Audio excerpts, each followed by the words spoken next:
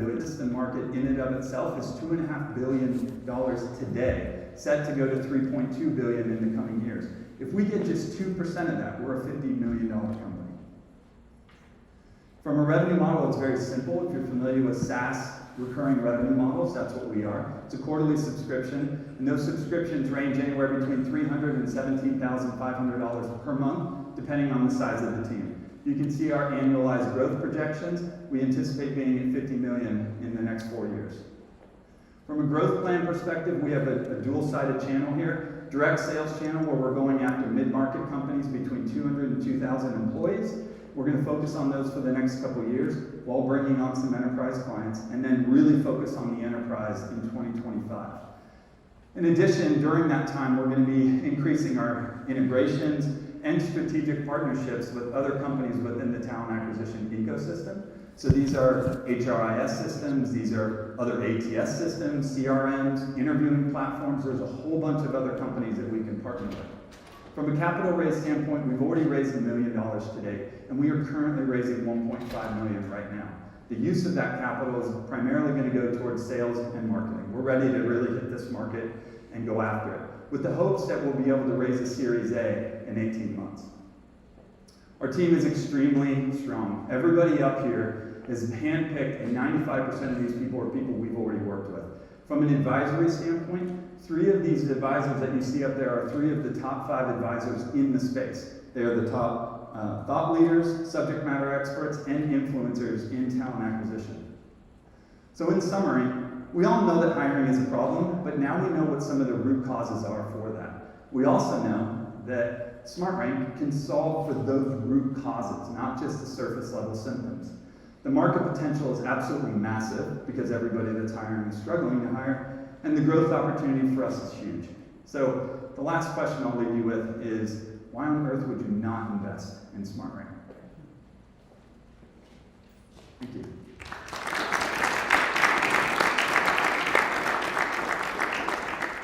Thank you, SmartRank. We'll go ahead and give the judges a couple minutes to gather their thoughts, and you can begin questioning whenever you're ready.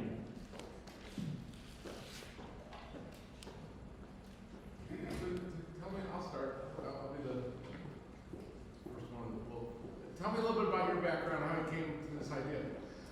I've been a hiring manager for 20 years. And I've always known since the very beginning that there was a tremendous amount of dysfunction in this space. So after my last company, I was the CEO of the last company I was at, I decided I'm going to start my own thing and I'm going to fix this problem once and for all. And then what I decided to do was really investigate what the problems were from the talent acquisition side. And we found some themes and consistencies there, and we just got to the root causes for those. Are you developing in-house or external? You mean? How many of those people there were, I know before advisors and employees, but how many of those, there were 8 or so, are they all employees? Yeah, we have 6 full-time employees and then 2 of those are part-time. Okay, thank you. Good presentation. Thank you. So you mentioned all your employees are hand-picked, right? Yes. Have you used your own system to hire anyone for your own business? Yeah, it's a really good question. So we're a small startup, and at this stage, primarily, most of that type of hiring is through friends and family, through people that you know, people that you've worked with. That's just kind of generally what we do. So we haven't even had to use our platform yet to be able to go out to some of these others. Because again, the companies we're really focused on, they've got at least 100 employees. We're still somewhat far from that. Okay, yeah, thank you. Question here. Can you describe how you made your first couple of sales? Seems like a very crowded market. I'm just trying to figure out how did you get those sales made? Yeah, so I guess the short answer is we had a beta program. So we started with an alpha program where we wanted to make sure that we were doing our due diligence and our clients were really seeing the value, and then we were working out any type of bugs. We moved those to beta clients, and then those beta clients, at some point I just said, are you guys ready to move to a paid client? And every single one of them moved over. So that was initially how we got our first paid clients, but we've since moved from that and we're now bringing on non-beta clients. But generally, when they see what we're doing, this is completely unique. This does not exist. There's not a single company out there that's doing it like this. So when they see it, they immediately understand the value, because this has been a problem for everybody for at least my entire career, which is over 20 years. My question for you is, how do you get hiring managers to know to ask the right questions? Ooh. What's the training for the hiring managers? I love that, because we've all been trained the wrong way. Yeah. Sorry, Yeah, but we're we asking have. the right questions. Well, because we're used to dealing with the tip of the iceberg. That's as far as we like to go. So, this really isn't very hard. We do have to train our clients because it's retraining their brain about the right questions. What we start with is the job description, and we just take the things that are on there and say, you said that you want somebody that's proficient in Ruby on Rails. What does that mean? How would you determine if somebody is or isn't? So this isn't like rocket science. It's just kind of reframing and getting to some deeper level questions. But when the hiring managers first see it, it takes them about 2 minutes, and then as soon as they're like, I see what you're doing, okay, and then they love it. And then we actually have to pull them back a little bit, or otherwise they'll do like 25 questions. Question here. First off, you really speak to pain of people who have to hire, so I love your presentation. Couple of questions. So looking at like your revenue scale up, your first year you had about 7 customers, it looks like, so about 4,200 a customer, and then you're ramping up from there. Yeah. So how are you projecting your growth from there versus like what you're earning in your revenue? Yep. So the first few clients got the first few client Yeah. discounts, right? And Yeah. so they got some really good deals. And most of those are not even in our target market that we're really going after. We just converted over our first target market client that is 1,200 employee, $400 million organization, 100-year-old company. And they came over and they are fitting that kind of revenue projections that we have. So we have a extremely big and long Google spreadsheet that's got all of our projections out, but our projections are significantly higher than our average deal size are for these first few clients. Got it. And then second question, as a participant in this pitch competition, what are you looking to gain if you go to finals and if you say you win it? Investors And what would you do? and customers. So, it's really hard to break into different types of angel groups and different types of VCs that are out there unless you know somebody. So I'm hoping that we'll get exposure so we can raise that capital that we really need, because we know that we're fitting a really bad problem right now. We're fitting it in a very unique way. We just need to be able to really get out there in bulk. I need to hire more salespeople. I need to hire, SDRs and marketing people, because I'm kind of doing most of that right now. And you use Inspiring for that? For hiring? Oh, we will do that when we go out to hire the rest of these groups once we get that capital. Yeah. Quick question. So with regard to your key sort of performance metrics, what would you say sets you apart from other companies, and how are you able to show that? Well, I think, as I was mentioning, those 104,000 detailed answers to questions. We don't even have enough time to go through what you can do with that data, but it is unbelievably powerful. Every other applicant tracking system that's out there, the ones that have been around for 25 years or 5 or 10 years, they do not have that level of data. As our clients say all the time, they're a resume repository. You put your resume in, and that's the data that you have. So some of these clients have 50, 100,000 people in their applicant tracking systems, and they can't mine those databases. They can't do anything with it. They can scrape the resumes and look for a word on there, but they cannot truly mine that database. So imagine how frustrating that is when you have to hire a new role, and you look and you say, well, don't we have a bunch of applicants that have already shown interest in our company? And they say, yeah, we have 100,000 people. Well, surely the person's in that list. But you can't mine it because you don't have data. So we have hundreds and hundreds of data points on each application that actually comes through the process. And that data is extremely valuable. I would even say that even companies like LinkedIn and Indeed don't have some of that type of data. And so as we move into a dual-sided market, that becomes really valuable, because in a few years, we can then make very, very precise matches for the applicant side too. So the applicants come in and say, only show me things that I'm a 95% match for, that's all I want to see. As opposed to, let me just throw my resume out there and see if the ATS gods are going to give me an interview. Great presentation. My question is, you talk about the size of the companies that you're currently marketing towards, larger companies, things like that. But is there an industry and or a skill level that this really plays into? I don't know how to do that. Yeah. Straight out of college, I don't know the data points that would be asked versus someone in a different level. Yeah, Certainly, I think it's more professional jobs, without question, but we don't really find necessarily like a specific industry. Like one of our clients is a huge railroad company, and they hire everything from truck drivers to, C-level type of people through their systems today. There's so many different specific things. You think, what would you need for a truck driver? Well, you do need things. You need to know if they have a clean driving record, defined as the following. You need to know if they have a CDLA. You need to know if they have all of these other things. And that's actually all you really need to know. Do you have these things? And then moving forward. And then we have software companies, we have healthcare organizations.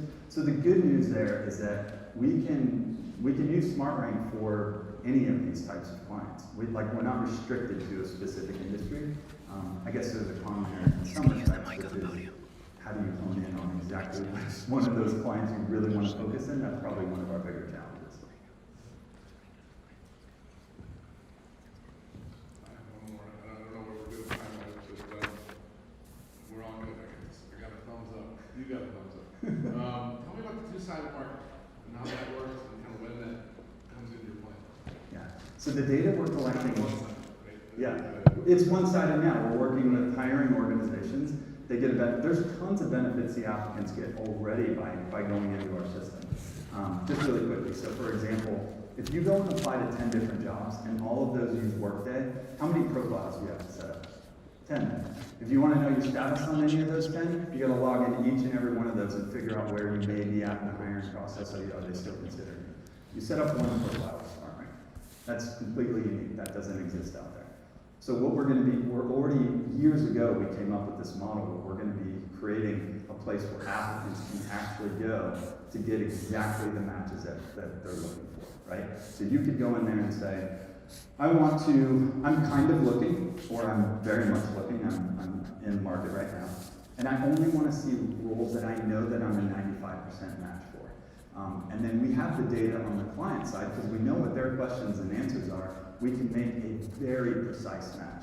And that just isn't the case today. I mean, we're here sitting here in 2023, and people are just throwing their resumes into these ATSs and praying that they're going to get a call back. That's a terrible way to do it. There's no precision there at all. So that's what I mean by the dual-sided market. And quite frankly, I'd love to be able to take a little bit of that business and that revenue from LinkedIn. I was going to say, is there a revenue side to the applicant side, if you will? Is there a revenue model you have already for that? Full transparency, I don't know yet. Maybe there is, maybe there isn't, but because there would be so much value to just having them come in, at no cost. With that being said, I think that all of those companies that I mentioned also are great M&A type of targets, right? So, it doesn't take long for LinkedIn and some of these larger ATSs that cannot do what we can do. And ultimately, that ends up being one of our exit strategies. All right, thank you, SmartRank. We're going to go ahead and move ahead with our schedule. Judges? Thank you guys very much. Thank you. Alrighty, our next presenter is going to be the Gray Goat Project.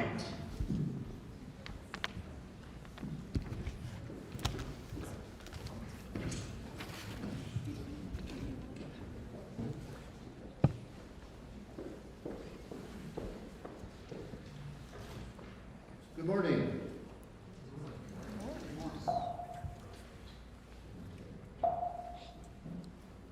There we go. My name is Joe Raymond. I'm the principal of the Gray Goat Project. And before I tell you what it is, let me tell you why, and then tell you why me. And before we get to that point, I want to issue a trigger warning in that most Americans do not like talking about suicide, but suicide is one of the areas that I'm trying to affect with the Gray Goat Project. In fact, according to the CDC data, in 2002, 45,000 Americans committed suicide. That's 1 every 11 minutes. So since we've been in this room and this presentation has started, we've lost 3 Americans to suicide. It's 130 a day. And beyond just the numbers who've actually been successful in committing that suicide, for every suicide, there were 4 hospitalizations, 8 emergency room visits, 27 self-reported suicides, and 275 people who seriously considered it that day. Sorry guys, but the reality is that 80% of those suicides were adult males. And over half of those adult males were veterans, anywhere from the age of 18 to 64. So where's the pain? Well, that's clearly one of the areas that we have in this country where people are suffering. Since, this is the most bothersome statistic for me, since 9/11, we lose 4 times as many people in the military to suicide as we do to combat. It's definitely, excuse me, it's definitely something that we need to consider as a whole. Last summer, I attended a National Ceramic Educators Conference in San Diego, and I sat in on a panel of 6 veterans who were using art through ceramics to help people heal. I started following one of those artists. His name is Al.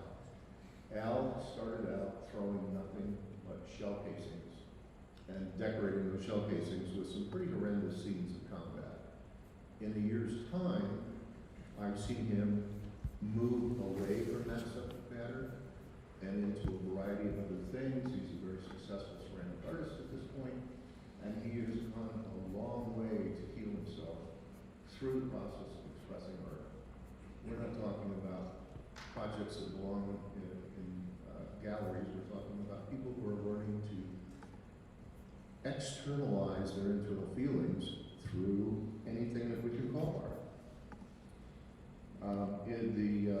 You've got one of my favorite schools, the University of Washington, April 11th, 2002, posted a study about self-care and mental health. And there are some very strong benefits from art. Stress relief, it boosts self-esteem, healing, and it's a very expressive therapy.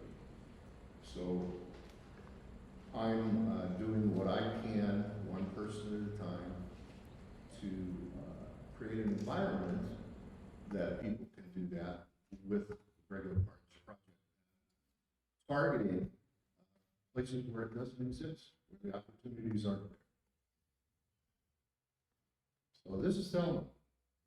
The last several years that Thelma was alive, she lived for one thing. She called it her job. She got up in the morning at a very specific time. She waited till the set time. And she was in a very large retirement center, and Thelma walked around turning on the lights everywhere in the facility. At night before bed, Thelma walked around the retirement center and turned off the lights every night before she went to bed. And that was the one thing that motivated her to the end of her life, from the time that she went into the center and discovered this opportunity to have a lot more than one thing to focus on at the end of their life. So, regrettably, managed primary care settings have significant depression. This is actually my mother. And I watched her final year 10 times, for 10 to 14 days at a time. And I saw people that were practically comatose, sitting in chairs with literally nothing to look forward to, nothing visited by their families, no on-site contact. And so the Great Project is also going to do its best to affect that. There's a school system here in Colorado, City of Genoa, was a population of 155, and today it's the Hugo Genoa school system. They have one art teacher for 1,000 students. They get to see 20 minutes every 2 weeks with an art teacher. There's a significant amount of material that supports how important art is to proper development of the human being. So, again, not making professional art that is sold or goes into galleries, but simply the process of taking a pastel to a piece of paper, or sculpting a mouse in a piece of clay, or any of the other things that go along with this self-expression of art are incredible, important part of the development of the human being. I'm not talking about being an art therapist, although I'm actually looking at going that direction. I'm graduating from UNC here this spring. I'm applying to art therapy programs. But I'm trying to fill the other hole to create an opportunity with the Great Project. Partly because it's just great fun to be able to create. So why me? Why did I revivicate in 2018 and decide decide to go back to school.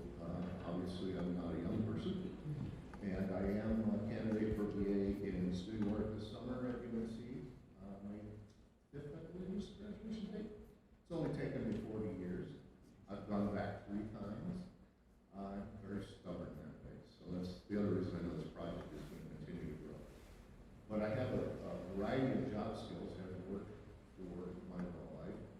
I was a vocational machinist on nuclear submarines in the Navy, and an emergency welder, and I developed a business called Custom Prints Plus in San Diego, California. While I was going to school out there, and ran that business for 4 years until I got picked up by manufacturers to represent manufacturers. I have a wide range of production experience, digital printing processes, including large format, and the kinds of machines that they use at your local Kinko's. I was inducted into the SDIA's screen printing academy in 2005 for returning support to the screen printing industry, and I have a wide range of artisan skills. I work in the sign trade, architectural, commercial sign trade, and so all of these things rolled together gave me an idea of how to take a classroom and bring it to people as opposed to having a classroom that people have to go to. So what is the Grey Goat Project? Well, it's I'm sorry, I got a little bit out there.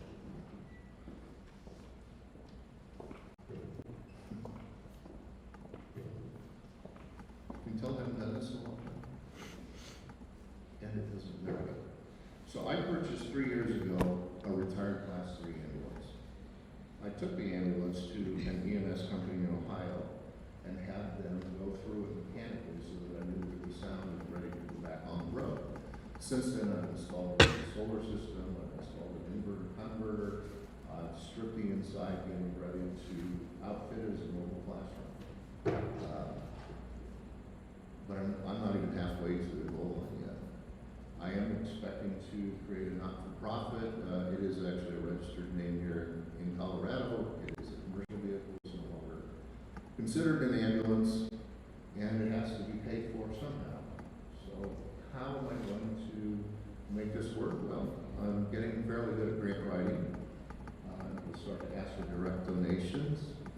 Art sales. I've actually sold my first commercial art piece myself this year, and those proceeds went directly back into the Grey Goat Project. When I arrive at a facility, I'm hoping to recruit local artists and teachers who want to help support an educational experience for students, local businesses, fundraising events, showing up at community projects, wherever I can get the word out that this vehicle is available. But my primary focus will be on veterans. I've already started talking to people within the VA to be able to support both the hospital in Denver and the hospital in Cheyenne. Cheyenne has people who are literally living there as if it was a managed care facility because they can't find a way to get out of the hospital. So what do I need to keep going? These are the must-haves list. I need to put camera phones, very difficult to, I can't always make right-hand turns, left-hand turns. There's a big broadside on the side of the vehicle. You can't actually see the traffic that's coming. I will need to buy business insurance. Operating and maintenance expenses need to be considered. I have to finish out the interior of the vehicle, including insulation, vehicle wrap, paint. It really doesn't look like it kind of looks like this. Backup generators for the solar system that it currently has. And fortunately, in my volume 1, my last job life, I was responsible for about $3 million worth of products. So I understand a balance sheet. I understand working both to bring money in as well as to pay money out. So in addition to that, there's a want list of another $5,000 or so. I'm halfway into this project with personal funds, and I will be going out into communities looking for support from communities to finish the project. Who's my competition? Well, It's brick and mortar. Brick and mortar is expensive. It's physically stuck to the ground. It's difficult to modify your environment, particularly if your customer base moves on. Whereas I will be able to run literally wherever there's need. Bring the classroom to the student. Bring the opportunity to create to the person who can benefit from it the most. Initially, it would be just me.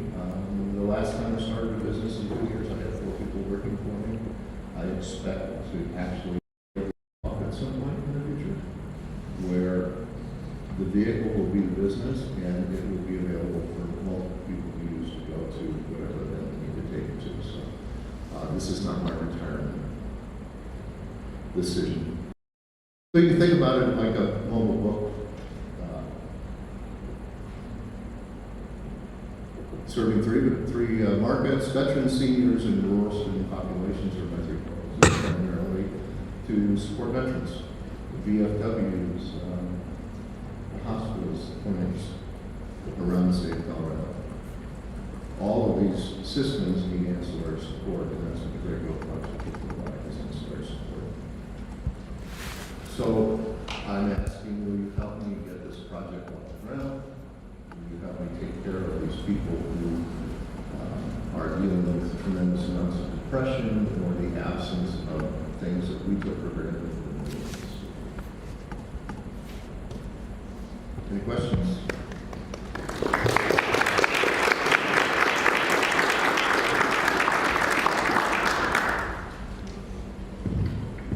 Yes. You said you served in the military? Yes. First off, thank you so much for your service. So, First question for you. So you have one vehicle now. I'm sorry? You have one vehicle now. No, I actually have a Prius. Okay. I sort of balance the economics of this. Okay. If you have the one, then what is the dream? Do you want to eventually get a fleet of vehicles? I would hope to see this become a cookie cutter where people understand that there are a variety of ways to deliver this product, because the need is certainly overwhelming. I do not expect to have difficulty finding customers. I expect to struggle with the sweat equity of getting it off the ground and finding the funds. But yes, I see an opportunity, particularly this vehicle is 1989.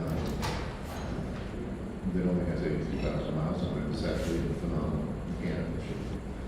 And so they exist out there. Some people convert them to motorhomes and things like that. But I truly believe the concept will grow in a way that it's just like automobiles. You'll have an automobile that's available to your school.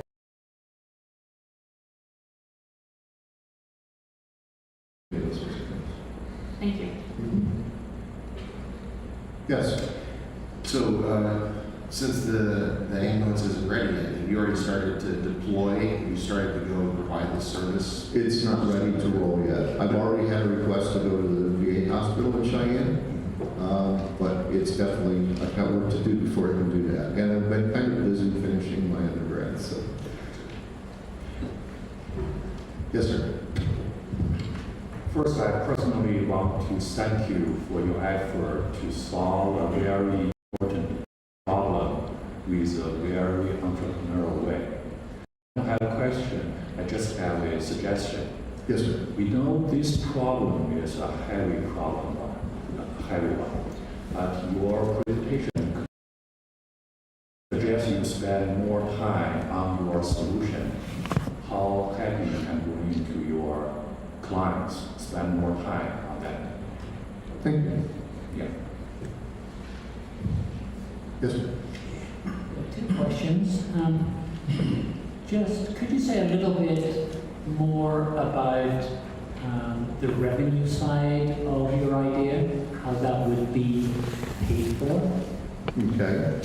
I expected that question, and I think it's the same question that everybody who works as a nonprofit struggles with. The year before I came to Colorado, so 2 years ago, I spent a year working for a group called Indie Reads through an AmeriCorps situation. My business experience is commercial, so I have a lot of learning to do there, by the same token, we're always involved in communities who are doing fundraising events that they're involved with. A wide range of churches. In Indianapolis, I was involved specifically in groups that raised money for the Midwest Food Bank, and Gleaners in the Indianapolis is one of the largest food deserts in the United States. So I tend to focus my energies in areas that make a difference that way.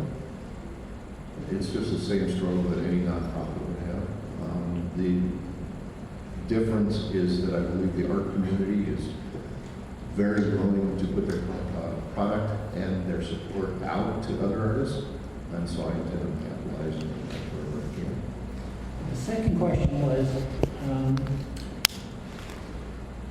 how have you tested the idea from a psychological, therapeutic side in terms of user need, in terms of the kinds of communities and people that you speak to? I want to see what that link is in terms of what actually will be beneficial in terms of the kind of art people are proposing through this, through your video. Well, that's a great question. At this point in time, I'm not an art therapist, although that as a modality does exist. And I'm actually planning to apply to master's programs at several universities that have art therapy programs. So that's what I see as my long-term mission. But the amount of documentation that supports the importance, even if it's not what some people would consider art, but it's artistic expression, there's a tremendous amount of material that supports that it's a very important need and very effective. I have a question for you. Yes. The budget that you propose with the apps, if you will, doesn't really, it talks about operating expenses and whatnot, but it doesn't necessarily talk about how you would continue to support yourself and or how you would continue to see how far you can stretch yourself as far as what you're personally capable of taking on with this venture. So how do you see that getting played out? That's also an excellent question. How do I continue it once I roll the wheels, once I get started? And I think that's the same process that is going to be similar to any other nonprofit, in that you've got to constantly be asking for money. And so some of those community events that I mentioned, finding people within the facilities that are, what do you say?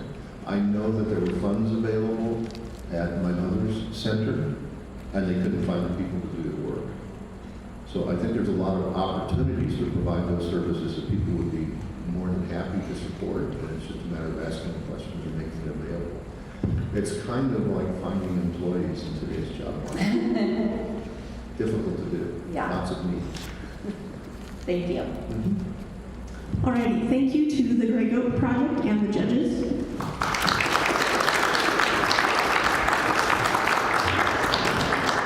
Now we're going to go ahead and move on to our next presenter, which is going to be Socks and Crocs.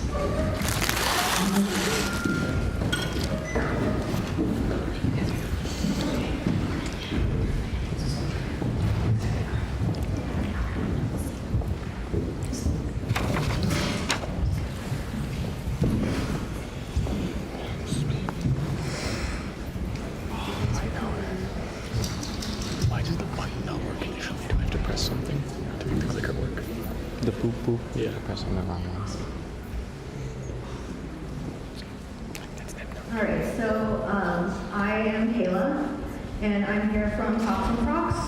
I've got two different products that will work together that I'm going to propose.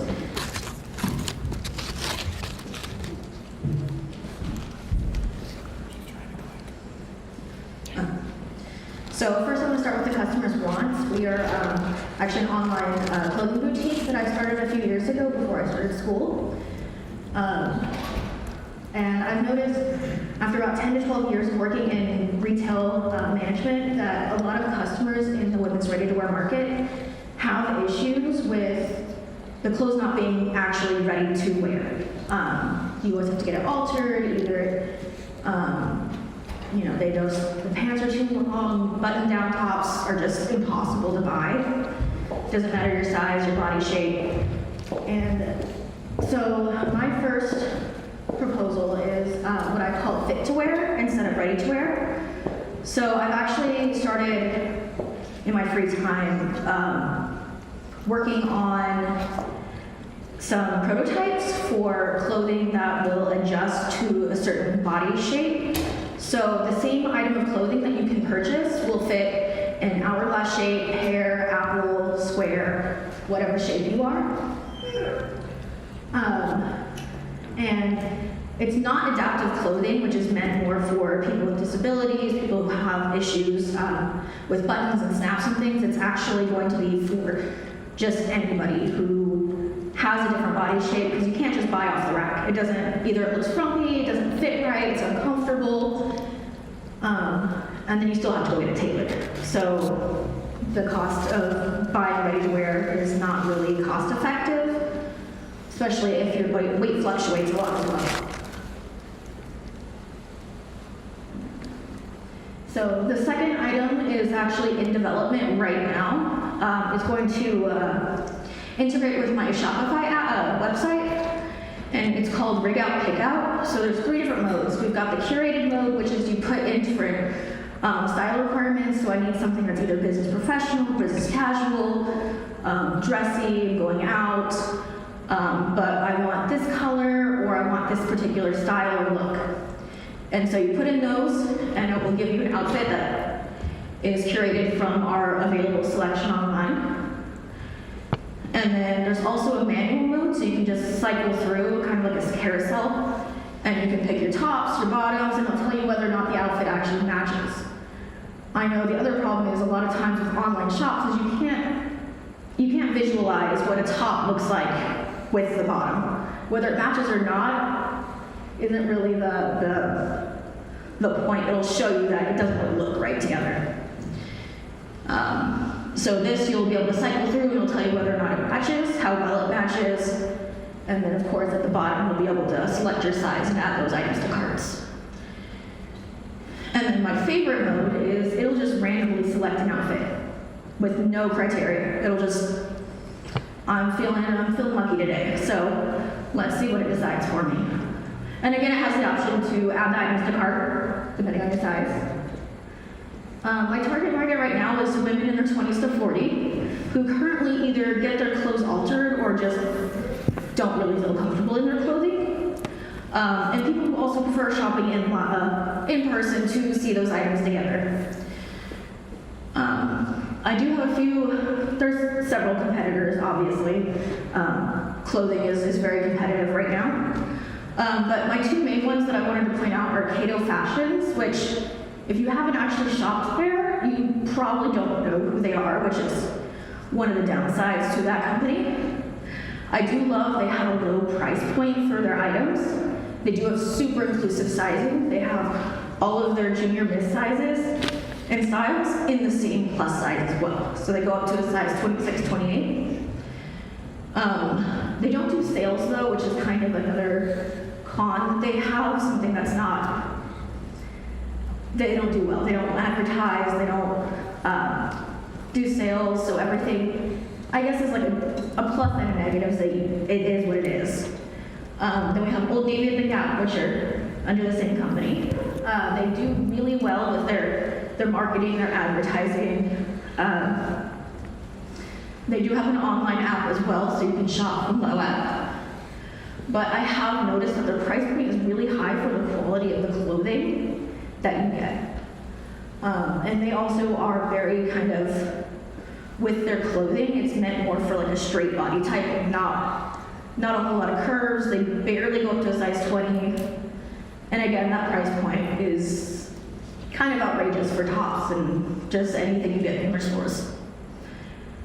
Some of the fears that our customers might have are that the clothing that they get from our fit to wear may still not fit right. It might still look weird, it might not be comfortable. We do offer, or will offer, once we finish research and development into those items, free returns exchanges. and then additional tailoring if they do need it. Because there are always going to be outliers in the spectrum of sizes as well. So I will offer that as well. They may also be concerned that sometimes the outfits curated by the Rig Out Pick Out may not look the same or as good in person as they do online. So again, we do have those online free returns exchanges as well. And then of course, excellent customer service if they need to email us or get in touch with us. But again, they will gain the ability to shop online with the idea that what they get will fit well. They don't have to worry about, oh, I'm super hourglass shaped, oh, I'm super pear shaped, I'm very round around the middle, it's not gonna look right on me. It's okay. Our clothes will be made to fit all of those body shapes. And again, they will be able to piece together outfits, tops and bottoms. Eventually, we're gonna add on accessories and shoes and all kinds of other things as well. I'm going to briefly go over this because there's quite a lot of math that I did on the back end of this. But this is just for the first 4 or 5 years. Definitely going to be in the red for a little bit. My plan right now is to spend the first couple of years in that research and development phase to kind of get it just right before we send it to market. Right now, we're doing the development on the app right now. We're planning to finish by May. So we've got, hopefully by the 3rd and 4th year, once we start selling, we'll actually be making profits. We've calculated our net present value based on a 5-year timeline. Internal rate of return, our payback period should be about 3 to 4 years, depending. Again, on sales, it's all kind of, since we're not currently making sales, it's kind of, I had to take some good estimates and good kind of goals for us to go towards for revenue. But in the end, I do believe that it will be profitable. Right now, neither of those objects or items currently exist. I know for, if you go to like super high-end wardrobe places, they'll be able to like create kind of a similar app for your wardrobe, your personal wardrobe, but not online. Not when you're shopping online. So, I know that was kind of short, sweet, hopefully to the point. And if anybody has any questions, hopefully I can answer them.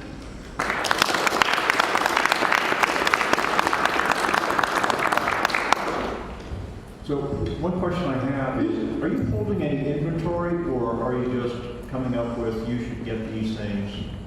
Right now, the application is just going to have, I have a lot of secondhand items that I'm going to resell on my website currently. So it's kind of our test for the application to see how well it works and work out bugs before we actually, go forward with it. But my goal is to have, in those 2 years, I'm also going to be working on more developing my fashion design sense, if that makes sense. You've got to learn how to, previously you'd actually make the patterns and stuff like physically, but now it's like you do it on your iPad, you send it in to manufacturers, and then they produce the items for you, so hopefully. Thank you. Thank you for your presentation. Yeah. Some of the problems you've articulated are real. Yeah. But my question for you is, as you're developing this app, are you picturing that to be exclusive to your store, or are you thinking of building the app and making it available to other retailers as a software solution? I just want to get clarity on. Yeah, no, that's actually something that's a really good question. It's something that me and my current team have been working with. Kind of, they would go whichever way I want to go with it, but I think that once I get to a point where I'm comfortable with it working well and getting good feedback from customers, then yeah, we can definitely add it to the Shopify. They have an app store, so when you have a Shopify shop, you can just purchase it and go that way as well. Thanks. Tell me about your team. Actually, it's my senior CIS project team. I've got 3 software developers and then another CIS person with a business background as well. So, I love the robot. It's really cool. thanks. So you really, to go off the previous question, you have two products, the software or the application, the rig out, pick out. And this is similar to like curated outfits. Okay. And then the second is your online boutique with the ready-to-wear apparel. And the ready-to-wear, maybe you can just explain it to me a little bit more. Is it like a special fabric that fits multiple sizes, or is it in the way that the apparel is designed? It's going to be designed, but it's also going to be like adjustable. So I'm not really sure how I'm going to make it quite yet, but I also don't want to go too much into detail until I've gotten it sorted out and possibly patented as well. But it's not going to be a certain fabric. I've looked, there's like one place that does it for kids' clothes, and I think they kind of toyed with doing it for adults as well, and it was super not flattering. It looked terrible for adults. Do not recommend, but as of now, right now it's just going to be a way of fixing the clothes, so that way they adjust. Yeah, I have toddlers, and I think of like cat The Jack, pants. like the pants. That's exactly, I think, where I came up with the idea. As I worked at a kids' clothing store for a minute, I'm like, why don't we have this for adults? Right. So, Just based on the app, so with the curated collection, is it AI driven or is it you and your team that actually? so right now we're working with the database, and so we have the tops and bottoms kind of separate, and then we also have a collection for the outfit. So it'll be like this top and this bottom, this top and that bottom. And then one of the attributes for that specific item in the collection will be whether or not it matches and how much. So right now I think it's going to be more of a manual input on the app side, which I prefer, because if we kind of just did it sort of like an algorithm, it might either mismatch or not really take into account, because I know fashion rules are always changing. So like before, it was like you never wear black and brown together, and now it's like that's what everyone does. So I kind of want to make it so that way we can just put it in there. The big problem for clothing businesses is inventory control. Yeah. If you are going to have a wide selection of sizes, you probably will face a bigger problem for the inventory control. I just wonder if you have any plan to deal with your inventory. Well, right now I'm not really hoping to scale too much until I know that I have the infrastructure to handle that. Because again, I want to make sure that everything that's designed will be mostly designed by me. So as a person, there's only so much that I can physically do. But as of now, it's not really something that I super thought about, just because I hadn't thought about maybe expanding so much that I'm like a super large place. Okay, all right, thank you. Just picking up on, say, on that point, it seems like you've got two ventures here, Yeah. where the core capabilities that will probably, mean the difference between success and failure are, say, rooted in a couple of different domains, quite different. Yeah. On the fashion design side and the technical side that goes with clothes design and manufacture and what have you. Mm-hmm. And then on the app side, would you say, everything that goes with being able to put together what already exists and being able to solve the design, the clothes challenge that way. Could you speak a little bit about that because of the tension between those two different parts of your business idea?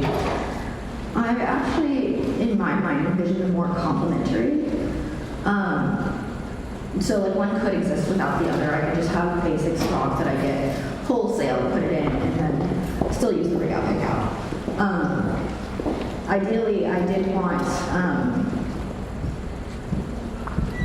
because I know that I'm going more into like the tech field with my professional career, But I do really enjoy fashion design and fashion and things like that. And so again, with the rig out takeout, eventually it will become, at least hopefully, once we get it fixed and flushed out and everything, up for everybody to use, because I think it's more for the greater good. It's just, for me, an ethical thing to do.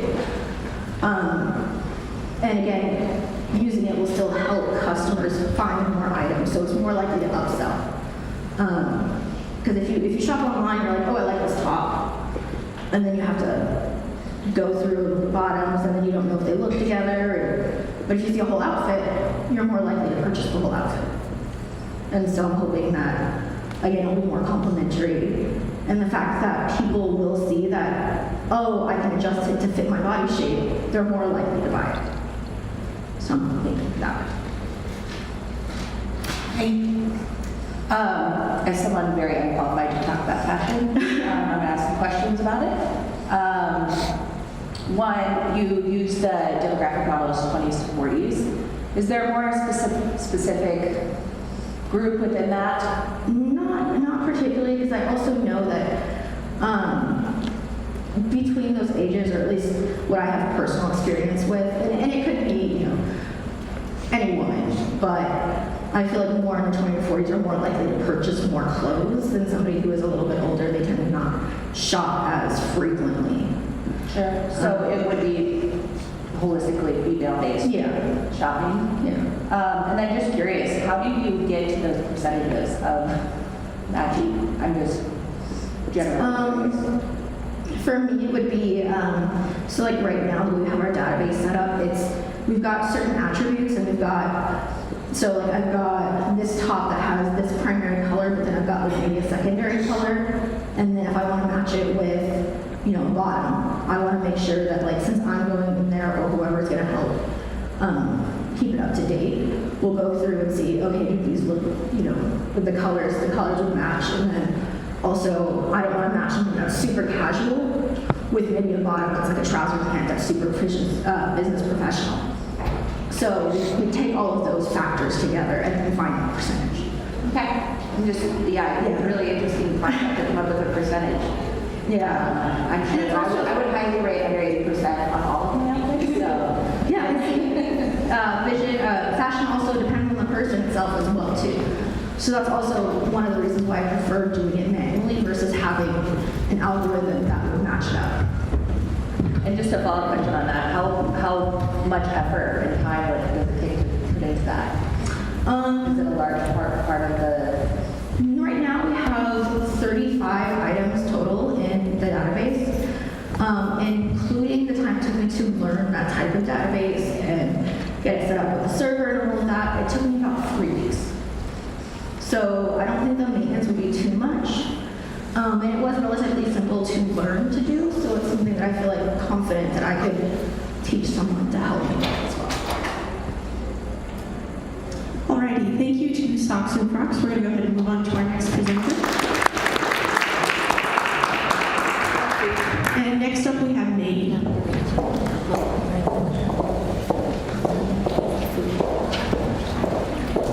This leftover room in the judge's room. It's muffins, cinnamon rolls, and burritos. Because we have to get it like soon, so we can Hello, does this work? What's this about?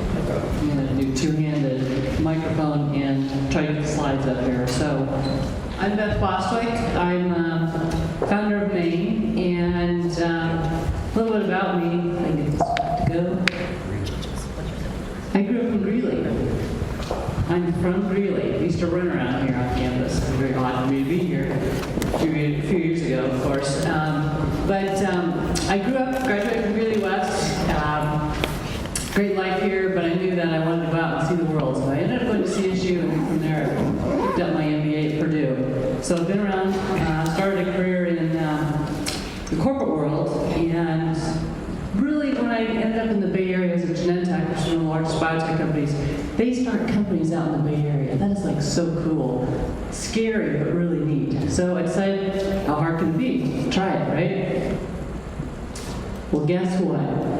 You are my audience, and it is really lonely out there as an entrepreneur. And it is really, really hard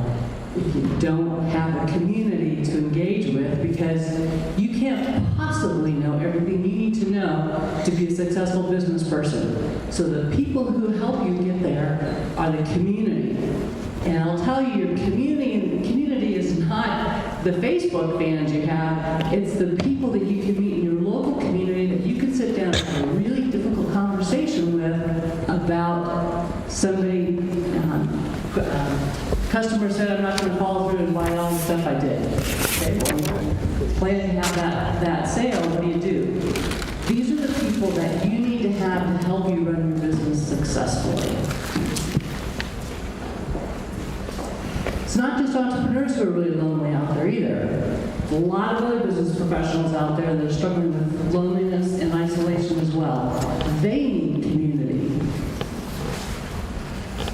So at Maine, we believe everybody should have access to a trusted and engaged community in order for you to be successful and happy at what you're doing. It's hard to build trust out there with the kinds of folks that you need to engage with to build and grow a successful business. Having support to address the problems you've got, and that's tough to do on LinkedIn. It's kind of hard. So what we're building is a platform that's going to be a community engagement platform for business professionals. And the way it's going to be different from LinkedIn, which is a very successful company, is it's going to have a layer of privacy around your data, your information. So you can put stuff on Maine that's specific to you, and Maine will use that information to help get you connected to other like-minded professionals in the business community that you're located in. It's not going to be sold, and it's not going to be public. So you can also ask really difficult questions of people who can really help you, and in fact, who even want to help you. So we put out an MVP last year. I had a number of people sign up for it, and what we found was there were some local communities or small groups within the community that already had developed these trusted relationships. And we want to be able to help them do better with their communities. So they've asked us for help around group structure, helping them with data-driven connections, centralized communications so that they can reach folks more efficiently, have more time, spending more time with folks that they want to. And then Maine also can help instigate these interactions so that you can meet people that you might not otherwise meet, because networking is great, but it's really inefficient. So these local networks that we're going to be working with initially are really going to be the springboard for us to be able to grow this platform out beyond the local area.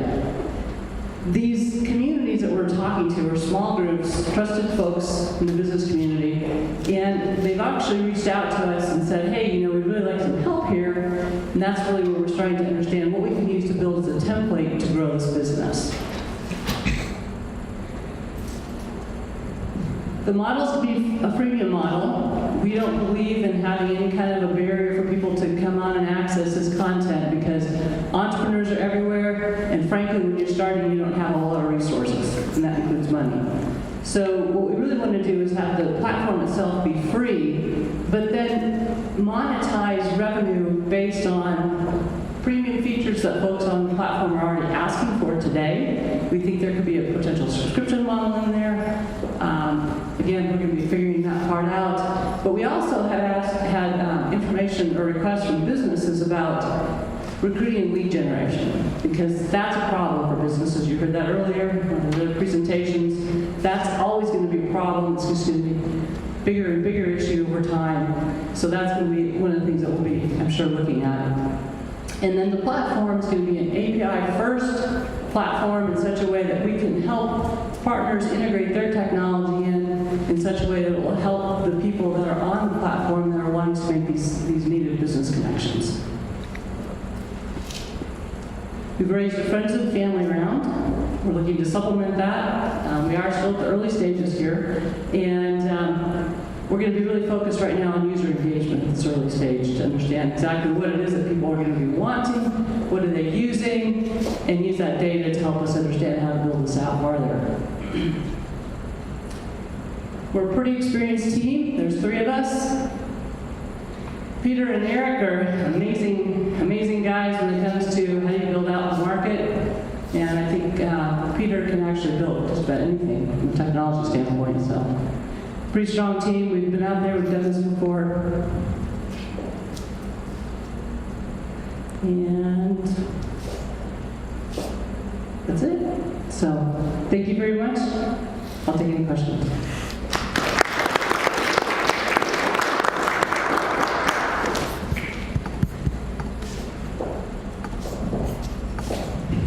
Question here? Done, Don. Yeah.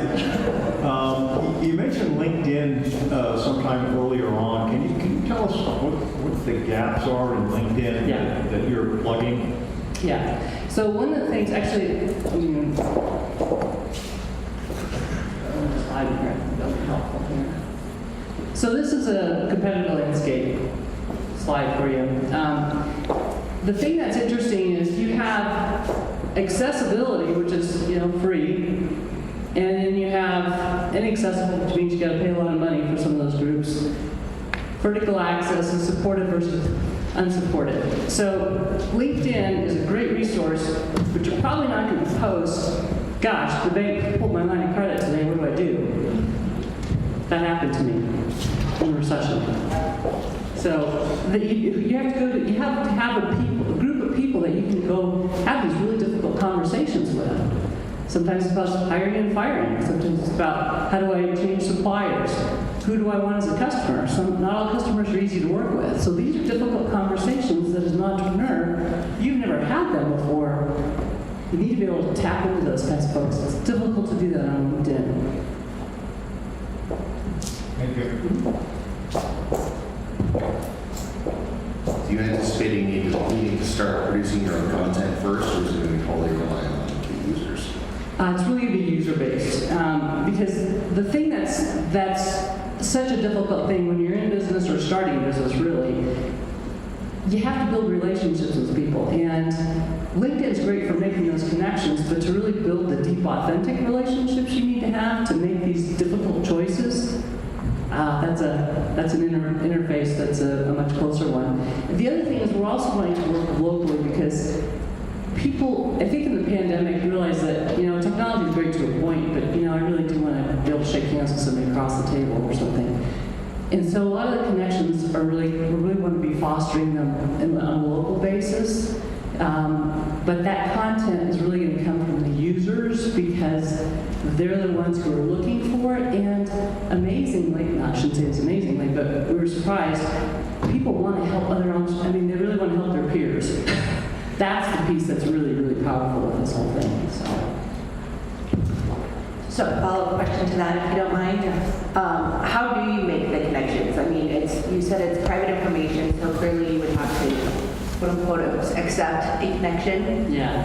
But how do you seek out those connections, and how does that kind of natural environment occur that you talked about? Right. Great question.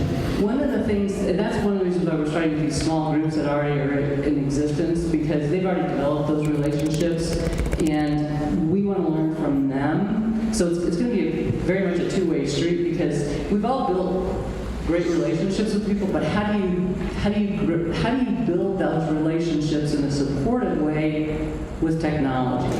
Technology will help make it more efficient and help you reach more people more effectively. But as a business person, your relationships change over time because your business changes, right? If you're growing, you're dealing with different people than when you first started.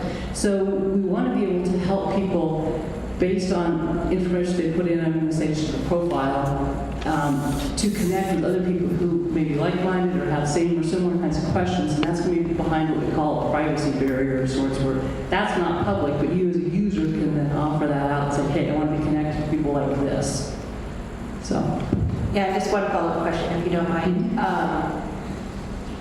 From a revenue standpoint, you talked about business subscriptions, things like that. Is that going to be the model where it's like a feed type situation where people can post sales pitches and nope. that? Did I say that loud enough? Sorry. So this networking piece at the heart of the business, I guess two questions. One is, and maybe this is duplicated a little bit, but clearly there's a lot of activity that goes on that is non-digital, that's community building, that is perhaps the areas where people develop trust. And I come back to that word trust because there's a lot of ways that people could obviously get into a system and exploit it, be exploitative of relationships, whether it's transactional or worse, in terms of trying to rip off your ideas or some other ways to harm your business. What are your thoughts about that angle of the venture? That's a really, really good question, because that's the problem that, I look at Facebook as the case in point on that. It's honestly an unsafe place to be, depending on who you are and how much you put out there.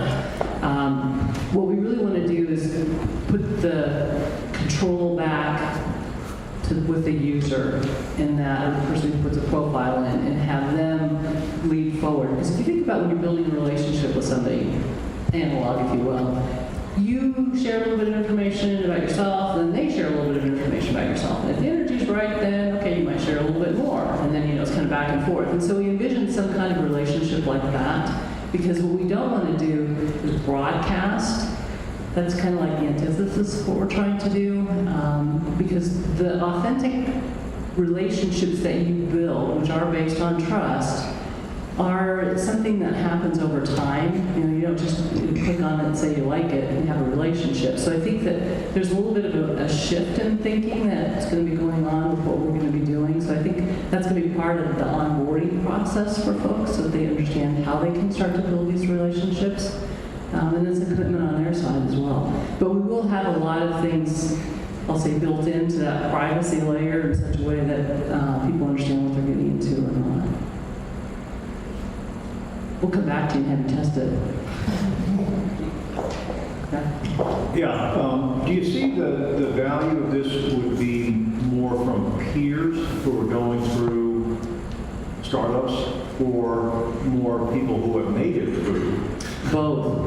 Or both? Yes. And the reason I say that so emphatically is because we've been doing a lot of having lots of user conversations. And one of the things that came out almost unanimously in a way that we're like, whoa, that was strong. People want to help others. So, and that's one of the great things about the entrepreneurial ecosystem, right? You learn a little bit, but once you learn something, you want to be able to share it with somebody else. It's not you can't, I don't want to talk to you. And I think that's a piece of what we want to be able to leverage with Maine, because that, I wouldn't call it a two-sided marketplace, it's a two-sided relationship. Both people have to give to get. And so I think that building that in such a way that people can trust and engage and enjoy the company that they have, that's going to be really vital to making this thing effective. And I think there's some really amazing ways that we're looking at potentially doing that. So, but it is both. Yes. Do you provide some platform or opportunities for local entrepreneurs to connect to each other? For sure. Okay. We will, I don't think I have universities in there, but there will definitely be programs, there'll be programs, and there'll be events in some way that I think will be tying into this, where I think there'll be chances for students to be engaged. And at the very beginning, if you're looking at internships, well, we don't know, we'll talk. Is that what you're thinking? I'm not sure, is that what you're asking, or? You are not only an online platform, we will provide some offline, in-person opportunities for entrepreneurs to connect. Well, we won't be doing any programming specifically, but what we anticipate is that through these connections that we're able to help facilitate essentially, once people start to realize the value that they're gaining out of it, then I think there's going to be other opportunities that grow out of that, and we'll learn from the users of the platform. That's really going to be key, especially early on, because that goes into that template I was talking about in terms of how we can grow beyond the local community and to other communities, because those networks beget other networks, right? Those people there all have other folks that they know. That's how you get your network effects, right? So that's partly where we're looking to really, in the short term, really understand what that kind of dynamic is that these groups will find valuable, and then we use that to grow beyond it. But I definitely see a role where education and students in particular who are interested in entrepreneurship would have a role, because this is my world. This is where I belong. I never fit into other places. All those big companies, I just couldn't stay because I was always the rule breaker. So anything I can do to help entrepreneurs be more successful, I'm in it. So Of course, thank you. yeah. I got just a quick follow-up. You mentioned trust and relationships a lot. So Yeah. how much do you anticipate having to moderate it in the discussion or connections? I'm not sure that we're going to moderate conversations, because these are the relationships that people are going to need to have to be successful in business, and they're going to be, people are calling each other out. Well, that's going to be a very productive relationship, right? So, you can X out. So I don't really see moderation as being a big part of it. I think that's probably what they've had to do in the larger platforms to manage that. But because we're going to be really much more focused on a local basis and with individuals or small groups, I think that's, we'll definitely pay attention to that, but I don't anticipate that being something.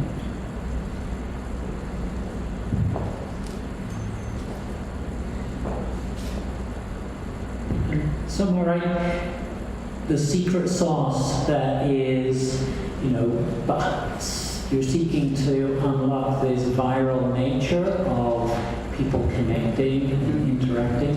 Do you think you're close to finding that, or are you still searching for that?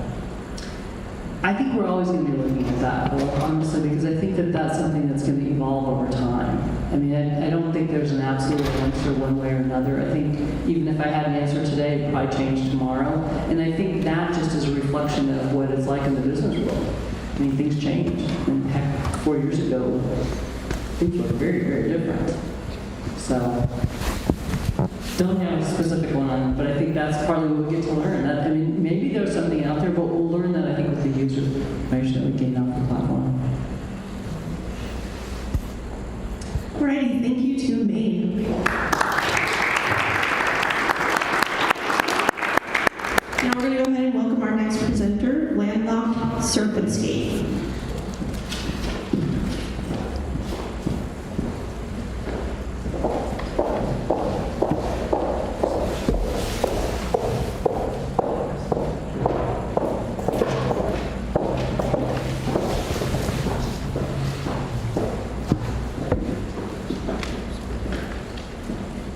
Hi everyone, can you hear me? So in Colorado we have a lot of outdoor sports. We have skiing, snowboarding, snowshoeing, camping, fishing, hunting, all sorts of stuff. And because of that, we attract a lot of outdoor enthusiasts, a lot of outdoor fanatics, people who love outdoor activities. One thing we don't have is surfing. So a little story time. The summer after my freshman year of high school, my family moved out to Montrose, Colorado. It was at the beginning of the summer, and I didn't know how I was going to spend my summer. I didn't know anybody there yet. And I found out about this river wave that we have in Montrose, and I started river surfing, and I fell in love with it, and it became like my #1 hobby. I love river surfing. And then I started thinking about how there's so many people in landlocked states like Colorado who don't have the opportunity to surf. And I looked into how we could do that. And I found out about this product called Surfskate. And it has a stiff back truck that creates the feeling of fins in the wave, the drag, and then a rotating and pivoting front truck. And this creates the feeling of carving and snapping that you get when you're surfing the wave. So it's like an on-land surfing experience, and it's really fun to ride. And then this bottom picture here is me when I got my first skateboard. It's a vivid memory. I remember going to the skate shop with my dad and his friend Randy, and picking out the board, picking the deck, the trucks, and it was just really fun. The picture above is my little brother brother Remington. I got him his first longboard this summer, and he started picking up skateboarding, and it's just been super cool to introduce him to the sport that I love. And so I'm hoping by opening up Monfort Surf and Skate, I can introduce more people to the sport of skateboarding and surf skate. So we have a business opportunity here. Here in Greeley and Baldwin County specifically, we're 1,138 miles from the nearest beach.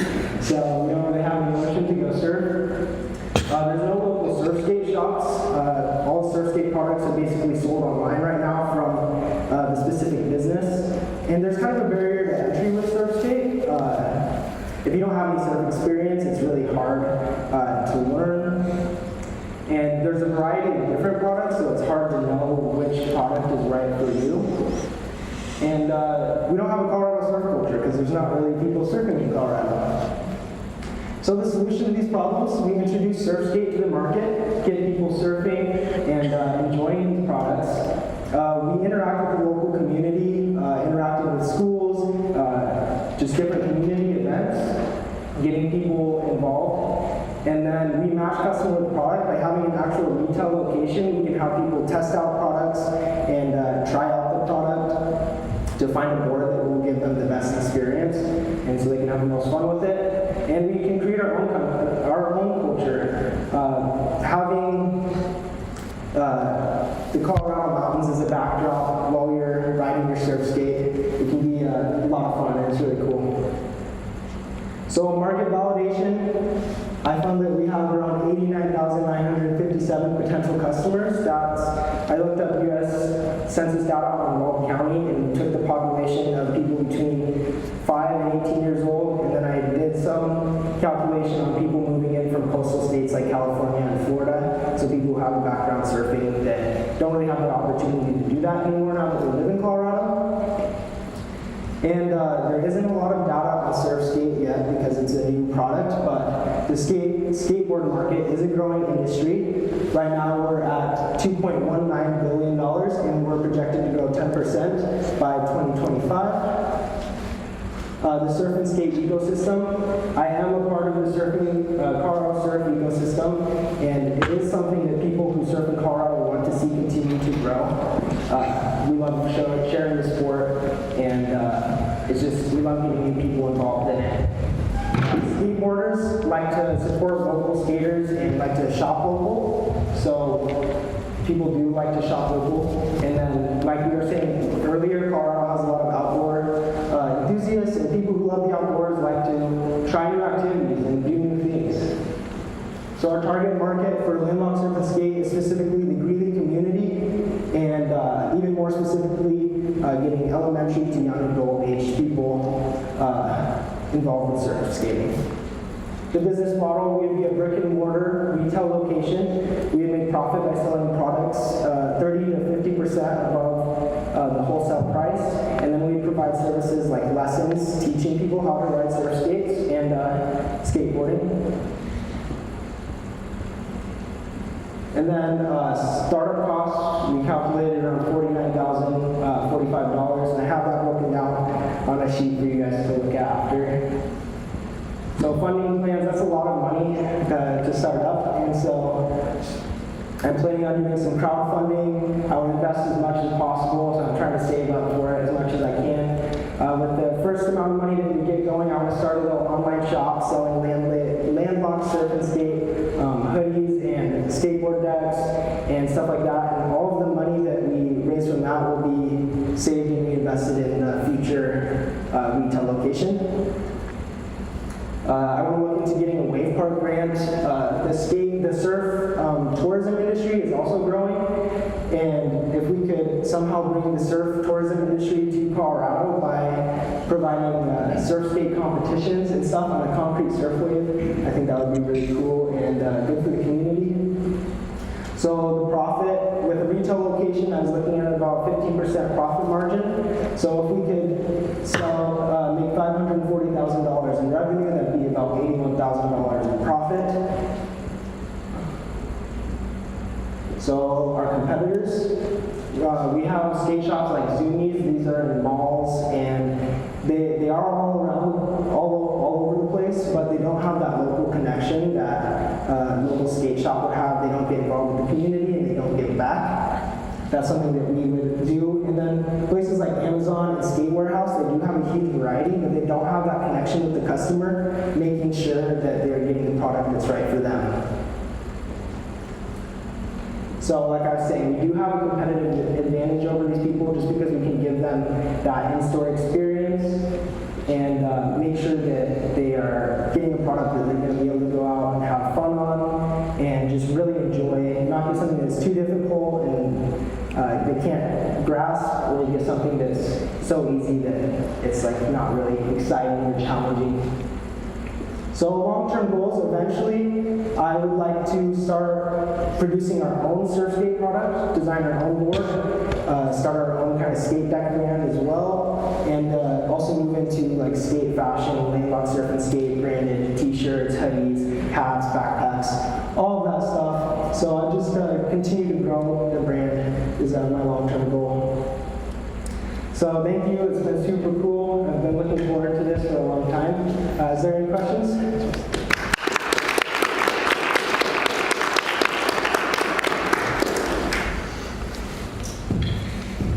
Yeah, I've got a question. So, 2 questions. What do we need to do with the South Platte River to create a wave like you got in the picture there? So that one in Montrose, it's a company based in Salida. They build these concrete waves and they come and drop the ramp in and it creates the wave. But yeah, I don't know. Do you think we have the water flow there? Probably not. Sorry, that was a fun question. But just clarify again, what distinguishes this from skateboarding or longboarding in terms of, say, the urban infrastructure needed and the just the kind of setup with your board? Yeah, so with like a trick skateboard, you ride more on like a skate park with like rails or like do more trick-based things. This, you can ride at a skate park in like a half pipe and use that as kind of the wave structure, but you could also just ride it. I take it to the parking lot and kind of just carve around the parking lot. You don't really need the wave structure to do it, but having a kind of a wave structure creates more of the surfing feel for it. So, as you were talking about, the sales or competitions online, are there any other physical certain skate shops? No, not that I could find. Suzumi's sells Santa Cruz products, and Santa Cruz has started to produce surf skate products, but I haven't seen them selling them in the Zumi stores yet. And then just to follow through that, because going back to the other days with skate shops, a lot of that was like the field and the environment, I'm just testing it. And surf shops are a little bit more like that. Do you have an idea how you want to merge kind of those two concepts?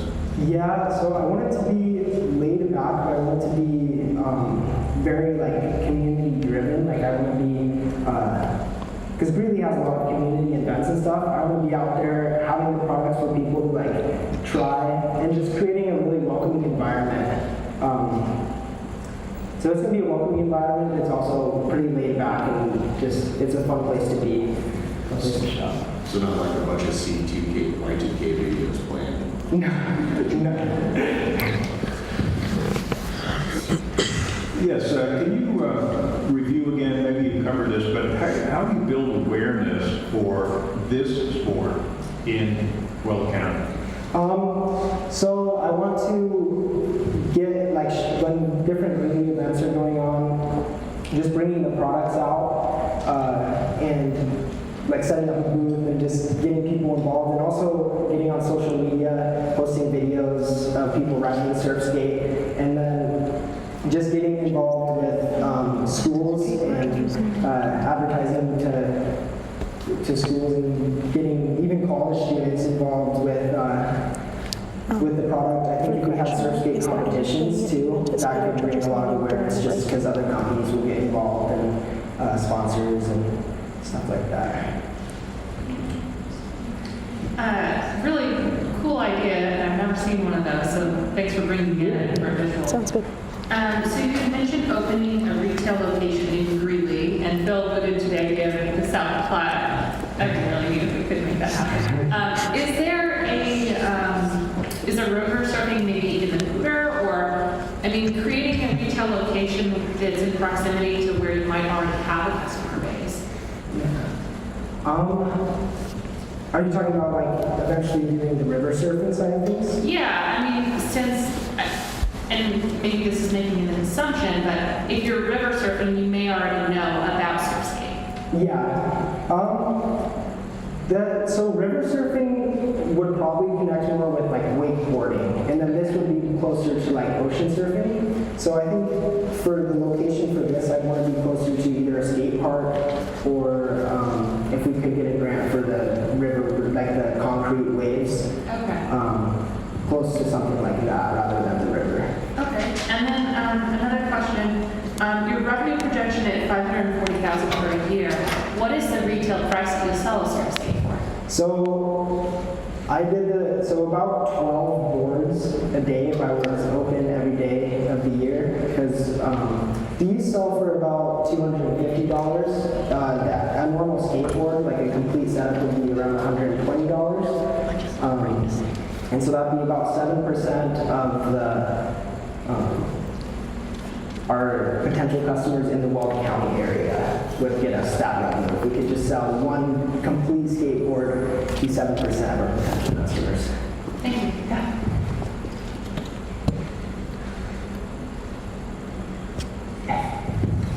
I don't know how to surf or skate, so is it hard for me to learn how to do this? So this board, it would be pretty difficult because it rotates and pivots a lot, but there's a variety of boards, and so there's more beginner boards. And we can get you on one that wouldn't jackknife you off the board, and it would be a little bit more sturdy. And then we'd also provide lessons and camps if you wanted to pay for that to help you get started and get comfortable on the board. Okay. So probably my sons are more like your target customers. Yeah, yes. Then as a parent, how you gonna persuade me to spend a couple $100 buy a board for my son? I think a lot of kids, with my younger brother, I have two younger brothers, they're always inside playing video games and just spend a lot of time indoors. I know that my parents were super grateful when I got my little brother his longboard, because he was outside riding all the time. We'd go and spend time together outside. So I think to convince parents, it would be kind of sharing just the outdoor activities and spending time outdoors, that if kids get excited to go do that. Great, thank you. Yeah, this is more a suggestion, but in terms of kind of building this culture, have you thought anything about just harnessing, the university, perhaps even in terms of them paying for the wake section, or going on trips, clubs that you could actually go and surf, wake surf or river surf up in the mountains where you've got higher river speeds? Yeah, I haven't thought about that, but I think that would be awesome. I could see college students really enjoying that, so I think that'd be cool. It's something cool to talk to the university about, to get people involved with it. I like that idea. Fantastic. And you could match the money you win off this with some of UNC's fund. They'd like to spend their retirement on yeah, that'd be awesome. Alrighty, thank you to Landlocked Surfers.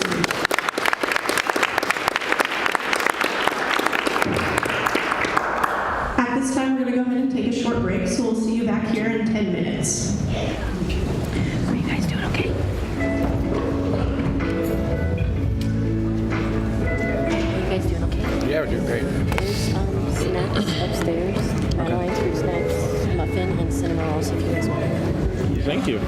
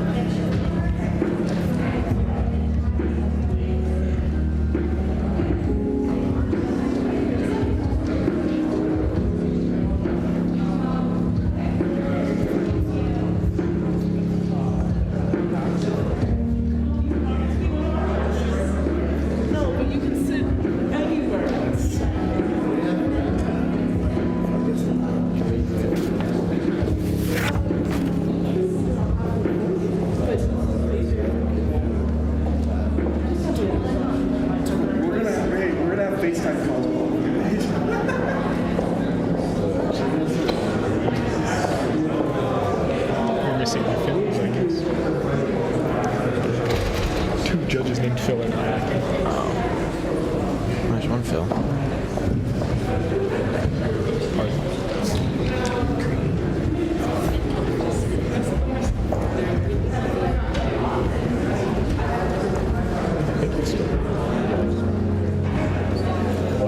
It starts over songs. I definitely listen to this while I do homework. Yeah.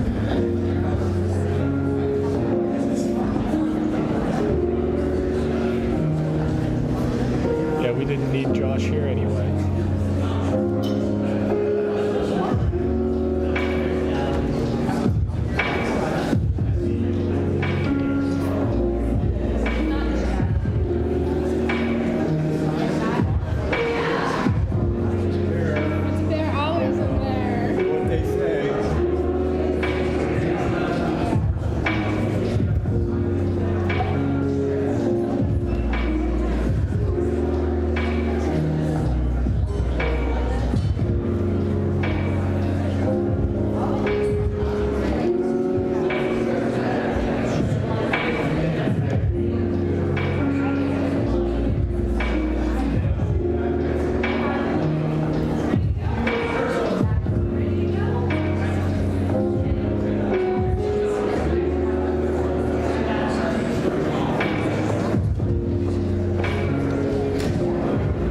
Welcome back, everyone. We're going to go ahead and keep this moving with our next presentation, Martian Media.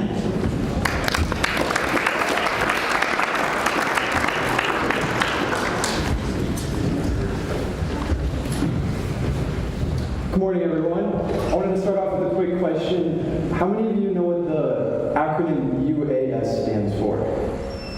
Well, it stands for Unmanned Aerial Systems. And so starting off with the problem, many buyers, we realize, don't need to shop in person anymore, and so real estate agents shifted to online virtual tours. And so the problem with traditional real estate photography and videography is that it's hard to understand, and you never get to understand the true layout and scale of a property. So with traditional photos, they make this room look a lot larger than it really is, and use different lenses and angle tricks to make the room seem much larger than it appears in person. And so there's these 3D Matterport tours as well, with the little circles on the ground that you can kind of click through, look around the home. But the problem with these is that they get very unengaging and boring, and it takes hundreds of clicks to just get to the next room or upstairs. So, have you ever toured a home virtually or purchased a home or apartment recently online? In the past 2 years, 47% of Americans, almost half, made a buying offer for a new home without physically touring the home. And this number is just looking to increase. So, what is the solution? The solution is drone tours.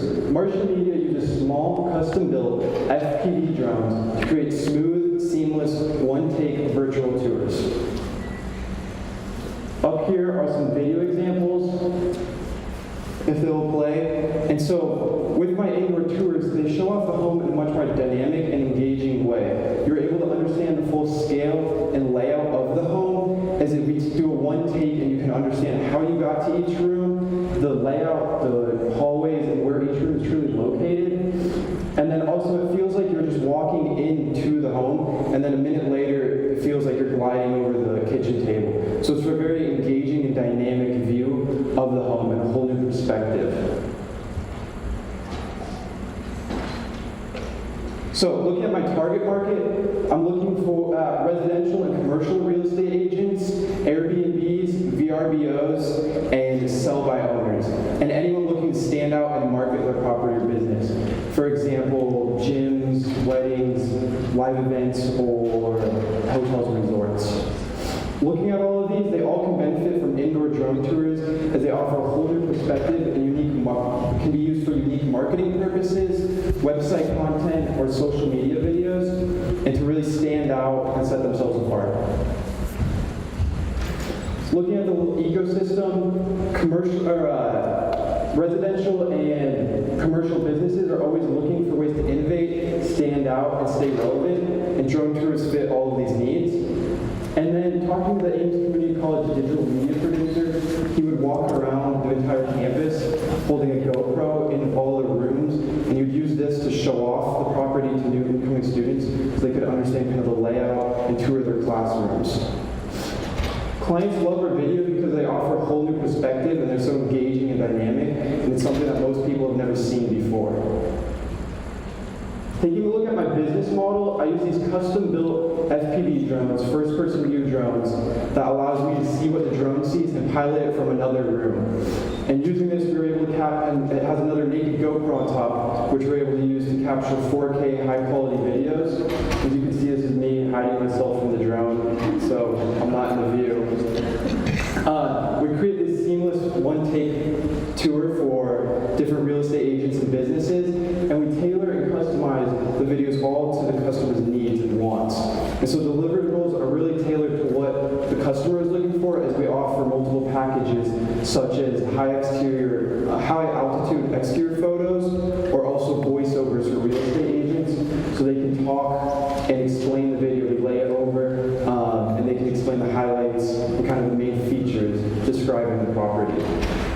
In post-production, we have music, sound effects, text, color grading, everything to polish the video and make it look as best as possible. Looking at some of my competition, there are two main competitors in this space. One is Indoor Drone Tours. They're located in Chicago, and they only focus on commercial real estate and retail businesses. And then the second is Epic Drone Tours. They're located in Beverly Hills, California, and they only specifically specialize in multi-million-dollar luxury real estate. So if anybody from Colorado was to hire one of these companies, it would cost them much more, and it would take a lot more time for them to get the deliverables, as they got to fly out and use a much larger team for the project.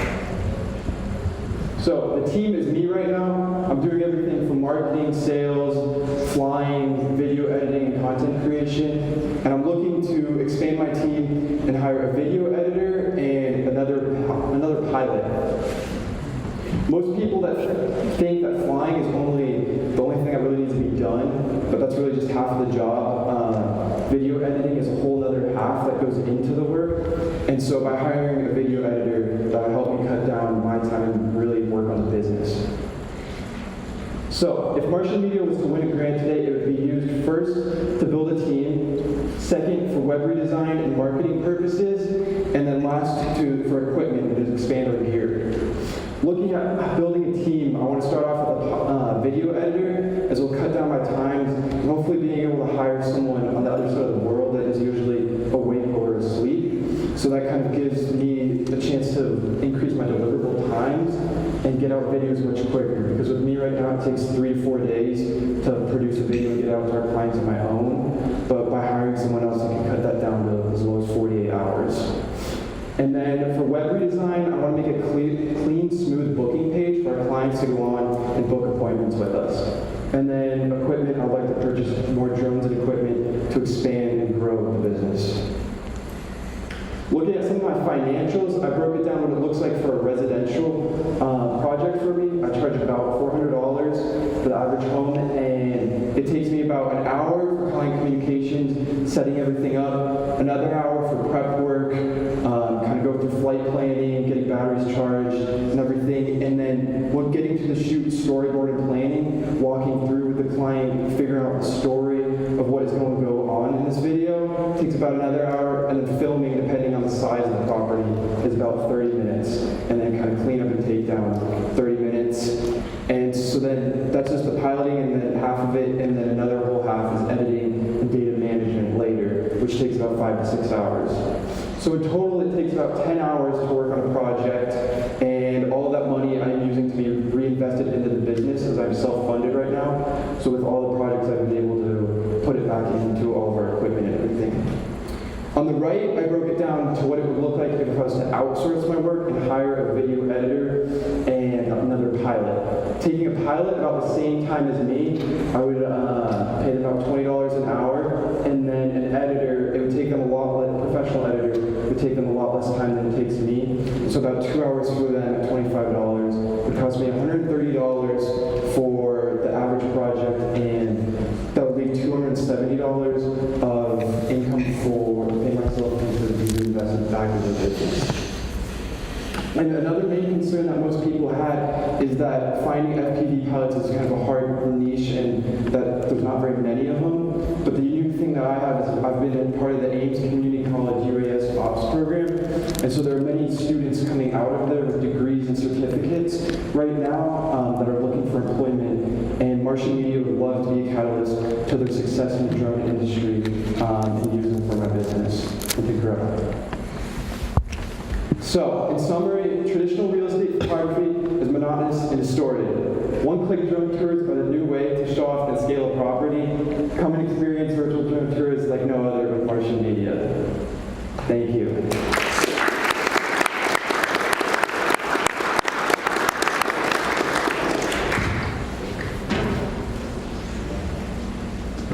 Great presentation. Thank you. Several questions. Why did they go around inside and not become just walls? I would think that there's a lot of potential liability.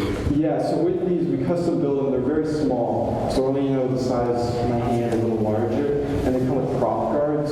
So if it was to bang into anything, then whoever skilled enough doesn't never do that. If it was to bump into anything or anything, it wouldn't damage or harm anything. The flies immediately. It'd be like nothing. So the final production, does it have sound? Yeah. So we have music, sound effects, and everything, and text over. You talked about use of funds, and nor are there IC sales, right? So it's you can only use a salesperson, or how do you envision ramping up sales? Marketing and then just kind of word of mouth, going out, reaching out to a lot of different companies, and pitching an idea and showing off what we could take their content to and show them why they need it. This would be my next step. So finding customers. I think you're probably underpriced. You know the market better than I do, but my guess is that the photography for real estate goes for a lot higher than that if you have a better solution. It does. It might be able to be more aggressive. Yeah, no, it definitely does. And so it all depends kind of on the size of the property and the job, but so I'll just come back to it. But yeah, for sure. Thanks. That was going to be part of my question too, is what does a Matterport cost? They can range from anywhere 500 to 1,500, depending on what packages people choose. You still do that in conjunction with traditional stills photography. Yeah. Plus listings. You really clearly define who your target market is. I'm curious if you have any information about what is the size of that in the geography that you're planning to serve, like how many real estate transactions and what percentage of those would you sell to? Yeah, honestly, as many as I can, but just kind of targeting northern Colorado and really anyone that would like to use the service, just as many as possible. Thanks. Yeah. Have you talked to some of the large realty companies up here in northern Colorado? I've talked to a few real estate agents and some that have their own business, and they would love to integrate these things into their services because they're always trying to stand out and innovate. So these are new ways for them to kind of show off their properties in ways that they haven't before. And then kind of a second question, where do you see this going in 3 to 5 years if you're successful? So in 3 to 5 years, I really want to be the best at indoor drone tours, create the most engaging, and become the biggest in Colorado doing this service. And then expanding from there into more production type things, commercials and movie sets and stuff like that too. Okay. So, more on the product side of things, and I like the way that you were sharing about the competition there, and obviously with some of those systems you can stop, pause, slow down, do a 360 and everything like that. And I guess what I was seeing was the strength you were communicating about, getting perspective, going all the way through, joining up perspective. Is there any way you can add in any of those other dimensions that the other competing technology solutions have, where you can stop, do a 360, you can speed it up or slow it down, to make it a little bit more user control? Yeah, for sure. It's really a one-click thing, so it's just a video, so it's never going to be kind of on the user to move around or something. There are always possibilities of using like a 360 camera on the drone, so that maybe at some point eventually move on to like being able to look around, move your phone, and like kind of look around. But right now we fly the drone at one speed and kind of speed ramp it, depending on like more engaging highlights of the place and stuff. And so we slow it down at areas that need to kind of be more seen, or the kitchen, and things that customers are really looking at. And so that kind of gives them feel. And we can also really tailor the client's needs. So, you know, they want a few still photos in there, or however they would like it. Yeah, we can make it to show off the property with they're looking for. And just secondly, have you done any testing with users to kind of compare it with what the feedback is, what the strengths are, or any ways that you be able to articulate the advantages of this in some specific dimensions? Yeah, I've talked with a few real estate agents, and they love it because it is just an easy one-click play, and so they're able to post this on their MLS listings, and sometimes they don't even need traditional photography or videos, and they can use just this to show off their home, and so that's why they kind of enjoy it. Phil asked my first question already, so one second. With the pricing, we had it broken down by like hours. Yeah. Is that what you share with the clients, or can you break it down by square footage? It's all depending on the size and kind of how long it would take. And so all based on what they would want. And because the shoot can really range from, being there for 4 hours or a whole day, if they're like, we can also fly during the day and then do another shoot at night and kind of do transition of day and night footage. And so it really just depends on kind of the time that goes into it, the effort, and breaking it down like that. Excuse me, as the spouse of a real estate agent, I can attest to the market need for this. That being said, who owns the product once you've completed it? Is it something obviously that the agent needs to be able to share with their client and potential buyers?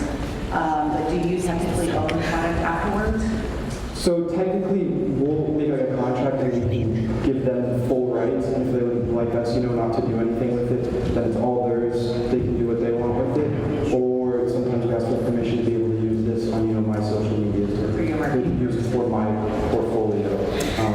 And most are willing to do that. So yeah, they usually let us use it for marketing purposes as well.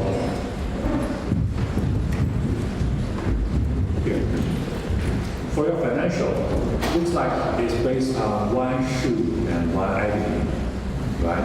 Yeah. What if when you show the video to your customers would like it?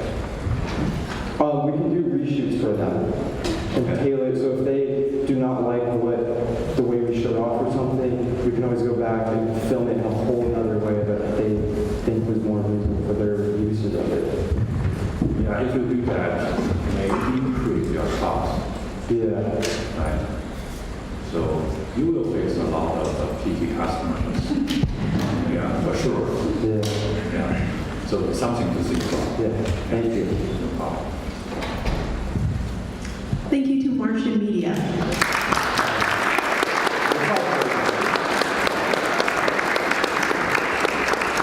And our next presenter is going to be Hummus Pack.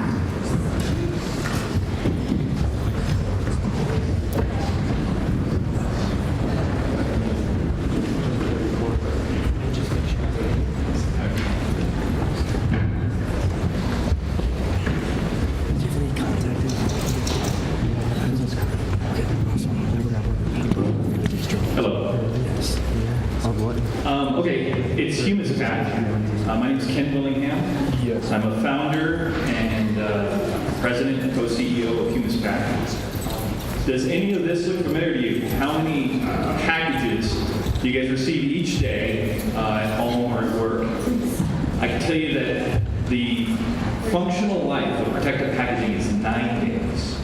Yet it takes 450 years for this plastic to break down in the air. Okay, and this, I don't know what your trash can looks like, if it's full of air pillows or bubble wrap, but this is mine between Thanksgiving and Christmas. I have $2. So now the problem is, firstly, there's just too much plastic. There's 380 million tons of plastic produced every year, half of which is single-use only. 45% of the single-use plastic is in protective packaging. It's a large, very daunting number. Recycling is not working. Okay, the recycling system we currently have in the U.S. does not live up to any of our expectations for removing plastic from here. And the current industry that makes protective packaging is not incentivized in any way to transition out of this material. Okay, so by joining HumusPack, you will have a front row seat to the new way protective packaging is made and how products are shipped in transit. Okay, we all know that single-use plastic is going to go away, and the biopolymer market is going to be the next generation thing. We're leading it in protective packaging. So we're doing this in 3 products. First, air pillows. These are the things you see on the top when you open the box. We're doing bubble wrap, and we're doing mailers, padded mailers. Apparently the picture didn't come in. Our hero product is air pillows. Okay, now all of these products function just as plastic does. However, they break down. They're made from scalable organic materials, and they break down after 6 months in the earth. This is a video of our hero product being inflated. This is a razor blade model. Okay, this material, the inflator you see here can be customized for direct shipping from out of somebody's house or in larger DCs for Walmart and others. The material is all compostable material made from organic biopolymers that is very scalable and earth-friendly. Here. So the market for compostable, or for packaging, is $34 billion. It's a global market. We are servicing $26 billion of that market. Okay, and in 5 years we'll be addressing the $5 billion market with early evangelists for us be the first 2 years of a $1.4 billion market. So it's very large, very scalable, lots of room. This graph is interesting. So I'm going to show you our competition. But first, I'm going to show you that on the y-axis, that's the earth-friendly or not so earth-friendly material. And on the x-axis is the distribution model. So how are these current competitors getting to the customers? And you'll see that HumusPack is a very direct-to-ship model and very compostable, earth-friendly material. Now, to get into the specifics about direct shipping, the traditional model right now, a manufacturer ships to a distributor who then ships to either a retail location or to a packer shipper that orders from them. Okay? Now, a lot of people that are shipping from their house on Etsy, eBay, and other smaller manufacturing gets their material from the retail market, and then they ship it to the customers. So what we're doing is going direct to the packer shipper. Okay, this enables us to save some costs that offset the higher price of compostable biopolymers. Okay, our expansion plan is firstly to address Etsy, eBay markets. They're bigger, faster than you think. After the pandemic, they really scaled quickly. Then we're going to move into companies that have eco-friendly mission statements that are partnering with us. Second phase of our product is going to go into that $5 billion market. Those are your Best Buys, Newegg's, B&H Photos. There's thousands of those. And the bottom row right there is how many units, how many of the razor blades they're using per razor. So how much film are they consuming per machine? Okay, and you'll see there's fewer of them, but they're consuming more. And when we get into the third phase, in the larger distribution centers, there are hundreds of those, but they consume a great deal of material per inflator. Okay, so this is how we're going to scale the company. This is the team. I have worked for Nestle and Alcoa in high-speed manufacturing before getting with FP. You'll see FP across everyone's line. We've all worked together before. FP is a packaging company. We actually made the similar materials, but they were out of plastic. I've been making plastic for a long time. We sold that company to Pregis, after which I was responsible for combining the two companies, and then I represented Pregis in North America as their vice president of operations. That's a $1.2 billion company. Shifang Wang worked for PricewaterhouseCoopers before joining FP. She worked in the mergers and acquisition division. And then since FP was sold in 2018, she worked for an IPO, or worked for a startup company, and she took it to an IPO. So Jeff and Joe sort of round out our skill sets. Now, our moat. So we have patents pending in these non-air permeable biopolymer materials for all three products. So air pillows, bubble wrap, and mirrors. This is our financial projections. So we're going to be scaling for 2 years. And then once you start building up a lot of those inflators out there and you start compounding the use of that material, it grows very quickly. We're asking for $2 million with an $8 million pre-money valuation. And in 18 months, that $2 million will represent $3 million in sales from 1,200 machines sold and over 27,000 rolls of film sold. Okay, we're looking for partners, and we know this is a good place. And future generations, like behind you, will all thank you.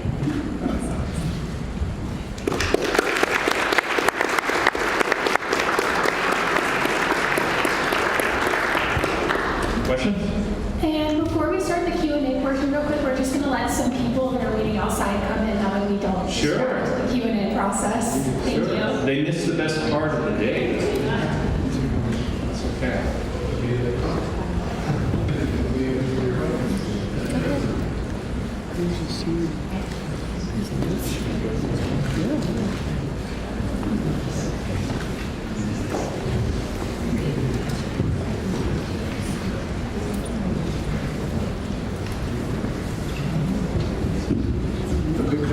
Sure. Just want to be clarified. Are you citing the packing material or the machine making those packing material? So the machine making those packing materials is pretty ubiquitous. Everyone uses 2-inch cores inflation machines. So we're simply outsourcing that aspect of it. I've been in the industry since 2008, and I know a material maker that makes those machines, so I found one that I like. But our patent, our emphasis is on the material that those machines are inflated. Yes. Okay, thank you. Yes. Yes, just in your financial planning, how much government relations do you get, especially with the legislature changing polymers and plastics? Yeah, so it's a good question. So, it's all working in my direction. That this industry will go to non-plastic use. It's just a matter of when. So I'm just pacing with it. I reached out to my local congressman and kind of got my feel in the local, I understand what's going on in the ESG movement, but I'm not using it for anything other than when I talk to customers about what to expect and how I can support their next. Yes. Could you say a little bit about your origin story, particularly in terms of the material and... Sure. So I've been working in protective packaging since 2008, and worked my way up through a company. At the end, in 2018, I was responsible for all the sales in North America.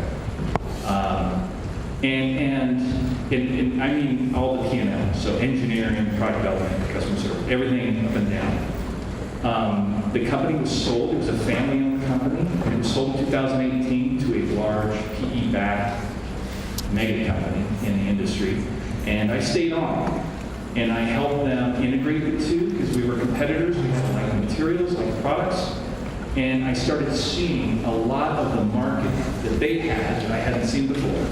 And when we started comparing what products to move forward between the two mergers, I had this perspective of understanding what customers needed. It wasn't what was the cheapest or what was the highest margin, it was what was the right solution. So I got this great perspective, and I started thinking about outside of plastic, what's next? You know, like a chess player was looking 16 moves ahead. I tried to pitch it to the company a little bit. You know, they weren't interested because plastic is cheap. Plastic is really cheap. And if you're PE back, you're just thinking, oh, the next PE firm is going to buy your company. So at a certain point, I just made the decision to start something new.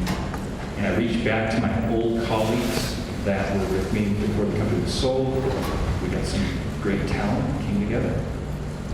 It also, it was the biopolymers. So that was in August of 2021 that I did that. And since then, I've got basically a PhD in biopolymers. I've been going around, it's a small industry right now, but it's growing quickly. There's big companies like Danimer Scientific and others that are progressively leading this. So I went out and I met with them. I used my industry contacts to expand my knowledge. And I've worked with a couple labs that are developing like a UL certification and TUV compostable certification. So yeah, so now people are calling me, asking me to help them. That's the position I'm in at this point. Yeah, I hope that answers your question. There's probably more, you know. My kids ask me what time it is, and I tell them how to hold the watch, so, yeah. Yes? Price-wise, using your material comparing to the current glass. So plastic resin, linear low density polyethylene material that is basically used for all plastic everyone has in their pockets is about 45 cents a pound. Compostable biopolymers are hovering around $2.50 to $3 a pound. So that's a huge difference. That's why our go-to-market strategy offsets some of our costs, taking out about 80%, 50 to 80% of costs to the end user, to try to get us around 10% over the plastic to the end user. And we have found that 10% threshold is something people are willing to pay for something that will be compostable in 6 months with gone, zero biomass. Good, thank you.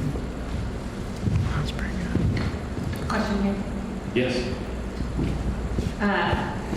So you identified phase one with some target companies and organizations.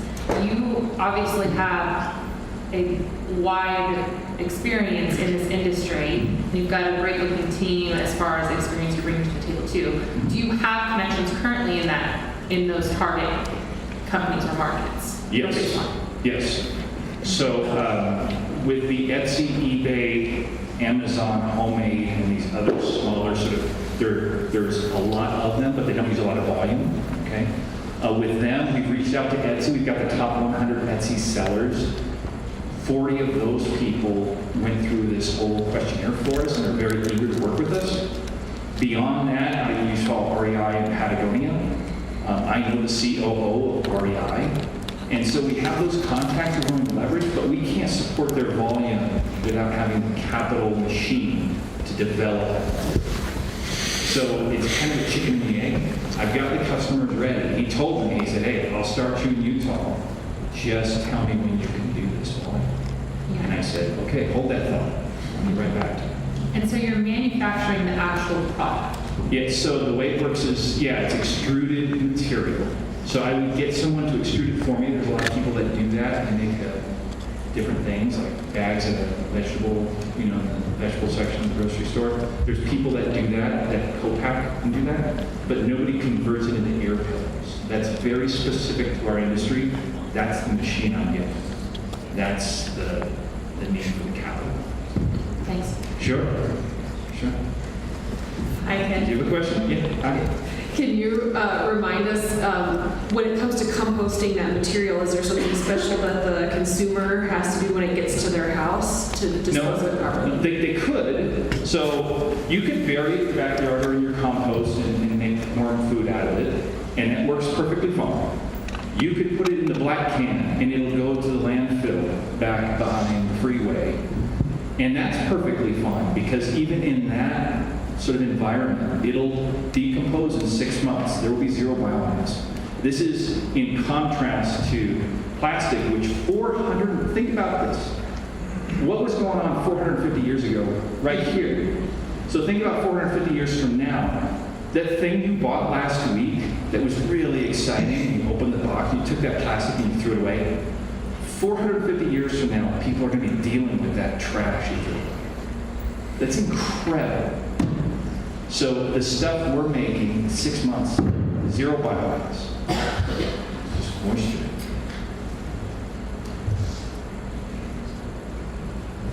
Any other questions?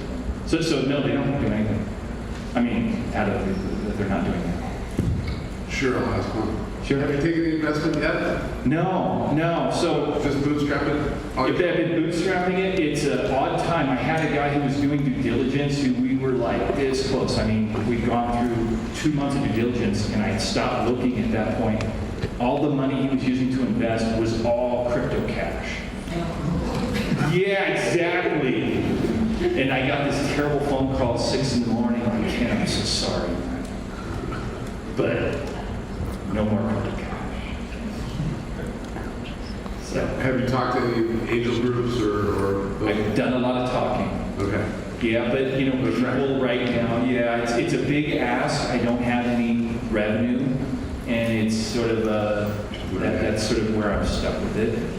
I need visionaries. I need people to help me sort of at least demonstrate if I could scale it and get some marketability in the Etsy market, start seeing some revenue. That would be hugely helpful towards pushing an investor who might be on the fence to the light side.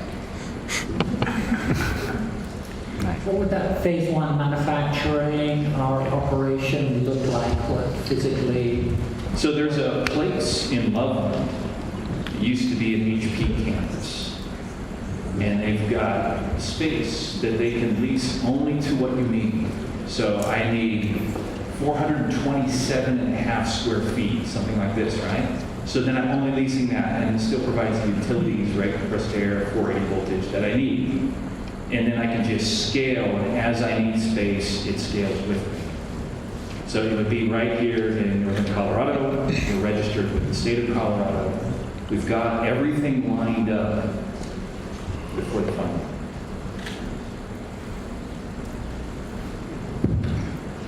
You said that it's a $2 million ask. Is that the minimum amount needed to purchase the machine?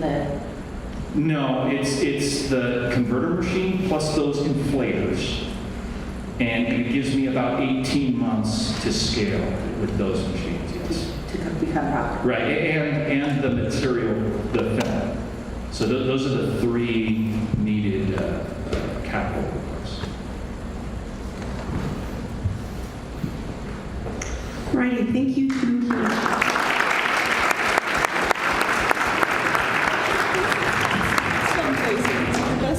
And our next presenter is going to be I Choose Me.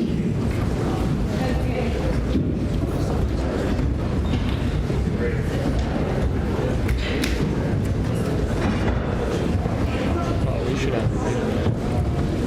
Huh? We should have them wait a minute. Oh yeah. We are gonna. I wonder how many people we've had come and go so far. I wonder if they're keeping track. Some of them are like coming for like class credit. Well, yeah. So in that regard, that's what we'll keep going. Even if we have like 400 people show up throughout the day, that's yeah, good. very impressive. Very nice. I don't know how many seats are in here, but they were basically all full there for me. Yeah, no, for real.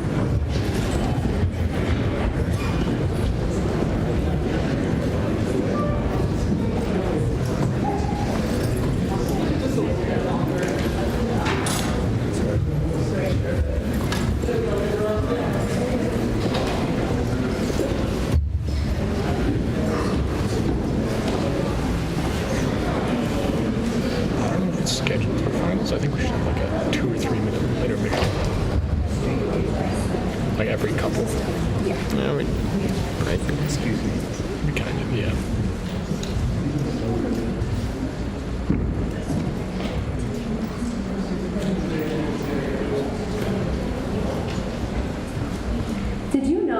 financial abuse occurs in approximately 99% of abusive relationships. It is one of the most prominent reasons victims stay or return back to their abuser. Understanding this statistic, financial abuse is a serious issue almost all survivors face. And while unfortunately we can't fix financial abuse as a whole, however, what if we could provide survivors a realistic route to their own financial independence while satisfying local businesses and fill for employees? My name is Carly Blazek, and I would like to introduce you to my idea called I Choose Me. I Choose Me is a program to be implemented in local domestic violence shelters and businesses that will bridge the gap between survivors finding the stability they need while satisfying local businesses' search for employees. I'll begin my presentation by providing a background on economic abuse, the benefits for both survivors and businesses, and then a detailed business model and plan of execution. To begin, we need to understand the consequences of intimate partner violence. On average, survivors lose a total of 8 million days of paid work each year. And most of these hours and days are contributed from coerced debt. Coerced debt is where an abuser destroys the victim's credit score and creates extreme debt in their name, leaving them unable to qualify for housing or a job. Not being able to qualify for housing or a job only encourages the cycle of domestic abuse to continue. Understanding this, getting these survivors back on their feet is the goal we all want. Now, I would like to introduce the partnership between domestic violence shelters, for example, Greeley's A Woman's Place, with Weld County's Human Resources Department. The connection between the Weld County Human Resources Department, the shelters, and businesses will improve employment rates for all parties involved. Understanding this, I now pitch the idea for survivors of local domestic violence shelters and Greeley's local nonprofits, being United Way of Greeley, Human Resources, and Leanna's Clothing Closet, helping people build a representable resume, ace in their interview, and looking sharp while doing so. First, survivors will make their way in use of Weld County's Employment Services workshops to polish their resume. Then they will make use and partake in a mock interview through United Way's Employment Community Development Department. Then, now for the fun part, survivors will be able to take use of Leanna's Clothing Closet to borrow an outfit. Leanna's Clothing Closet has the mission to empower people with confidence for career opportunities through the gift of clothes, hence providing them the opportunity to borrow through the one-on-one personal fitting. Understanding the great benefits this program can reap for employment and survivors, I Choose Me has plans and potential to be present in every county of Colorado. But what is our competition? Not striving on competition, but rather collaboration, I have found research of great success for programs like I Choose Me. For example, the Pennsylvania Coalition Against Domestic Violence has created an economic justice initiative, and the results are impressive. Understanding great benefits a program like PCADV provide, it's unfortunate that there are no other programs already implemented in Colorado. I admire PCADV's work, however, I plan to be even better through the direct partnership with HR departments and local businesses. And this is where I found the gap. Out of the 60 domestic violence shelter organizations currently in Colorado, only 23 of the shelters offer even a little financial support and security services for survivors. Understanding this, I Choose Me can be the resource our community needs and plans to begin in Will County with ambition to serve thousands of people throughout Colorado. But first, we must establish our financial plan. Since I Choose Me plans to collaborate with local nonprofits, the financial needs are not extreme. Considering direct and indirect costs, finances include advertisement, payroll for supervisors and employees, and overhead for rent expenses for which the programs and workshops take place in. As we accomplish our goal of spreading throughout Colorado, the financial needs would increase, as we would need to facilitate more partnerships with businesses. As for a profit, it would be found through survivors' financial independence, businesses' satisfaction with dependable employees, and the expansion of I Choose Me, as well as grants, investments, and donations from citizens and organizations within our community. To conclude, I Choose Me can be the realistic bridge to stability both for survivors and employment. Through the partnerships with HR departments, local domestic violence shelters, United Way, and Leanna's Clothing Closet, we can offer stability for all. I hope I Choose Me has the opportunity to make a difference in thousands of people's lives. Thank you.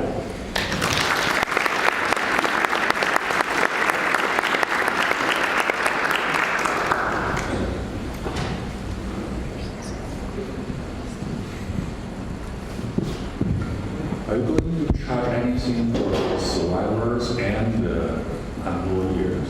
What was that? Are you going to charge anything, a fee for those survivors or the employers? I do not plan to charge any fee for this. I want it to be completely inclusive for anyone who needs this resource, being if you are fully through a woman's place or if you just have been affected by financial abuse. I would love for this to be an opportunity for anyone to take part in. Okay, free for the survivors and for the businesses. Is that? Free for the survivors and free for the businesses. Yes. I would love for the businesses, through the HR Connection, the HR Connection has the opportunity and the knowledge of what businesses are needing employees. And I want these businesses to have recognition and of the situation for these survivors. And so it would be a 2-in-1 that the survivors know that these businesses understand the situation as well as the businesses are understanding as well, back and forth.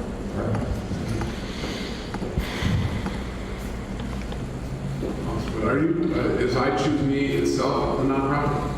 I would love for it to be a nonprofit. I would rather, for now, love to start as just a program for like businesses and HR and domestic violence shelters to adopt into their own programs and potentially grow like the Pennsylvania Coalition. And that could be its own thing and program in itself. Great, thanks.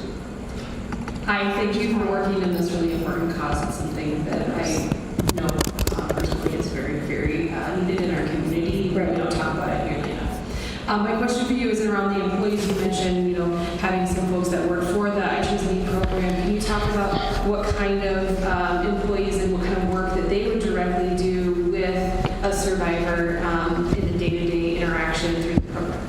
Right, so I want this, it could be an overall meeting for these survivors to go to, and I would love employees, starting with the United Way's Community Development Department. I spoke with them and they would love to collaborate with volunteers that they already have through United Way. And for these employees, they would be helping them, guide them to these resources as be through the mock interviews. As I've talked with the World County Resources, they already have an online resume workshop, and it's like Monfort College of Business already offers. They would be able to partake in this, and for the United Way employees and volunteers would be able to help do a mock interview, or like these businesses that are already here would be able to volunteer to be a part of that as well. Have you already started working on grant proposals? Because I can see you mentioned partnership with Employment Services and then also United Way. I can see this being pretty viable for a lot of them to run funding at the state and even nationally. Right.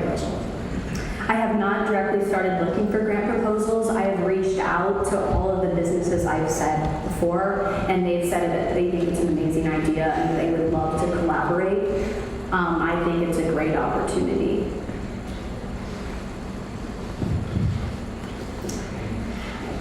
So, have you reached out to find any partners to do a pilot study to generate some case study examples that maybe you could find 6 to 10 people that you could seek to put through the program as a kind of trial and then refine from there?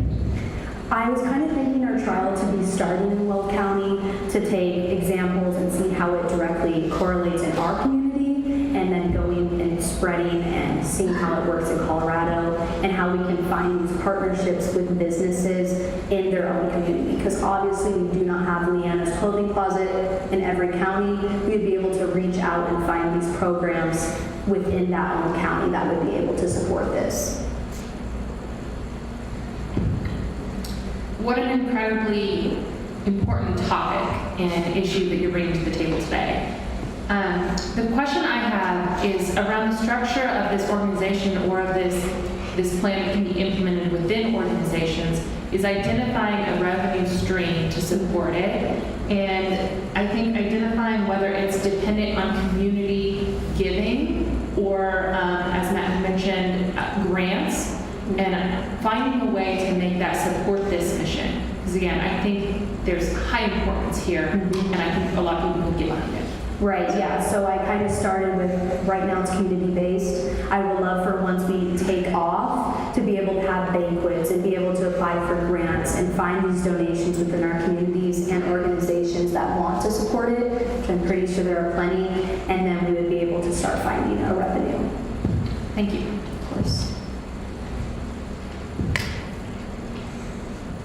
So, when I look at the problem, this is a really important problem I think to work on. Occasionally I run into people who are doing some of this, and I just get the feeling that it's not very well coordinated across agencies, right. and it's hard to get get the whole problem wrapped around. Have you found that yourself in trying to understand this ecosystem? Yes, so as I've researched, there's little job support already offered in Colorado, and it might just be here's the job you might be able to get, but there's not a structured well-being for them to actually be able to follow through with it.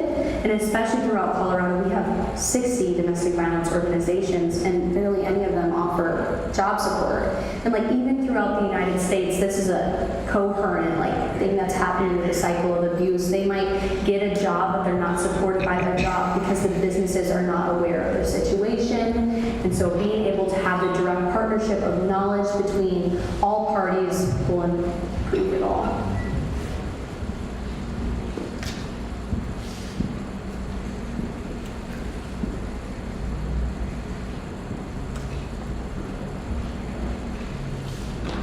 Any more questions? Perfect. Thank you to ITV.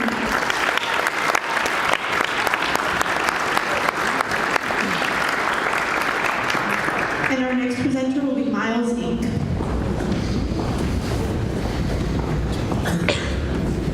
Give it a couple minutes to let Oh, yeah.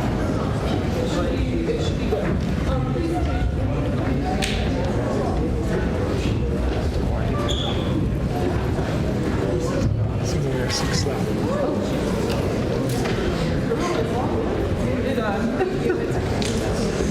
Good job. Thank you. I could never. But do the walk in front of a group like that. Here's my idea. Yeah, no. That takes a lot of confidence.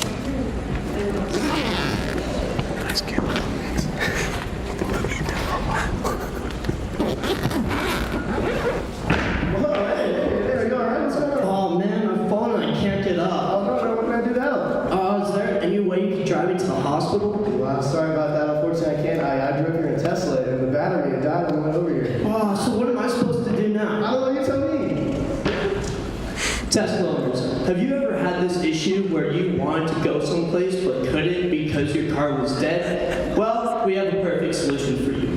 Hi, my name is Heath Driver, and this is Brady Cochran, and we are the founders of Miles Incorporated.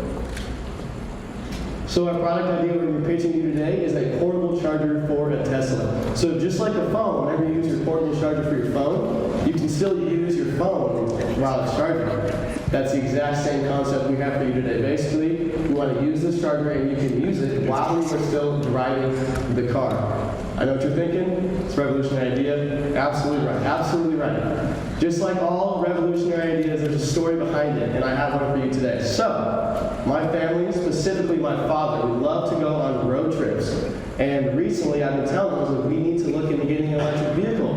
And he always told me no. I said, why is that, Dad? He said, can't do that because we go on too many road trips. I said, what do you mean? He said, imagine around the country, somewhere deep in Montana or something like that. We're out in the country and there's no cities, there's no something we can plug electric to the car, you know what I mean? There's nothing like that. I said, what do you mean? So he goes, we can't do that because then we'll get stuck. And I said, I looked at him and I said, you know what? I can solve that problem for you right now. And then the idea of the portable charger was born. So the target market is going to be for people like my dad and my family who like to go on the road trips so that we can make it more environmental friendly and not have to drive with gas vehicles as much. There is a really, really big increase in electric vehicles. In the U.S. alone, there's 563,000 electric vehicles, and that's still on the rise today. And currently, there's about 200,000 Teslas. So our goal and our objective for Miles Inc. is going to be to change the lives of all those Tesla owners. Perfect. So one thing we always do want to address is the competition that we have. And currently our biggest competitor is the current Tesla charging stations that we have. One benefit that we do have with our company is we actually do work with our competitors in some form. Our original design plans on giving every single Tesla vehicle about an extra 60 to 80 miles before the charger dies. So if you just use the charger commutatively to get to work and back, then that 60 to 80 extra miles can go ahead and get you hopefully back home. But in Brady's situation, hopefully we will have a charging station within 60 to 80 miles of wherever you are, and that will go ahead and assist you to wherever charging station is nearby. But of course, we do have the competitive advantage with that, because if you are just trying to make it home, charging your Tesla vehicle at home does cost about $5, whereas charging it at a Tesla charging station costs about $22 and can take upwards of 20 to 30 minutes of your time. So I think it's only fair, because you guys are here to maybe invest in us. I want to let you guys know that we would invest back into you. So Heath and I are bright young gentlemen. We have entrepreneurial ability. That's why we're here. We want to showcase that to you. However, and rather unfortunately, we are not mechanical or electrical engineers. So the first step in this process is going to be to design a team, specifically of engineers who are going to help us build it. Also, we're going to try to find investors and creditors to lend us a couple of money. So because we don't have a couple of money, lend us some money. Because obviously when we're starting out, we don't have a lot of funds. So with the engineers, what we would do is we would give them stock in our company in hopes that that would motivate them. Because I mean, if you were a part of the company, wouldn't you want to work hard to make it successful? That's kind of where we're thinking, and I think that's the best way to go forward. And then we'll use those investors and we'll get their money, lend it, and we'll put that into designing the product, obviously. And then we're going to use it towards advertising. However, this is the thing about advertising. We'll use as much money as necessary, but we feel as if through word of mouth and maybe even social media that this is going to spread rather quickly because it's new and it's innovative and no one's really ever heard of something like this before. Perfect. Another thing we'd always like to address are the finances relating to our project. So the cost of making the product we have determined is about $192, and that is not if we warehouse it. This is if we kind of structure it on another person's end part. And then we hope to sell this product for an estimated $250, which is always determined to change, simply just based off the demand for the product and supply that we get from potential investors and creditors. Speaking about investors that we have gotten in contact with, we do want to work with Tesla Incorporated. We have gone in contact with them, and we do see them as one of our biggest allies going forth with this, because if we are able to work with them, they can contribute all the assets we need, whether that is financial funds or whether that is a team willing to work with us in designing the project in the form of mechanical and electrical engineers, and we believe that would be the best thing moving forward. Thankfully, that is not where we stop as of right now, Because for the future of Miles Incorporated, what we are trying to do is make electric chargers for every single electric vehicle out there. And we believe that this will be the biggest benefit because though we will enjoy working with Tesla when we're given the opportunity, that is not everything we want to do. We want to go ahead and make these chargers for every single car that exists now and exists in the future as we move into a more environmentally friendly and electric world. And of course, thank you so much for listening to us. We are Miles Incorporated, and more miles means more smiles. Oh, no, I don't know about that slogan, man. Oh, why's that? I don't know, that's a lot of miles. Thank you so much.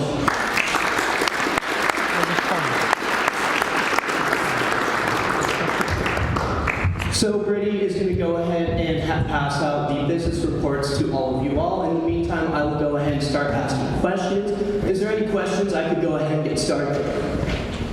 Yes. Does Elon Musk know about your idea? I'm sorry, can you repeat that, please? Does Elon Musk know about your idea? Not completely yet. Of course, we are trying to work forward with them, but we don't necessarily want to reveal the entire contract of our idea. So hopefully they don't, in the end, try to take our idea. We just want to go ahead and slowly approach forward with them, and then moving on into the future, hopefully we do get an agreement with them. Yeah. Actually, I'm really curious how he will react about this matter. Me too. All right.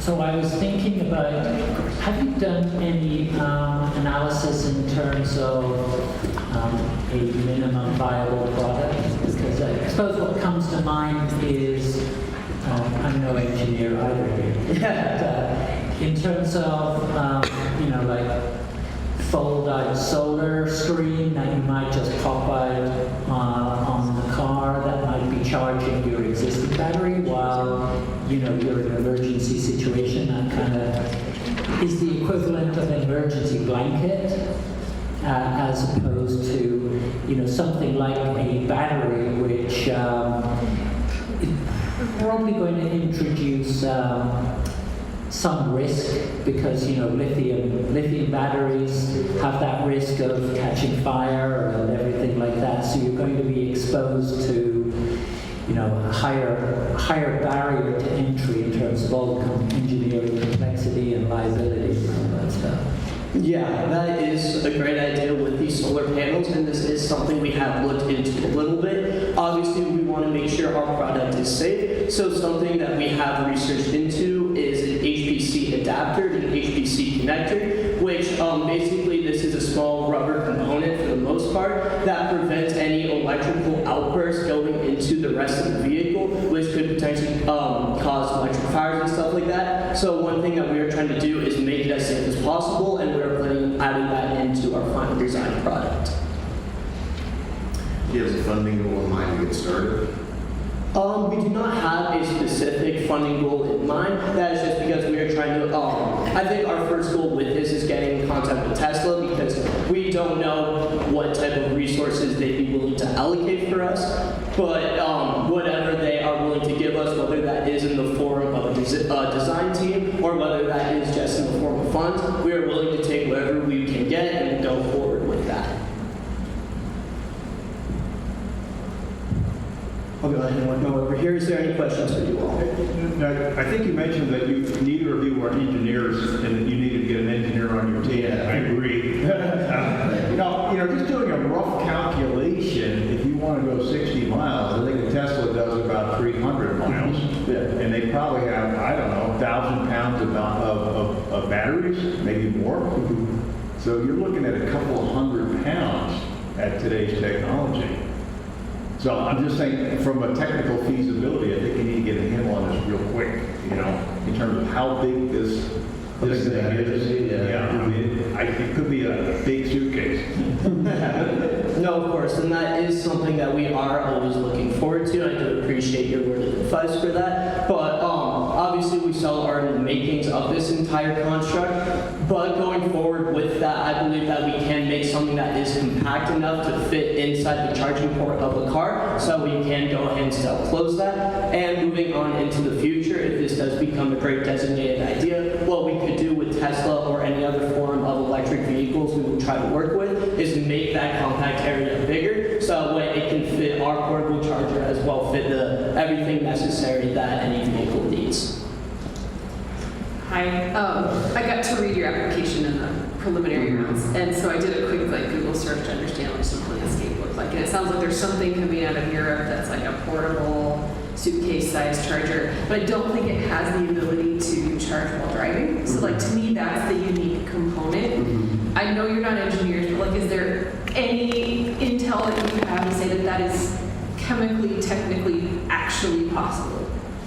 Yes, so as I did mention before, there is the HPC connector in the adapter, which will prevent that electric outflow into areas where charge isn't needed. And we believe that going forward with that, that would be able to help our product keep it safe, and then additionally be able to make it while you do drive a vehicle, where that's obviously the main benefit of our idea. I just have one question, and in keeping with the spirit of your guys' entertaining presentation, from a customer sourcing standpoint, would your dad then buy a Tesla? Oh, absolutely. Any more questions?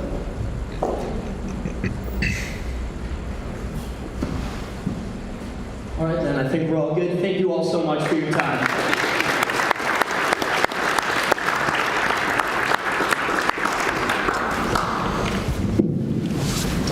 Thank you to Miles Lee.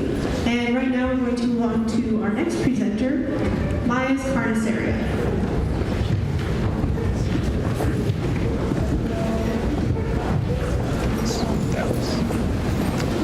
I will be back in the afternoon. Yeah, take care, man. I'll take some photos. Okay. Are you coming back? Yeah. Okay. I just need to eat lunch, edit a little bit. Yeah. Take care of some other things. Yeah, you're good. Okay, cool. Cool. I got my cuts to the first house. Oh, he goes here? What the hell? Do you mute it when it's passing? Like, you're still in the mic? Yeah.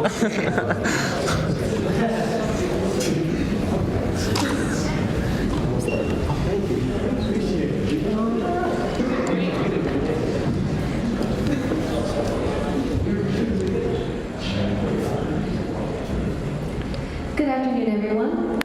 My name is Maya Rivera. I'd first like to thank the sponsors and Monfort College of Business for this opportunity today to introduce everyone to Maya's Carniceria.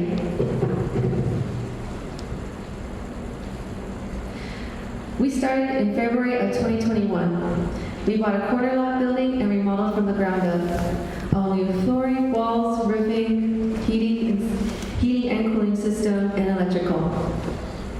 We painted our building to match the pride of the Arkansas Valley, our world-famous melons, watermelon cantaloupe, and honeydew.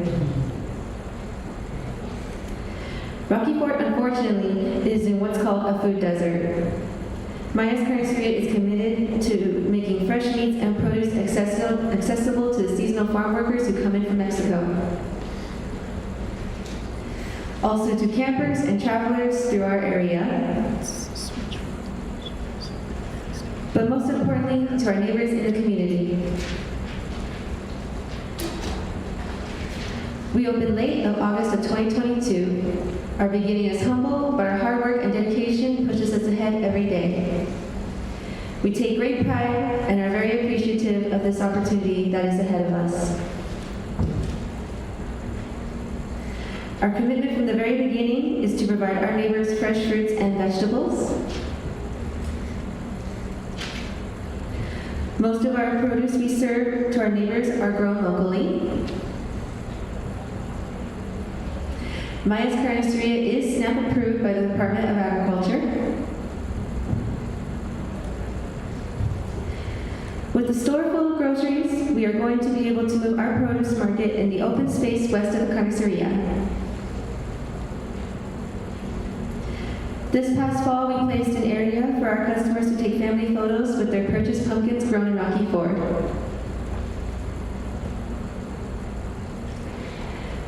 Maya's Carniceria is moving into the next phase in our commitment to provide produce, that fresh produce. The plan is to build a pole barn like the one in the slide, and no produce market would be complete without a chili roaster. The smell of chilies roasting during the harvest season is phenomenal. With the expansion of the produce market, our neighbors will be able to enjoy an asada taco or carnita taco while their chilies are roasting. Once the produce stand is complete, the display bins will be filled with locally grown produce. Maya's will be the second double-up food box location within a 60-mile radius. Maya's Carniceria providing fresh fruits and produce to our neighbors, hopefully encouraging our neighbors for a healthier option. Maya's Carniceria mission is to help the seasonal farm workers, travelers, and our neighbors with healthier food options and eradicating the food label of being a food desert. What makes Maya's Carniceria unique to all others in our area or in the state is we will be the only meat market that sells fresh meats, produce, but also tacos, tamales, menudo, pozole, and fresh chicharron, along with our sweet rolled ice cream. Sponsors and Monfort College of Business for this great opportunity to showcase Maya's Carniceria. Thank you all for your time. I will now take questions.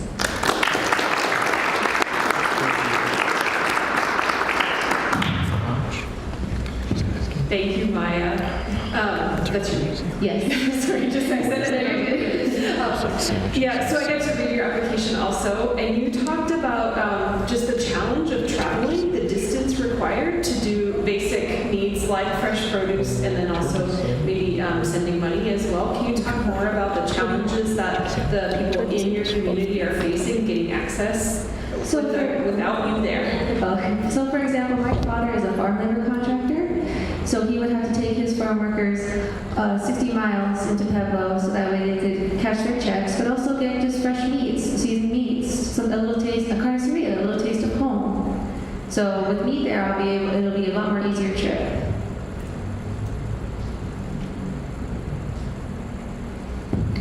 Yes. You mentioned a term about a food desert, and that's something that I'm familiar with, but maybe some others are not. And I think it's really important to go in more depth on that, especially being in your area with the fresh food options that you offer. So maybe talk a little bit more about that too.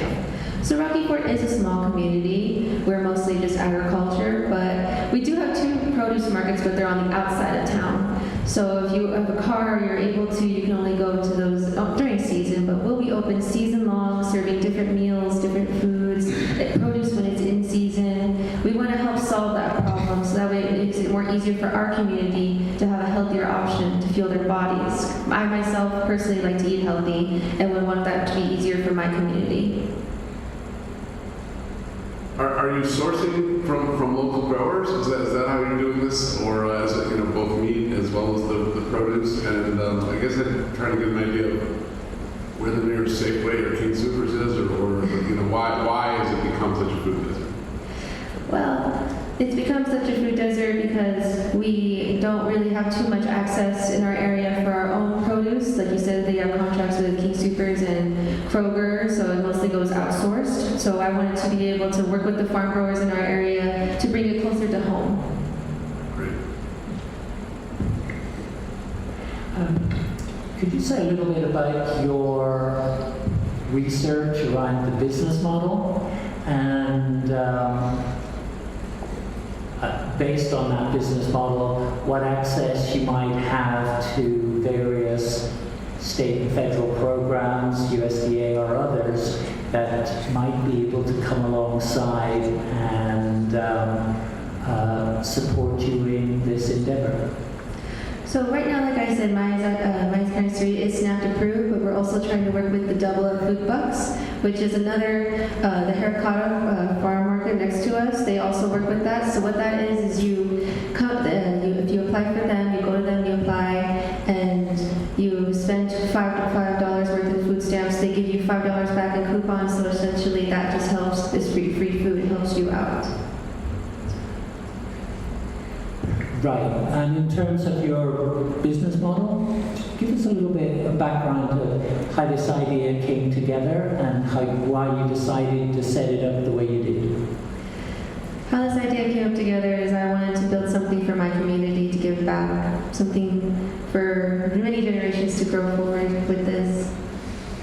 For my business model, we've only been open since August, so we haven't been open too long, so I hoped I could get back with you on that with a better answer. Well, I know you mentioned, meeting the needs of the food desert, but what I saw from the pictures and the modeling, it feels like it's not just about the food, it's about the atmosphere.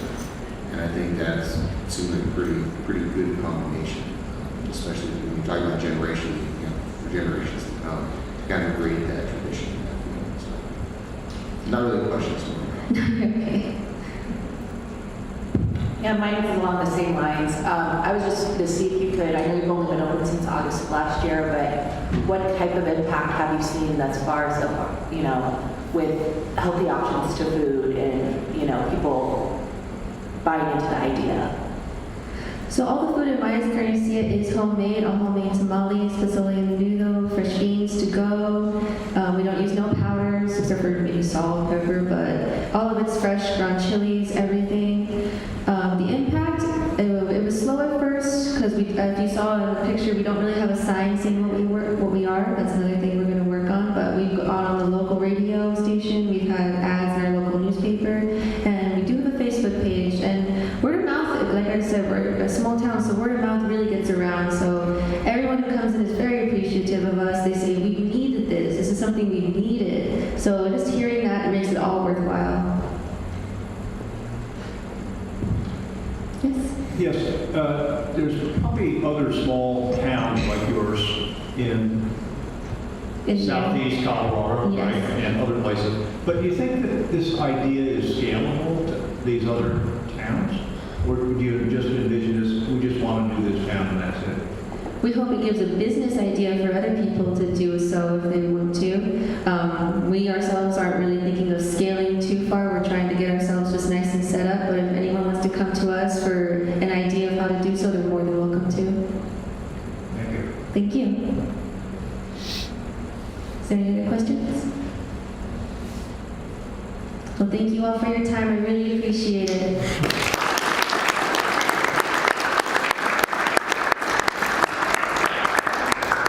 Thank you to Maya's Carniceria. And from here, we're going to now have a lunch break, and we'll be back in here at 1:10 for our next presenter. Go for it.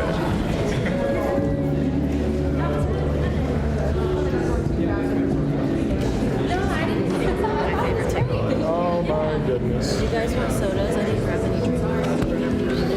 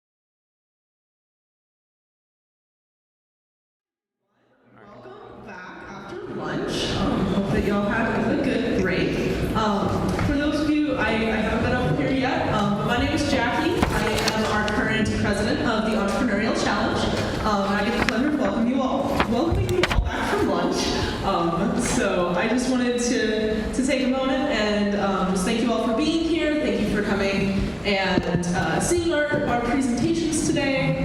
Thank our judges again for all of their support and time and effort that they put in. And I'm very excited for the last bit of our pitches. So I will let our next presenter, Vivian Pockets, go ahead and get us started.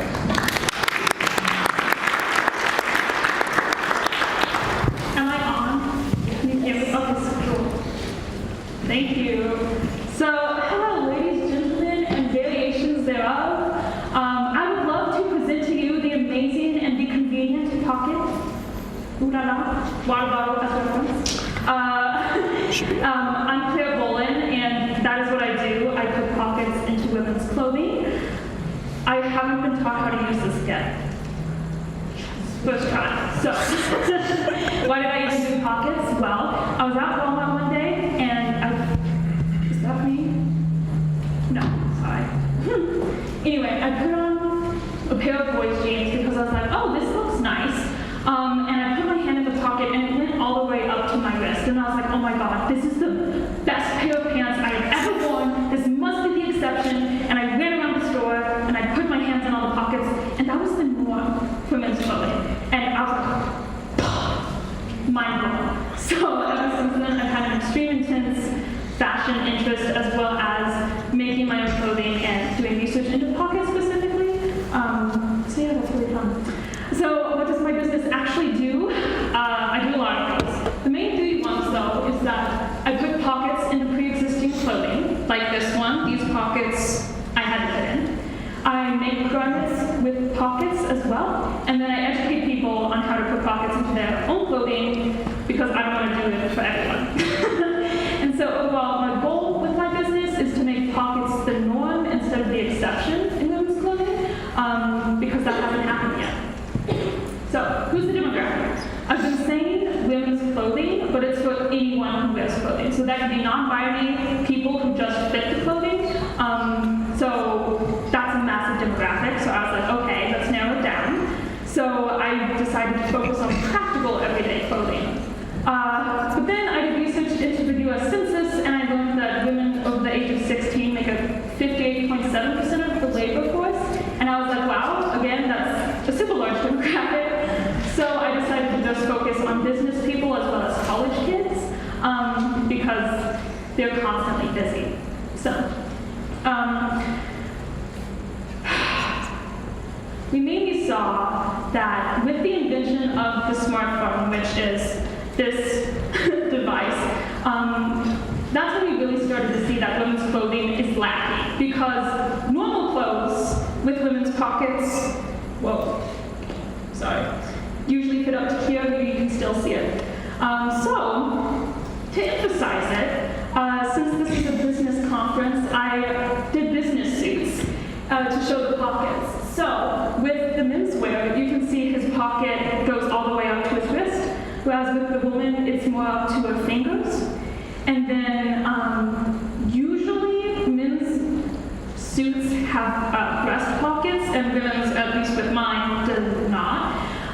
As well as something to consider is that men's suits are often lined, so they can have hidden pockets that we can't even see with this photo, whereas mine doesn't even have lining, and I'm kind of insulted because I would love a fancy lining. So, I wanted to do a little activity. This is for the judges, for the audience, for everyone who is here. I would love you to take out your smartphone, if you have it on you, and if you don't, you can get a hand, and put it in your front pocket, if you have it. If it is fully submerged, I would love for you to raise your hand. So if it's fully in there.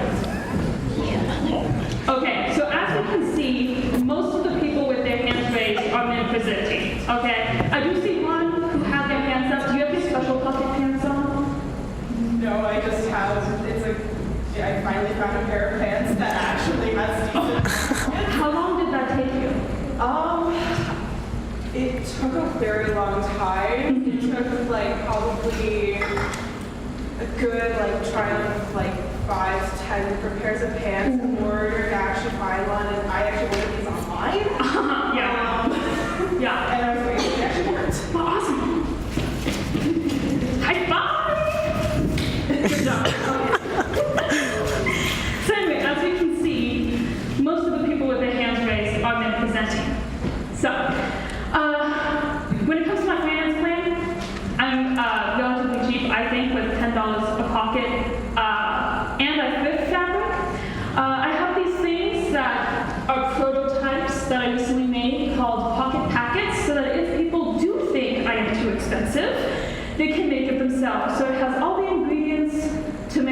hip pocket, but they just have to do it themselves. So yeah. And then, this is kind of slanted, so I'm like, I hope that doesn't fall off. And then with the clothing I make, with the garments, that can either be $400 to $2,000, depending on garment I'm making, because it will fit you and not just a mannequin store. So, I really like fun, fancy pockets. With these pockets specifically, I put in a little mistletoe thing. So it's kind of like Louis Vuittons where they have the red under the sole. And I love it just to be fun for my people who have pockets, so it's a little surprise and Easter egg whenever they wear them. So my plans for the future, once I install all my pockets, I would love my job to become obsolete. Because when you have something your entire life, you don't really think about it much. So I would love for women to just kind of be like shocked that pockets are even like a big issue because they already have it. So once that's done, I plan to continue my hunt on women's fashion to make consistent clothing sizes across the market instead of brand specific. So my milestones, I had my first business conference in 2017 where I actually learned that this was a really good viable market, especially for businesswomen. In 2019, I had my first client in custom. Currently, I'm just building awareness for my business as well as a client list of interest. So if you're interested, you can talk to me after. And then over the summer, I plan to build a business as well as find a nonprofit who I can support with some of my profit. And the team, oh my gosh, it's me, hi, it's just me, I'm everything. So, people ask me a lot about competitors, and instead of competitors, I like to think of them as more collaborators. Specifically, the purse industry. I don't think women should have to choose, or men should have to choose if they want pants or pocket, or a purse. But I would like for women to have the option to choose instead of being forced to get a purse. So, pockets are personal. They conceal items. They're extremely functional. And currently, I'm an anthropology major. I'm wearing a t-shirt trying to department awareness. So I usually ask questions about a culture. So my question to everyone is, what does it say about a culture where men are allowed their privacy through pockets and women are not?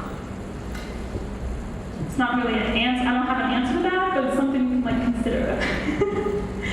So yeah, so now that we've kind of seen some of the disparity and all that stuff, how can we make a change? We can start, at least with my business, hello, and I make pockets, and as well, I educate others so that they can continue the rabbit hole of getting better pockets in women's clothing. And yes, that's it. Thank you.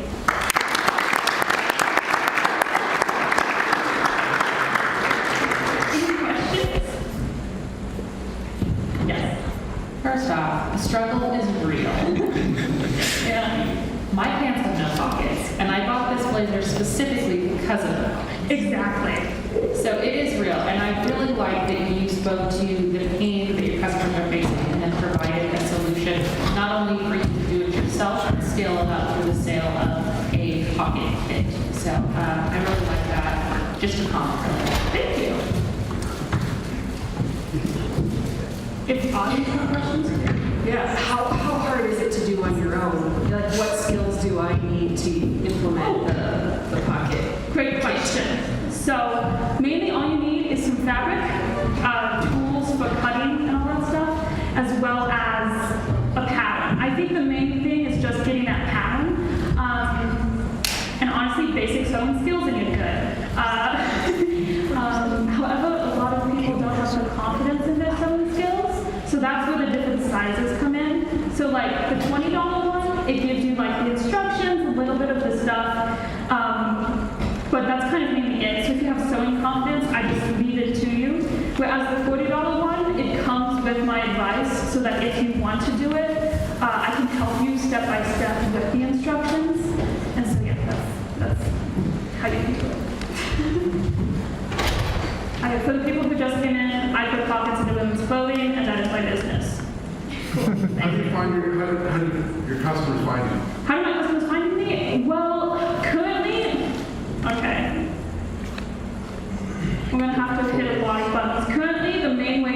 provide me is either through email or my Instagram specifically. I also have business cards on my person if anyone would like them. So yeah, that Instagram is the best place to find me, and I have Are they mainly local, or are you getting people from all over the state? Or? Currently, it's local because I haven't marketed out a lot because I'm focused on college at the moment. Yeah. But it's mainly in Greeley and Longmont where I'm from. However, my mom is a business owner and just talks about it to her friends, so I'm getting a lot of people being like, oh my gosh, can your daughter do this for me? And so, somewhat national, but like, not quite. Through a network. Yeah, through the network, yeah. What's up? So how did you come up with the giving back convenience tag? Oh, well, I was talking to a friend of mine, and I was like, oh my gosh, I just want to give back convenience. And I was like, oh, I'm a genius. So I wrote it on the slide. Yes. So what comes to mind here is, might just be an observation about a bigger opportunity here, which really is in the realm of scalability, where people can also use pockets as a way to personalize. I know we've had things like, say, socks, where you know, you've seen that area kind of explode. Or what are your thoughts about really making it scalable, where people could provide some information about the size that they need? There's some customization so that what they get is kind of even more disruptive than maybe what you're thinking about. Yeah. Are you, to make sure I'm getting this right, are you asking how the customer could express themselves through the pocket? Yes, so there's the personalization of pocket, Yeah. which kind of is a little bit about, you know, what that fabric looks like, you know, how creative you could be in people being able to choose a wide variety of fabric. So just so it's kind of also not just we're being disruptive because we're not being getting equality. This would be why, you know, pockets are boring. Normal pockets are boring. Here's what pockets could really do. Well, actually, you're not the first person to think that. A little bit of pocket history, like around the 1600s when we had bag pockets, which were big-ass pockets that you tie around, excuse my language, you tie around your waist. They would actually, depending on your social status, would embroider the pocket to be extremely personalized. So I had kind of thought about that, and the main way I would do that is giving them size preference, but I would have a limit because there is too much pocket, as I've discovered in my investigations. So I have like, this is the recommended like depth. But yeah, I think that's a really good idea. Yeah, I don't know if I even answered your question, like pocket history tirade, but I would definitely at least give them the option of what they wanted. Width and stuff like that would be highly dependent on if I'm making it new or if I'm adding it in, because like this has a limited width because of how the pants were made. So like it can be customizable, but also restricted depending on what they get.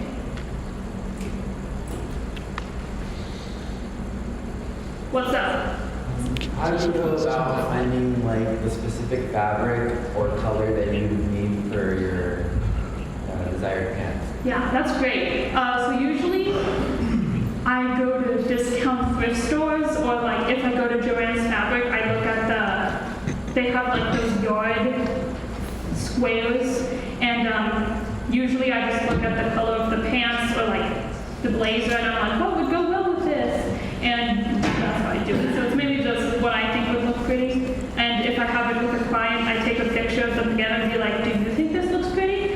And then we go from there. I have another question for you. How much profit do you make? In other words, how much does it cost you to do one pair of pants, and how much are you, versus how much you're charging? So usually, because I have different prices depending on where I am in the year. If I'm at college, if I'm talking with a student, I give them a discounted price.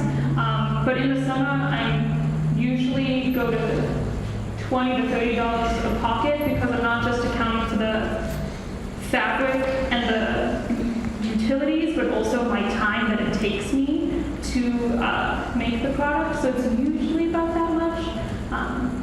Does that answer your question? Yeah, I was just thinking if you turn it into a full-time business, you'll need to be able to say, when I do a custom pocket in a new garment, it's this profitable, or when I do an existing garment retrofit, it's that profitable, and that'll tell you where the real sort of value is. Yeah, okay, thank you. I think it depends on how deep their pockets are. How much money I can stuff in there.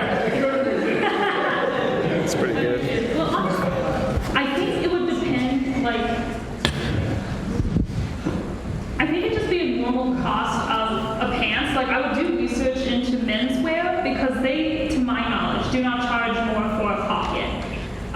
So I would count how they do the manufacturing process and then look into how I can do that for women's. But also there's like the pink tax and all the gender inequality stuff, so like that would have to be accounted for. But thank you. Any other questions? Okay, thank you to Plenium Pockets.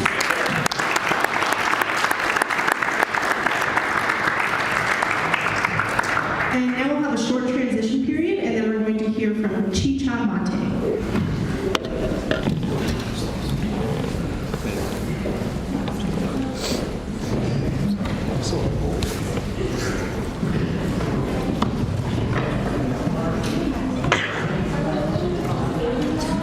You can turn the music up just a little bit.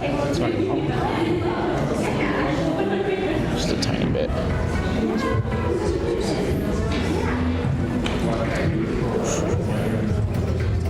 That's fine, yeah.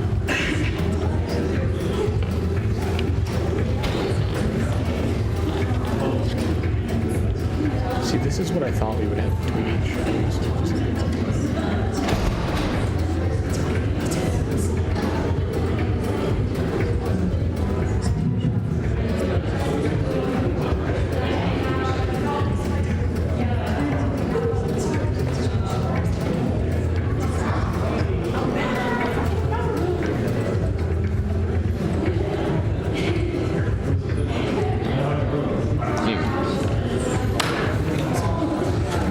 Jackie's gonna yell at me if I put it up again.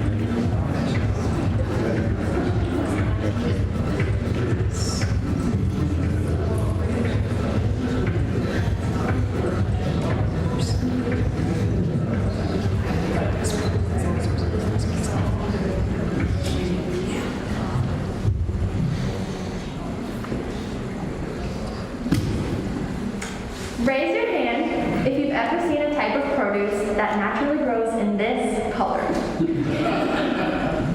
No one. Okay.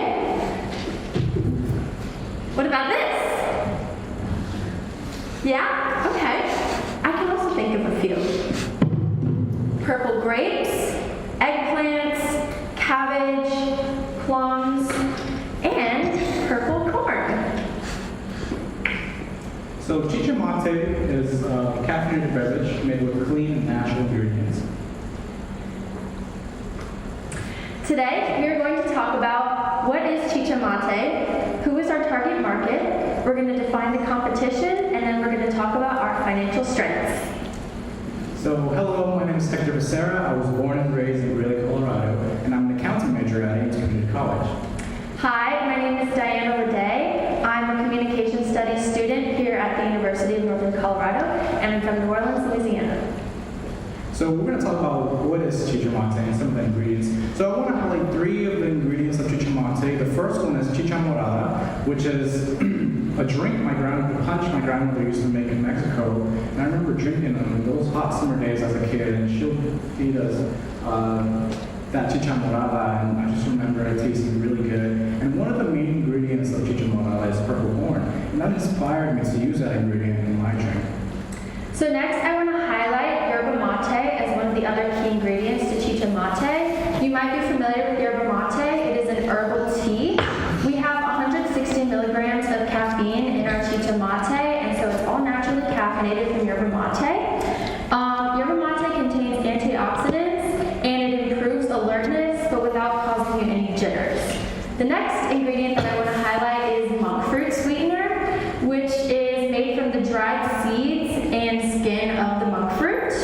Monk fruit is a sugar-free sweetener because it does not contain fructose or glucose, and it also contains antioxidants. So I used to work for my family's restaurant, and I understand how important it is to have a clean and sanitary environment to produce food. I also have several years with quality assurance, and quality assurance determines if a product meets specific requirements before it goes out into consumption. So I believe these experiences, I am reliable in making a better company for producing your beverage. So next we're going to talk about who our target market is. First, we want to highlight the working class. 80% of the working class consume caffeine every day. Chicha mate is a caffeinated beverage that does not leave you feeling crashed at the end of the day, like a cup of coffee would. Next, we want to target college students. 92% of college students consume caffeine for classes, studying, extracurricular activities, going to the gym, and some of them also work. However, college students notoriously have pretty unhealthy diets. I'm sure a lot of us can relate.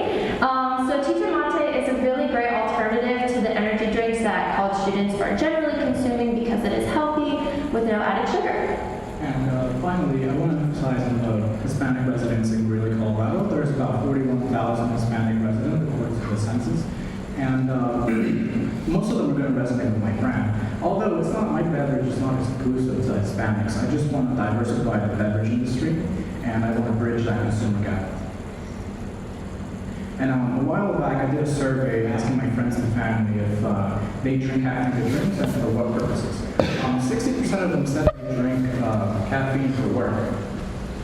20% of retail locations, 20% of sales went up for energy drinks in retail locations in 2022. So we plan on selling chicha mate to grocery stores and retail locations. And energy drinks account for 31% of beverages sold at convenience stores. So that's another place we plan on selling chicha mate at. And finally, referring back to that survey that Hector was talking about, 70% of our friends and family indicated interest in trying chicha mate. And now we're going to talk about our competition. So currently there are 3 brands out there using yerba mate in their energy drinks. The first one, the Chop, donates $1 per every drink sold into planting trees, but they're owned by PepsiCo Products, and PepsiCo Products is currently #1 in the world in plastic pollution. The next brand is called Guayaki. Guayaki is also advertised as an organic brand. They claim to restore rainforests, and they have an ethical business model in that they pay their yerba mate harvesters livable wages. However, they don't really have any cultural connection to their brand like Hector does with chicha mate, and that can actually be said for all 3 of the brands we're talking about today. And then finally, Yerba naturally sweetens their energy drinks. They also claim to be sustainable through recycling, but they seltzer their energy drinks. And going back to my survey, I also asked my friends and family if they prefer carbonated or non-carbonated drinks, and most of them said they prefer non-carbonated drinks. And something that's going to set me apart is that it's my family recipe, from my family to yours, and that it's unique to my heritage, and it has a unique flavor. I want to focus on the Greeley community. I want my brand to resonate with my hometown of Greeley, Colorado. And we're going to talk about some of the financial strengths. And to make a 16-ounce can of chicha mate, it's going to cost us around $2.51, and we're going to retail that price to $3.55. We want to sell them at gas stations, grocery stores, and especially online. Selling them online is going to be a little different pricing. I haven't done the math for it yet, but I know it's going to be a little more cheaper than trying to retail them at gas stations and grocery stores. With the prize money, I want to focus on advertising and buying all the equipment necessary in order to start production. And production, we're going to start production at my family's restaurant during the weekend when we're closed. And that wraps up the end of our presentation. So to go over what we talked about today, we explained to y'all what Chicha Mate is, who our target market is, we defined the competition for y'all, and we highlighted our financial strengths. So something to consider as you leave today is look around your produce section at your local grocery stores, see if you can find anything that you see in this color, and just keep in mind the next time you're looking for an energy drink to buy, you want to drink something that's going to taste like it came right from your garden. Thank you.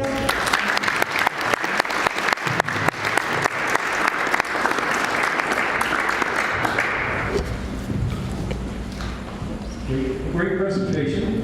I have a question on your cost. That $2.55 production cost hit me like and that's sledgehammer. so far that was just from buying the products from stores and trying to calculate it from just 16 ounce. But I know the more you buy of something like wholesale, it's going to be a lot more cheaper, right? And so potentially the more you buy, the cheaper it's going to be. But for right now, that's the price we got, and I haven't done the math for the wholesale. What's your end vision? Do you picture a plant where you're making this product exclusively, or what do you picture as the end state? So I want to make it sustainable. Originally, I had a paper bottle in it, and it turns out there's plastic in it, and I was like, oh, so we're gonna have to do aluminum. But I want to work to make it more sustainable, and I just want to make it more ethical, and I want to diversify the beverage industry a little more. Does the cost include bottling as well? No, the cost includes bottling as well, with the labels and everything.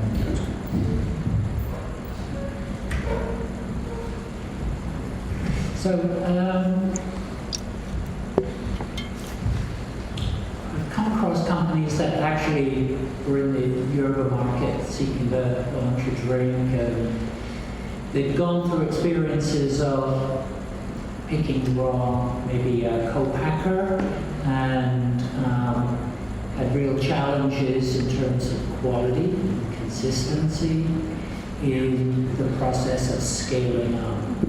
And I just wondered, have you done any research related to that? Because I guess what I'm seeing looks like you're doing this at a scale which is kind of in the prototyping mode, market testing mode, but if you're really looking to scale it, then you're into the realms of industrial scale production. You're probably in the initial stage, you're not going to set up your own factory. It's easier to do it using the expertise that exists within Colorado food industry ecosystem. So just wondering, have you looked at how any other brands have made that transition from your stage to a true scale-up? There's been a few successful companies like that. Yeah, well, Yerbe actually, I'm pretty sure it's a local brand. They're doing samples at Costco, and I know about them through that way, and that's why I included it in my presentation. But I haven't done enough research to look at what the quality is of different yerba mate plants. I just picked one, and I looked at the reviews, and I thought they were great quality, and I used it, and I sampled it to different friends and family, and they enjoyed it, and they said that it was effective. Chicha Mate. I like the way that sounds. I tried it, and it really tastes great. And I know that in your pitch today, you were pitching it as a cold beverage, but I could see that it could also be quite enjoyable hot. That might be another market to diversify seasonality for the company as well. And so the plan currently is to only produce it in a can, but not a powder mix or like a tea product. Yes. I had a question. It does taste great, so thank you for sharing it. Thank you for sharing your personal connections to the memories and whatnot.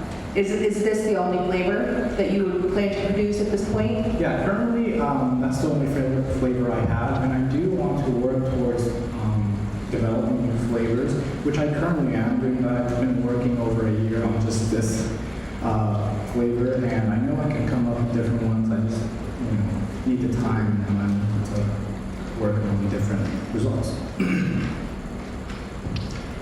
One more for you. What information do you have about the process of getting a bottle on the shelf at the 7-Eleven? Like, how does that work, and any progress towards getting there? Well, I know that they would meet certain requirements, certain quality standards, as well as like low amounts of production.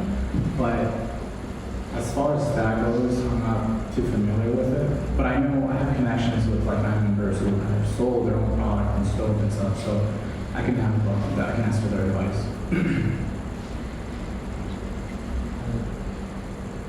To add on to that, is that bottle that you guys showed going to be the bottle that it comes in, or is there going to be a unique shape that's going to differentiate that product from other products? Yeah, it's going to be in a can. We just have it in this bottle so you guys can see the coloring.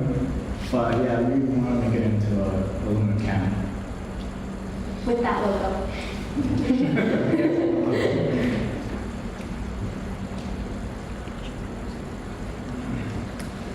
Any other questions?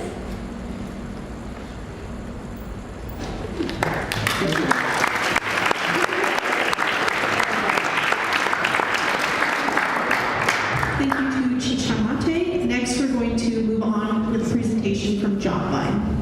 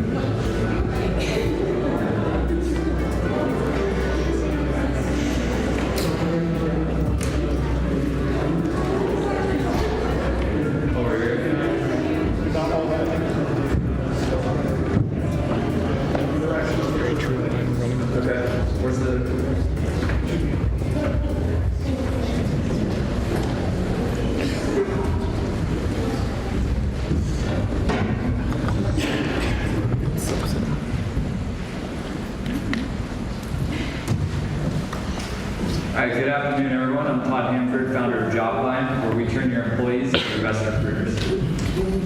So it's probably not a surprise to anyone here that employers say their best employees come through employee referrals.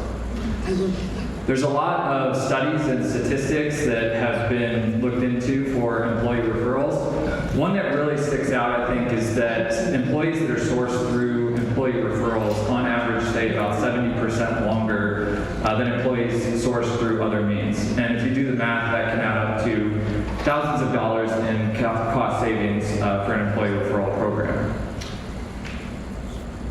So it might be then surprising to everyone here that employee referrals are one of the smallest sources of candidates.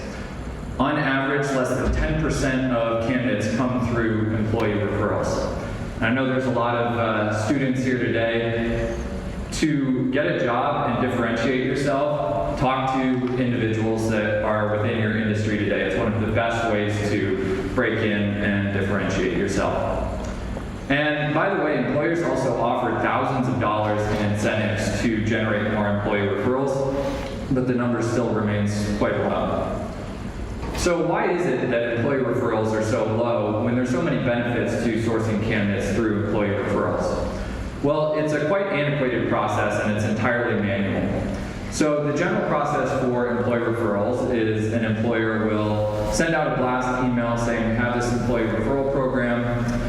From there, employees will rack their brains, who do I know that could be a good fit for XYZ job, reach out to that individual, see if they're even interested in the job, collect their information, and then go to a portal to enter I recently spoke to a large telecom company in the Denver area that has an intranet site where their employees have to log in, download a paper form, fill it out, and then email it back in. So it's really no surprise that employee referrals are such a small percentage of sourced candidates. So that's where JobVine comes in. We automate the entire employee referral process. So to start off with, we tap into employers' applicant tracking systems. This is their system of record for keeping jobs and candidates up to date. On the other side, we allow employees to leverage their social media connections to generate more employee referrals. So I'm going to walk through an example of how this works using a company that we beta tested with at the end of last year, Hospital IQ. So Hospital IQ connected their applicant tracking system to JobVine. That again allows us to keep all of the jobs up to date. From there, their employees, so in this case Michael, can sign up for a JobVine account and he can one-click connect all of his social media accounts. So you can see on the right-hand side here, that's how he would connect his LinkedIn account. So he authenticates, clicks allow, and it's connected. From there, Hospital IQ can create a template that all of their employees can use, and there are magic placeholders in these templates that automatically update with the jobs and the special link for every employee that's posting. So you can see here this jobs list magic placeholder turns into the latest jobs that we've updated through their applicant tracking system. So from there, Michael can use that employer template to then set a cadence of how often he wants to post jobs to his social networks. So you can see in this example, it's a little hard to see, but Michael set this to go out every 3 weeks at 5:45 a.m. on Tuesday to his LinkedIn account. And at the bottom here, you can see that there's one job open at Hospital IQ at the time of him creating this post cadence, and then he has his special link that tracks to him down below. So on that cadence that Michael has set up, so every 3 weeks, JobVine posts on his behalf. So he only has to set this up once. It's a set it and forget it type of thing, and then he's basically completely removed from the process, and he can leverage his connections to generate these employee referrals. So you can see that JobVine is posted on his behalf, and instead of one job, there's 2 jobs now. So in the time that he set up this post cadence, there's another job that's opened up, and JobVine updates that automatically. And then below is a link that anybody can use to get to those jobs. So this goes out to Michael's network. Casey, one of Michael's connections on LinkedIn, is interested, searching for a new job. And so she goes ahead and clicks the JobVine link, which directs her to a personalized JobVine job board. On that job board, she can see information about all of the currently open jobs for Hospital IQ. She can see information about the employer, Hospital IQ, and she can see information about Michael's employment with Hospital IQ. So this is super relevant to Casey being a connection of Michael in this case. And then for every job, she can click the apply button. So Casey decides to apply to one of these jobs. She clicks the apply button. There's an easy to fill out form, just a few fields that she has to fill out to submit her application. All of that information is saved, so anytime she wants to come back, apply to another job through Hospital IQ or through any other employer using JobVine, it's a one-click application process. So once she applies to Hospital IQ, that information is automatically pushed to Hospital IQ's applicant tracking system. It's also recorded within JobVine, and in this case, Michael is notified that he has a new referral. Michael then can go in and add a recommendation for Casey. So he can say whether he knows Casey socially or professionally and whether he would recommend her for the job that she's applied for. And that gets automatically posted to the applicant tracking system as well.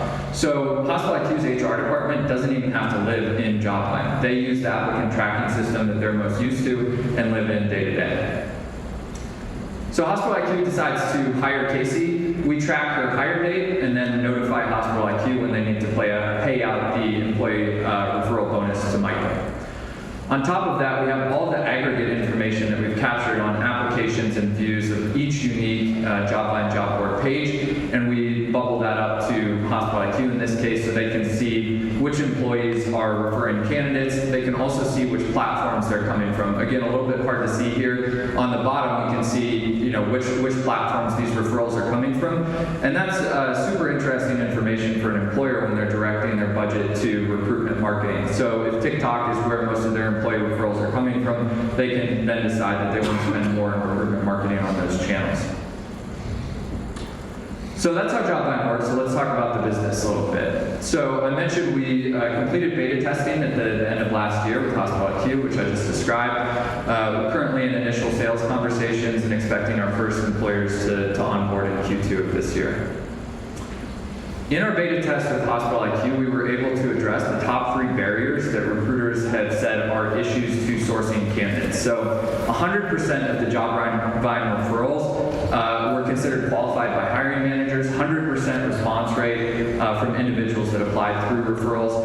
And I think most importantly, 80% of referrals were passively searching for jobs. These individuals are actually quite hard to identify in other means of sourcing candidates. The market is quite large. In the US alone, it's about $15 billion for online recruitment sites, growing at 12% annually. Our revenue model is kind of a blended SaaS model, so we charge a $250 per month platform fee, and then on top of that, we charge a contingency fee whenever somebody is hired through the platform. And this is much lower than what staffing agencies charge today. There are a few competitors in the automated employee referral space. Most importantly, Jobline really differentiates itself using the personalized job boards and the automatic posting through employees' accounts. So whereas our competitors really focus on those first degree connections, which can be good, it's a small number compared to the expansive network of your second and third degree connections.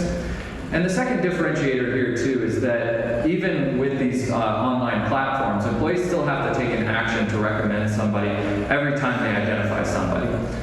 Whereas describing Jobline, it's really self-service to the candidate. So the employee really only has to do this once, and then they're kind of out of the equation. We're targeting US-based employers, and we're also starting to target staffing agencies in the US as well. Our go-to-market today has really just been reaching out to VPs of HR and talent acquisition through LinkedIn, cold outreach. We're also going to start testing in about a month here a bottom-up approach that's been used by companies like Slack to go to market, allowing employees to use the platform for free and then go into HR departments with data in hand to kind of prove out the concept. We believe that employee referrals are really just the start. Our vision at Jobline is that anybody can monetize their professional network. So at the end of this year, we are also going to start testing a marketplace where thought leaders and influencers can connect with employers and help them through to recruit through their own channels.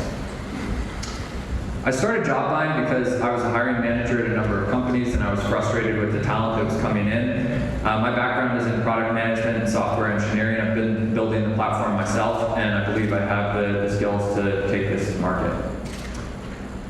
So that's Jobline, where we turn your employees into your best recruiters.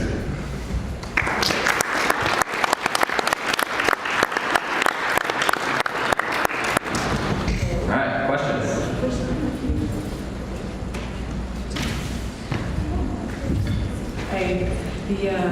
The HR tech sales cycle is notoriously long and arduous as you get to larger and larger corporations. So tell me about your sales strategy to get in front of the right decision makers. Yeah, it is quite challenging. B2B sales is challenging. So the HR department, they do operate on an annual fiscal cycle, usually calendar year. And so really the selling season kind of starts at Q3. For smaller companies, it's not necessarily the same. So at the beginning of this year, I'm really targeting much smaller companies, kind of under the 250, but I'm trying to move upstream. So I'm having conversations with larger employers, but I'm really not expecting those to hit until more of the end of the year. As far as getting in front of those individuals, it certainly is difficult. I'm starting to really focus on Colorado companies. So I've basically pulled all of the jobs within tech that companies in Colorado are recruiting for, and targeting them directly, and kind of using the we both live in Colorado approach to kind of generate some more connections that way. Yeah, thank you. And one more quick one. How do you get to those second and third tier contacts? If I Yes. post on LinkedIn, that goes to my direct contacts, so like how do you get out beyond that? Yeah, so those posts that go out, I mean, those do go to second and third degree connections. It's kind of the LinkedIn algorithm. So it's going to be seen mostly by your first degree connections, but it'll be second and third degree connections as well. And LinkedIn is just one channel, right? So there are other social media platforms as well.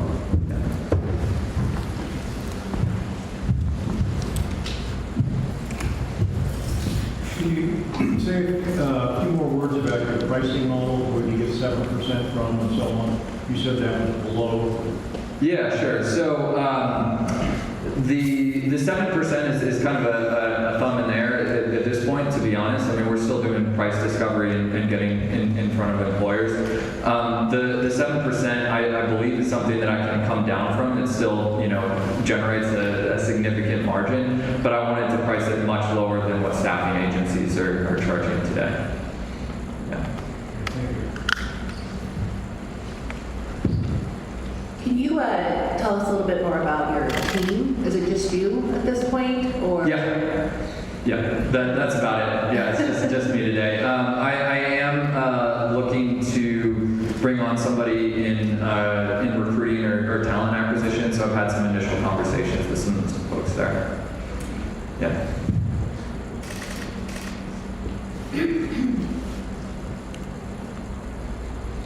I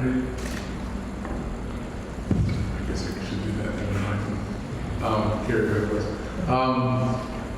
What are you raising money right now? Have you raised already? Are you raising now? And kind of what's the target? How's it look?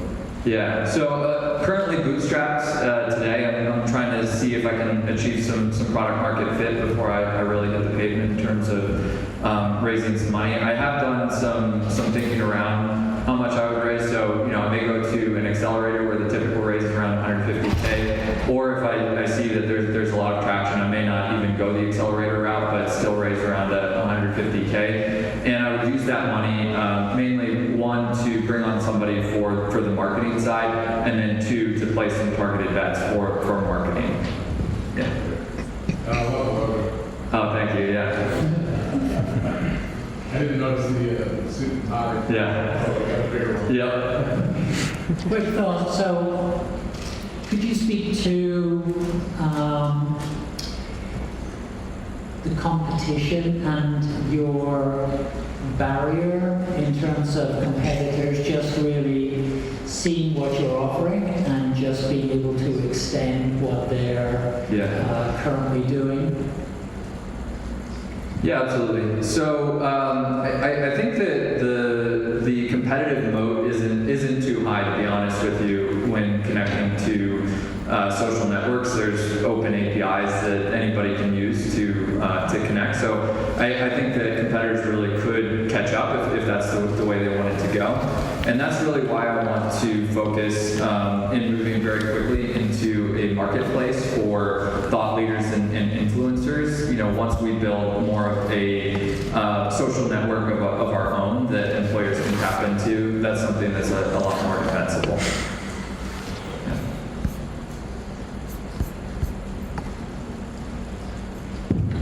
I just had one follow-up question to that. You mentioned APIs. Is there any limitations to what APIs they can talk to, not necessarily the output into your social networks, but the type of business employee tracking systems that can be accessed? Yeah, so on the applicant tracking side, is that what you're asking? Yeah. So there certainly are varying degrees of quality for the applicant tracking systems. A lot of the more modern ones, it's quite easy to tap into their APIs, and I've already built connections to a few of those, Greenhouse and Lever being the largest. In terms of some of the older ones, it sometimes isn't possible to connect directly to them. I am able to basically scrape jobs off of a company's website as well. And so for smaller companies that don't necessarily have an applicant tracking system but do have a company website, we can easily just scrape the jobs off of there, and then they can actually set up a email notification system where they get notified anytime somebody submits an application, and they can also track it within Jobline. So Jobline really kind of turns into a light applicant tracking system at that point. Yeah.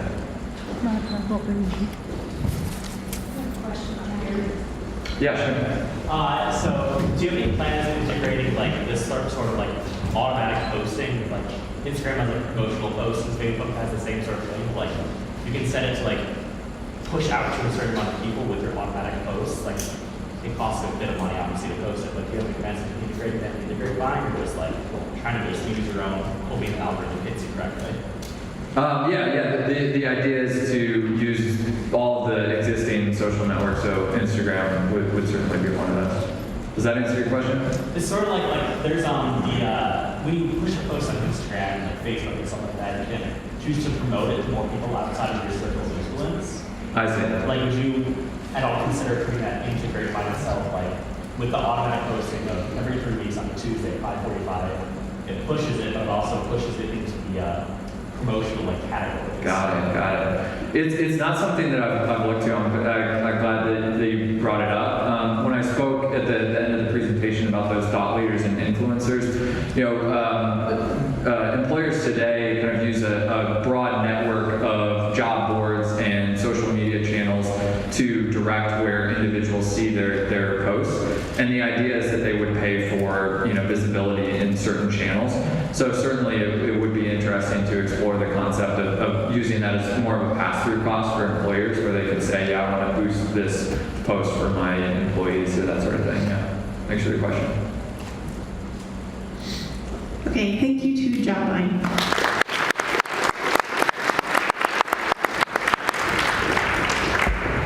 And next we're going to hear from Milk and Honey Baking Company.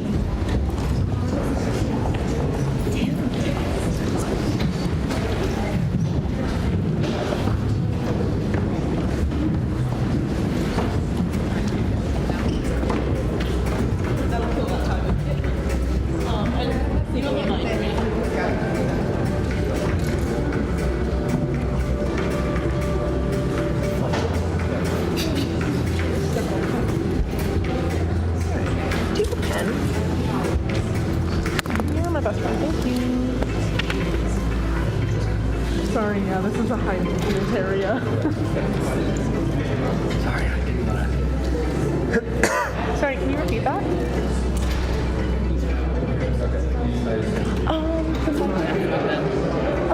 Yeah, so do you want the lapel one? Yeah.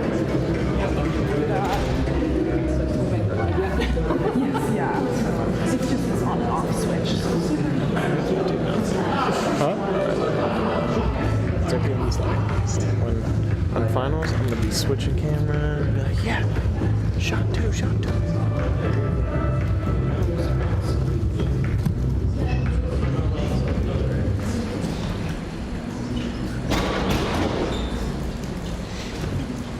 All right, ready? Okay, good afternoon, everybody. My name is Caitlin Chapman, and I'm the owner and founder of Milk and Honey Baking Company. So I want to start out by introducing you to some of my favorite people. On the left here, we have my friend Maggie. She turned 24 in April, and she told me that no one had ever made her birthday cake, and I thought that was absurd. So I made her one, and just look at the way her eyes are shining. In the middle, that's my cousin Scott. That was his 3rd birthday, and as you can imagine, he was just about as thrilled as any 3-year-old could be that he had a cake that weighed as much as him, honestly. And then, there on the right, that is my baby sister, Rennie. We adopted her out of foster care, so that picture was taken at the year anniversary of the day that we got her as a foster baby, and we always told her that we love her big like the world. So I made her a cake that looks like a globe. And that baby is not a baby anymore. This was her 6th and 7th birthday. As you can see, she went from unicorns to ninjas. I don't know. The second one's not a great picture, but she's really into Ninjago. I don't know. Her 8th birthday was a Barbie cake. In case you were curious, we kind of went back there. So this is what Milk and Honey Baking Company does.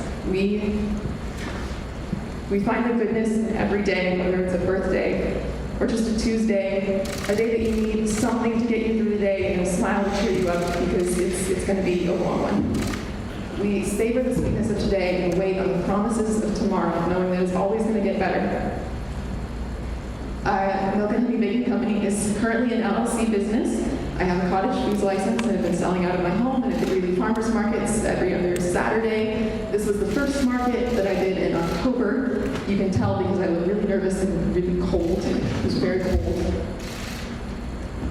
The goal of Milk and Honey is to start a cafe and bakery. My plan is to have it up and running within the next 5 years. So we want to have a full espresso bar, bakery, cakes, custom things, the whole 9 yards. So our target market kind of goes back to my favorite people. We want people who want a custom cake. You're not going to find it in Greeley. There's no option. You can maybe go to King Soopers, you can go to Sam's Club, but other than a few home bakeries here and there, there's nowhere that you can go in, talk about what kind of cake you want, where you're going to get it, and what are you going to do? Because kids go from unicorns to ninjas. So in that, we're going to be looking at working generations, millennials and Generation X, people that can stop by before they go to work in the morning, grab a coffee and muffins, stone to go. As well, these have to be middle and high income. Unfortunately, I can't make things as cheap as I would like them to. You guys seen the price of eggs. And then, of course, we want people with family-based values. Someone that wants their kid to have this cake that makes them feel super special and like it's the best day in the world. When I was little, my mom would make us cakes that she would spend all afternoon picking tiny little stars on. And we have these pictures throughout the years of how our interests change and how we can see that we just felt so loved and special because we had this cake that was just our own. These are a few custom reviews. I've been doing this for a few years now, throughout high school and again in college. My personal favorite is Single-Handedly Saved Christmas. That's all I ever wanted to do, so mission accomplished, really. So looking at competition, I do know that I want a storefront, but I don't have an exact location in mind. I think I want somewhere in northern Colorado, but whether that's Greeley, Loveland, Fort Collins, I'm not super sure yet. I want a good fit for me as well as the bakery. So that being said, I've kind of looked at a variety of places to figure out what I think would work the best.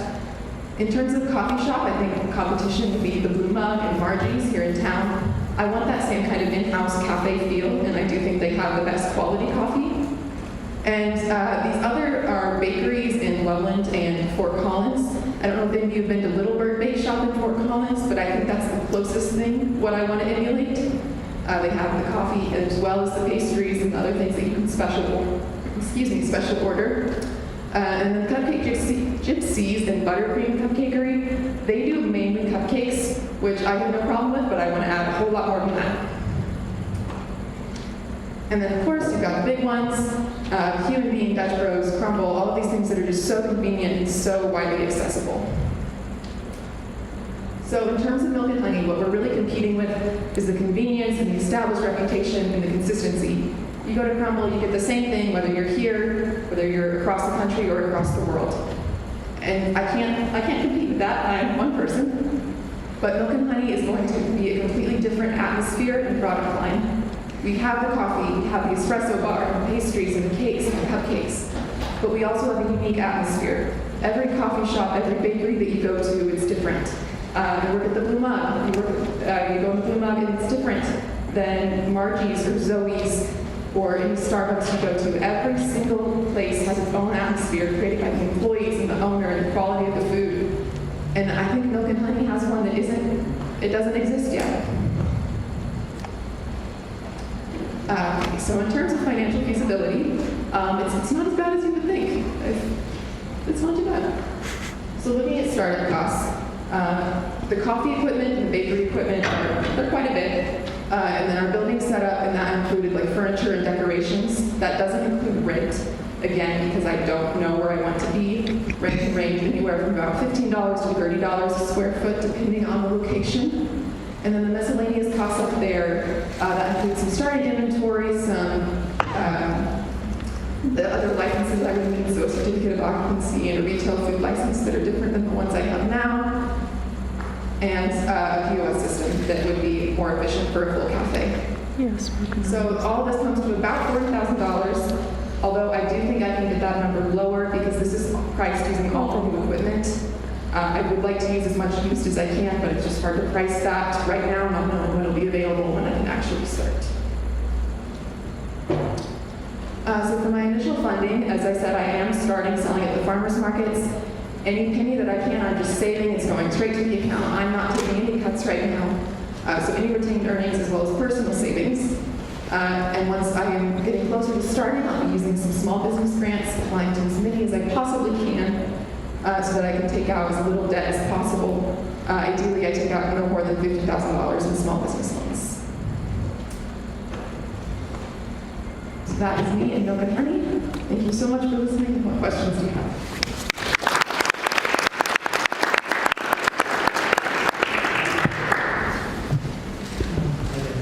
So I was just thinking in terms of a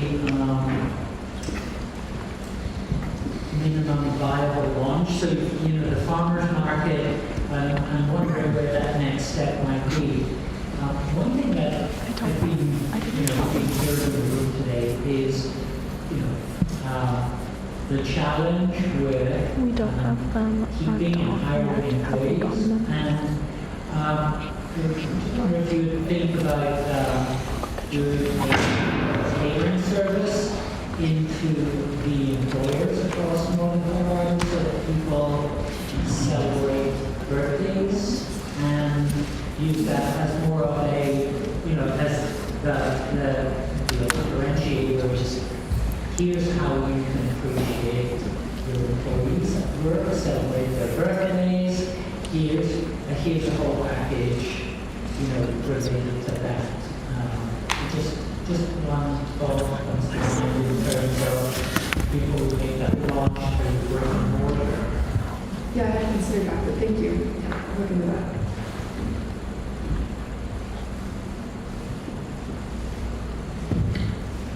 Hi.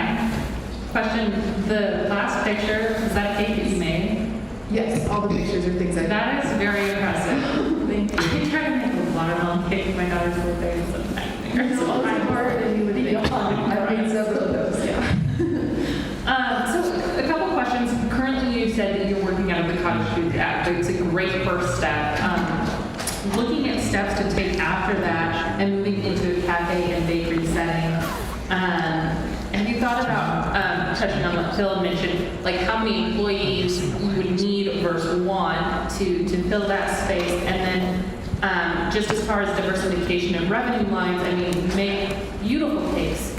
Are you going to do weddings? That's a whole panel. Yes, the cupcakes you saw, again, cupcakes but different. Those are both wedding I did in December. Very cool. And then, what about employees?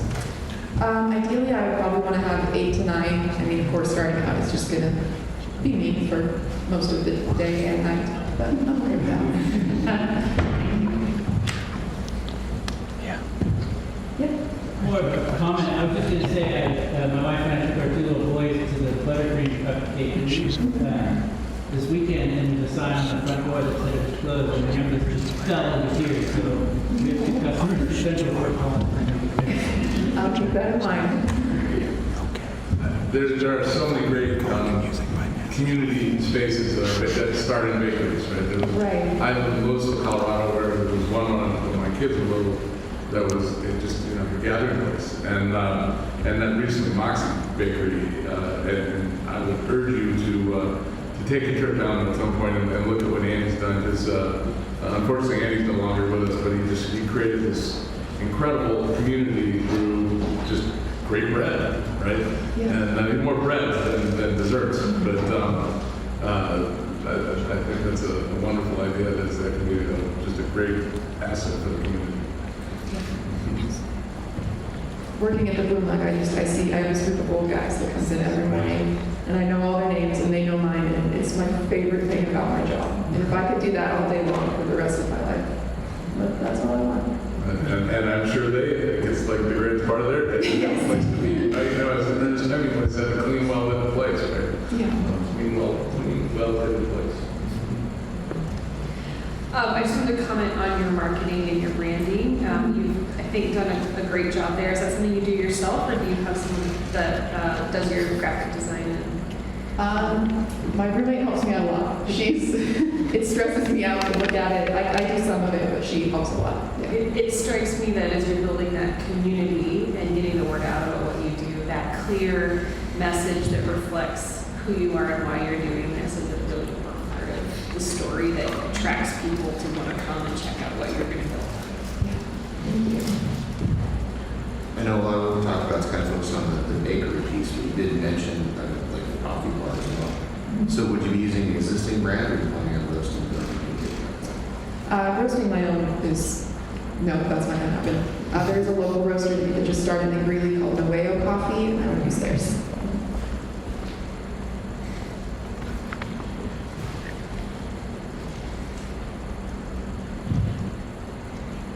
By the way, what you had was chocolate caramel shortbread. Those have been the best sellers at the farmer's market so far.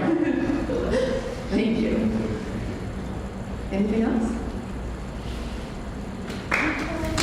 What farmer market do you sell at? The Greeley Winches Market. So it's the first and third Saturdays of every month in Zoe's showroom. So it's like a room off of the Zoe's coffee shop.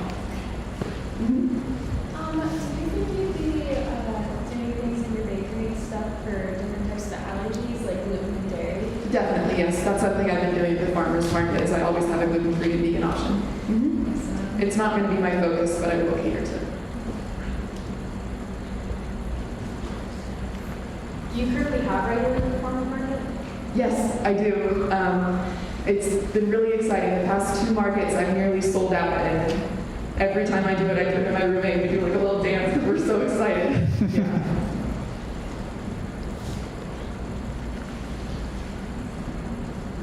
Yes. Do you make anything that's like sensitive to egg allergies? So vegan, yep. Those have no eggs.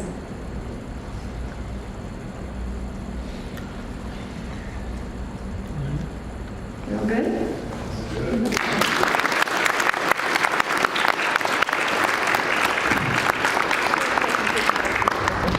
Thank you to Milk and Honey Baking Company.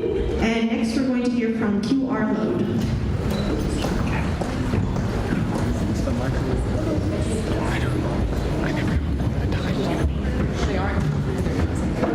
Just do it, son. Worst thing, you just turn it down, and like after you do it. Yours is very valuable. Yeah. Put this in on the bloopers. Yeah.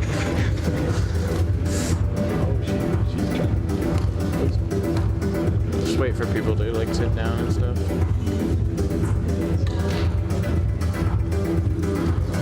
Skip one. Okay.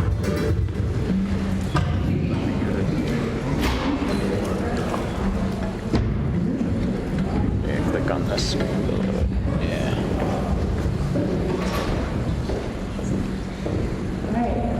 Hi, good morning. This is Emily, and I'm going to present QR Load. We have a new way of bringing microwave usage to the world, and our CEO is Kaylee. I'm currently the president. This is just a little information about microwaves. There's about 90% of U.S. households right now that do have microwaves in them. One of the biggest challenges just that face in general families is struggling with food prep time, especially with middle school, high school age kids at home wanting to cook and siblings not wanting to cook because it's dangerous. So we came up with a way to assist with that.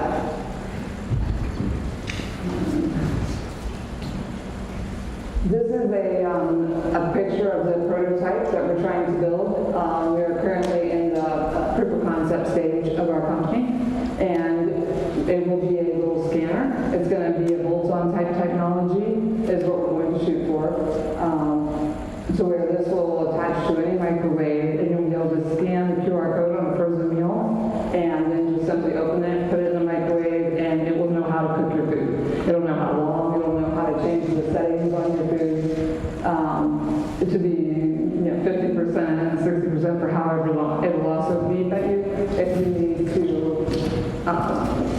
stir it up.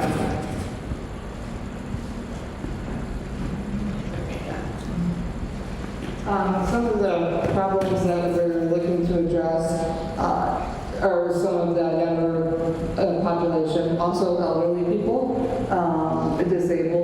have a hard time cooking meals on their own, so we'll give them some independence with that. And for just pretty much anybody that wants to make meal time shorter, we're hoping to help make this easier.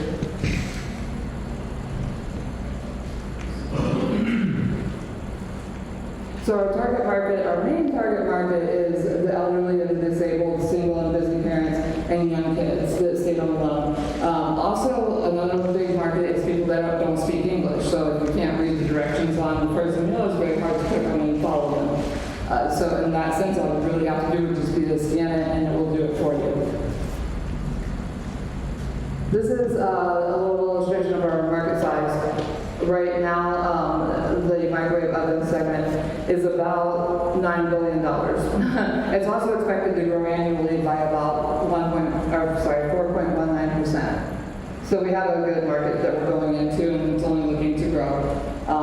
Any kind of disruptive technology, we do expect to have a longer runway on, a longer ramp coming onto the market. But once we get to the market, it will be a much more disruptive technology that we're really hoping will catch on very fast and be adopted very well.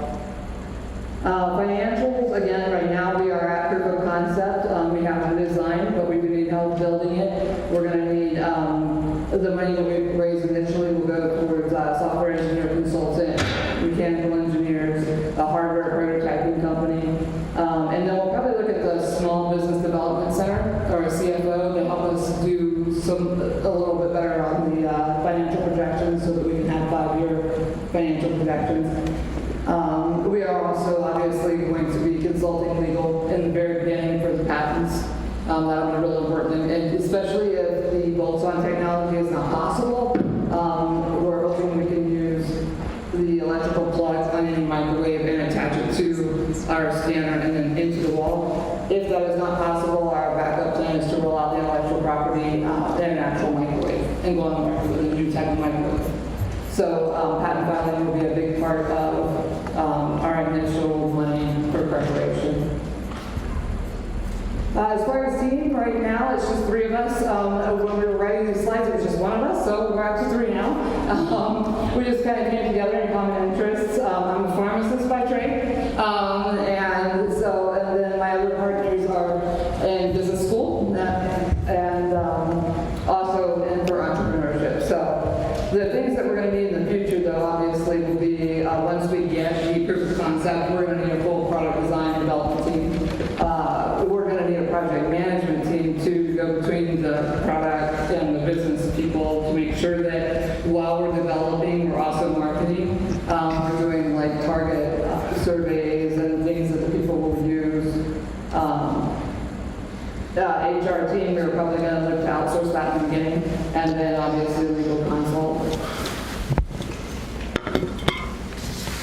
Right now, we are basically trying to raise money through competitions, personal savings, and help from family and friends, just to get us to the point where once we get proof of concept, we're able to then go to angel investors and look at a more bigger plan to develop from proof of concept to beta testing.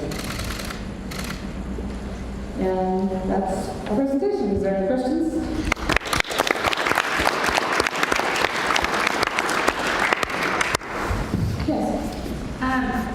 With microwave Whole Foods now, do they currently have QR codes on their packaging? They do. About 90% of them do. And even if they don't, we can overcome that part by linking the UPC code, which is pretty much everywhere at the grocery. Sellers, they scan those out at the grocery store. So if we can't overcome that with just QR code itself, then we will try to use our software engineer to build a database so that they can read the UPC to the directions that are linked to that specific meal and then into the microwave. Great, thank you. Yeah. Yes. That's what I was going to ask about. So you have to build out a database of all the cooking instructions that are out there. That is correct. However, the way technology and database and software are today, we're going to be looking to be able to use a software engineer to set up a template structure that will, so that we're not like manually programming every single one, but that we're able to like download from a database of cooking instructions that are linked to that. Obviously, there'll be quality checks after that, and we'll make sure that that it's tested and run through by both software and the mechanical engineer.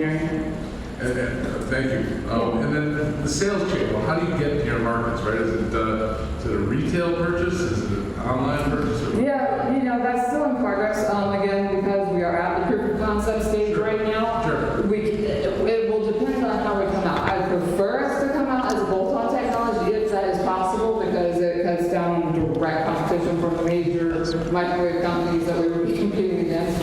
Also, it could be rolled out much cheaper. I'm thinking probably $30-$40 range. If it's going to be more than that, we would go with microwave. So sales channel-wise, if it is full microwave, obviously we have to have full patent protection going on. But then, yeah, we would be hiring. That's getting a little bit out of my forte. So I would probably look again to the Small Business Center to help us nail down those channels. Social media, as far as outlets, probably online shopping. I know there's a lot of different ways to get your product for online marketing and possible buyout. I mean, we'd be looking at an exit strategy within 5 years, we hope. Great, thank you. Yeah, so in terms of consumer demand, have you done any testing there that might gauge how many consumers out of 10 or out of 100 you think would be would have some demand for? Yeah, so I've done preliminary research on it. Obviously, I haven't done any surveying. I can tell you, and it depends on the market segment. If you're looking at blind, disabled, hearing impaired, people like that, I would say 6 to 7 out of 10, as long as you're functional in every other way, because that assists with independence, and that is a very big thing that.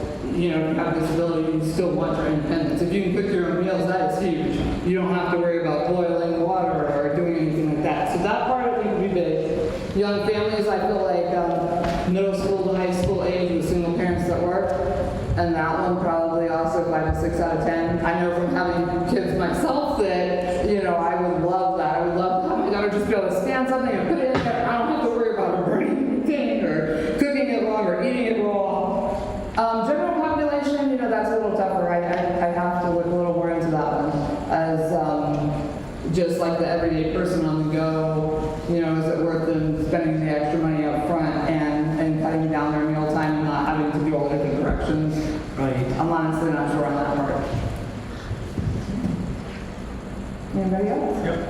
Yeah. Just a question again on the use model. I want to make sure I got it right. So you're going to use this device to scan the QR code or the bar chart. That is correct. And then it's going to give me what now? The instructions? Yeah. It's going to be all automated. It'll be more like an AI microwave, so to say. So you can, if we do it on the bolt-on technology, that'll be the little AI part. If it comes out in a microwave, it'll be enclosed in that. But you'll scan the code.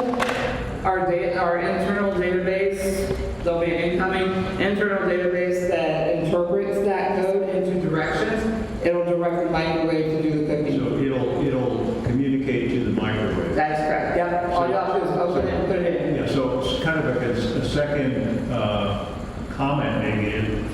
Have you planned on potentially patenting that concept? Oh, definitely. That would be one of our very first uses of money as we are consulting legal. For 2 reasons. One, if we come on as a microwave, obviously we're going to have that patented because there's huge microwave companies.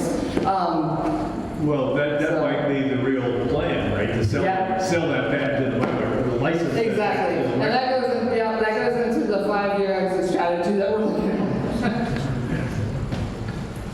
Anybody else? Yeah. What's your origin story? How did you think of this idea? It wasn't me that thought it up. It was one of our other partners. But from what I understand, just frustration with having to read through detailed things and change it and go over there and stir it and just do all these different things and not having the option. It just seemed easier, I believe, that they could just scan it and throw it in. Yeah. Because I know this is for microwave now, but would the plan be to expand it to like oven, so you wouldn't have to reset it and different heating? I'm thinking like Thanksgiving dinner having to change.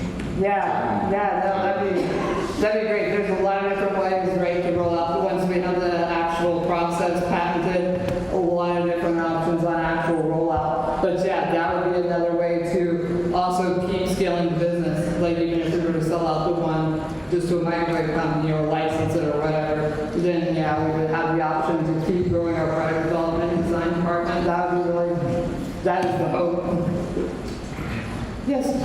Two questions. One's an assumption, obviously, that you would need Wi-Fi in order to access the database. No, actually what we're looking at is a completely internalized database unit. So it actually does not take that much data for the database alone. It's not using any kind of like pictures or images or videos. It's literally just a code that is attached to the database that finds it like an index and then communicates it. So there's no Wi-Fi need. No. So a follow-up to that question, that's a sub-question, is do you have to update it regularly? I'm sorry? Would the customer have to update it regularly? We're looking to have automatic uploads, just like your iPhone would once a month, uploading new frozen foods that have come on the market. That'll be another source also of hopefully of revenue. Are the companies that are included in the product. I mean, obviously we want to include all of them. I don't think we're going to be met with much opposition with that because I believe that will probably help sell their food. But another great thing to do as we're growing several years down the road would be to be able to advertise, have them as an advertising platform. They can advertise, we offer this, and they're included in our database. And they offer their uploads that they send it to our company, we upload it. So my original second question is, with this bolt-on technology that you're speaking to, would this device have to be charged separately? No, and that part we're still in proof of concept with, so I'm not quite sure, and I'm not even sure that is going to be the feasible way to go. If we do though, no, it doesn't have to be charged. You will take the microwave plug, because that's the only common thing to every microwave that I know of, and plug it into the scanner, the pure scanner, that will then plug into the wall. That's how the power unit will work. We're hoping the mechanical engineers then can route the power back the other way and have a separate channel for data. But again, that's what some of the money is going to be used for, is trying different proof of concepts, seeing what works the best, getting legal on board to protect us. And we're hoping to roll out when we get to the market as an S Corp. Right now, just a sole proprietor is what we're at, moving to LLC, but when we have more money in S Corp and a good way to set it up. Yeah. You say you would roll out monthly updates like Apple does on their own iOS devices, and it's not connected to Wi-Fi, so how would you roll out those updates internally for the system? Yeah, so it won't be required for operation. Wi-Fi won't be required for operation, but you are correct. For updates, there will probably need to be some type of Wi-Fi connection. If that turns out to be a hindrance for disabled or whatever, we would be looking to include like a small Wi-Fi hotspot along with the microwave. Another question. Yeah. Have you considered possibly selling the data that people provide this food and then they have to scan it and barcode? Have you considered selling that data outside of the country, so just like along? Do you mean like how many like disabled customers are buying it? That type of data? Customers in general, yes. We haven't really thought about that just yet. I think we're looking at a lot of different sales channels, but data sales is still a little bit controversial, so we haven't quite nailed that down. But it is a good idea. It'd be on our plate for a thought. Yeah. It does seem that at the heart of this is that patent protection. Yes. Can you just say, have you done any of this patent search, evaluated, and you just what progress have you made in terms of your patent? We're preliminary. We haven't hired, obviously, a search attorney, but we have looked. I haven't seen anything exactly like that. We plan on trying to file the patent pending first, and we looked into doing that. That actually only takes about $125 to do, but I can't finish the search until we get the proof of concept model and we get the exact mechanical and software detailed documents, because that's how I would search for the exact components of the patent to make sure that there wasn't anything in place like that. But it's kind of hard to just, we do have some ideas on paper, but it's kind of hard to know if that idea is going to then work mechanically. And until I know that, it's kind of hard to know exactly what the research with the patents. But from what I can tell and what I know is on the market, it's not out there yet. So. Awesome. Thank you to QR.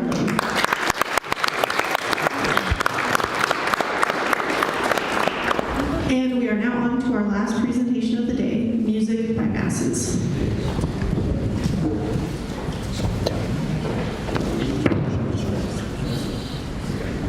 They've got to set up their microphone.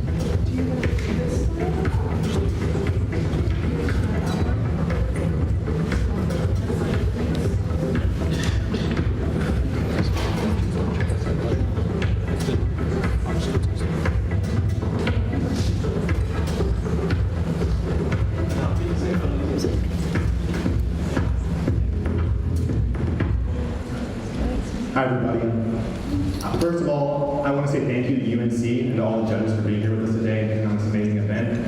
I also want to give a shout out to all the presenters that went before me. You guys all did an amazing job. My name is Matthew Finder, and I'm the CEO and co-founder of Music by Masses. It was a cold night in February of 2020, and my business partner and I were taking a walk through Colorado State University's campus.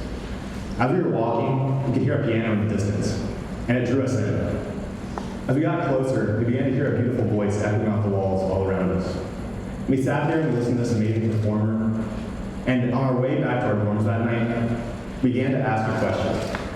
How much undiscovered musical talent is there just waiting to be heard? I'm sure almost every one of you guys have a friend, family member, or a loved one that's an aspiring musician. But the odds are their music is never going to get heard. The music industry is broken. And with that realization, Music by Masses was born. We've broken down this. Our vision is to fix this broken system through creating an innovative business model that empowers artists, supports their creativity, and creates unparalleled experiences for their fans. We've broken down this massive problem into 3 core pieces. First, there's undiscovered musical talent absolutely everywhere. Second, the industry takes on massive risks in signing these artists and throwing shows. And finally, that risk is unfairly passed on to artists in the form of bad deal structures. Let's look at the industry as a whole. Roughly 90% of artists remain totally undiscovered. The industry takes on about $2.2 million of risk for every artist they sign, and the average deal looks like an 85-15 split, where the industry gets 85% and the artist only walks away with 15%. The industry is going through a massive growth period. Currently is valued at over $62 billion. And by 2030, it's going to be valued at $131 billion. That's a 12% CAGR. Our solution is to first discover the amazing talent through our global music competition and mobile application, which is live on app stores as we speak. Then, you need to connect that talent with what they need most in the industry, whether it's a label or promoter. And finally, you need to be able to fund those artists through a new and innovative funding structure, where the fans invest directly into them. There are multiple startups trying to solve small pieces of this problem, but nobody is creating a solution like ours. Our target market is broken into 3 core segments. First, we have musicians, both big and small of all genres. Then, we have their friends, family, and fans that make up their listeners. And finally, there's the music industry itself, which is made up of labels, promoters, venues, the list goes on. We've done a massive amount of customer discovery. Over the last 3 years, we've held 5 artist conferences, interviewed over 300 artists, and had amazing discussions to pinpoint this exact issue. Not only have we focused on the artist side, but we've also talked to industry experts, such as Chuck Morris, a legendary promoter and the ex-CEO of Rocky Mountain AEG. We've spoken with Eric Griffin, an entertainment lawyer with many prominent clients. Jay Gilbert, an industry consultant and podcast host for Billboard and many other industry podcasts, as well as Northern Colorado's own Greta Cornett. Let's dive a little bit more into our solution. First, like I said, you have to be able to find that amazing talent. That's done through our global music competition. Imagine American Idol paired with data and AI and predictive analytics. It allows us to provide massive opportunities to artists to get gigs, win prizes, and connect with fans in a new way. Not only are we helping the artists, but we're also minimizing the risk for our industry partners. We're giving them direct data and view on artists that has never been seen before, allowing them to maximize revenues and minimize risks. Once that talent is discovered, they need to be plugged into what they need most in the industry. Like I said, labels, promoters, booking agents. The artists create and we connect. A lot of people forget that artists are not business people, they're artists. And that's where we come in. We're positioned to be the operating system of the music industry. By making massive partnerships with some of the biggest names in the music industry, it will allow us to build our own in-house machine. Finally, imagine investing in your favorite artist, like a stock. We call this an initial artist offering, and it's like a stock market for musicians. It allows us to create an innovative new way for artists to raise capital while taking the risk off of the industry. We plan to generate, our revenue models are simple. We have a subscription model that the industry will, we have a SaaS model that the industry would follow that would allow them to get data and insights, test their assumptions, and prove their theories. We also, for the funding, we would charge a 15% fee per round. By 2033, we plan to generate $37 million worth of revenue streams. And that's not including live events and others that we'll add in later. We also have a goal of exiting in about 10 years. To date, we have raised $140,000, and we're looking for a $1.5 million investment for a 10% stake to truly scale this vision to reality. That money would go into building our proprietary technology even further, investing in human capital, and hiring the best possible people in the industry. We'd also put money into building out our fund model and perfecting our live experiences. To date, our traction so far, so since this initial idea in February of 2020, and I actually sent a newer version of the pitch deck, but this is not it. Since our initial idea in February of 2020, we have proven our concept on Instagram while amassing 17,000 followers. We launched our first app in July of 2022. And by December of 2022, we hit 1,000 active users. Right now, we have 1,500 active users, which when you do the math, is a 50% month-over-month growth rate. In June of 2023, we plan to release our SaaS model to the industry with 10 beta clients. And in September of 2023, we plan to release our AI and data-driven platform. By early 2024, we plan to close that seed round that I was talking about, which will allow us to expand our team and build our revolutionary funding model that will change the way the music industry works today. Our team is made up of beautiful, brilliant, and amazing people, ranging from a mortgage banker who's IPO'd at multiple companies, to our lead developer who's been coding for over 15 years, to our industry advisors who have been in the industry longer than I've been alive. The music industry is broken. Join us in building the future by finding, connecting, and funding the artists of tomorrow. Thank you.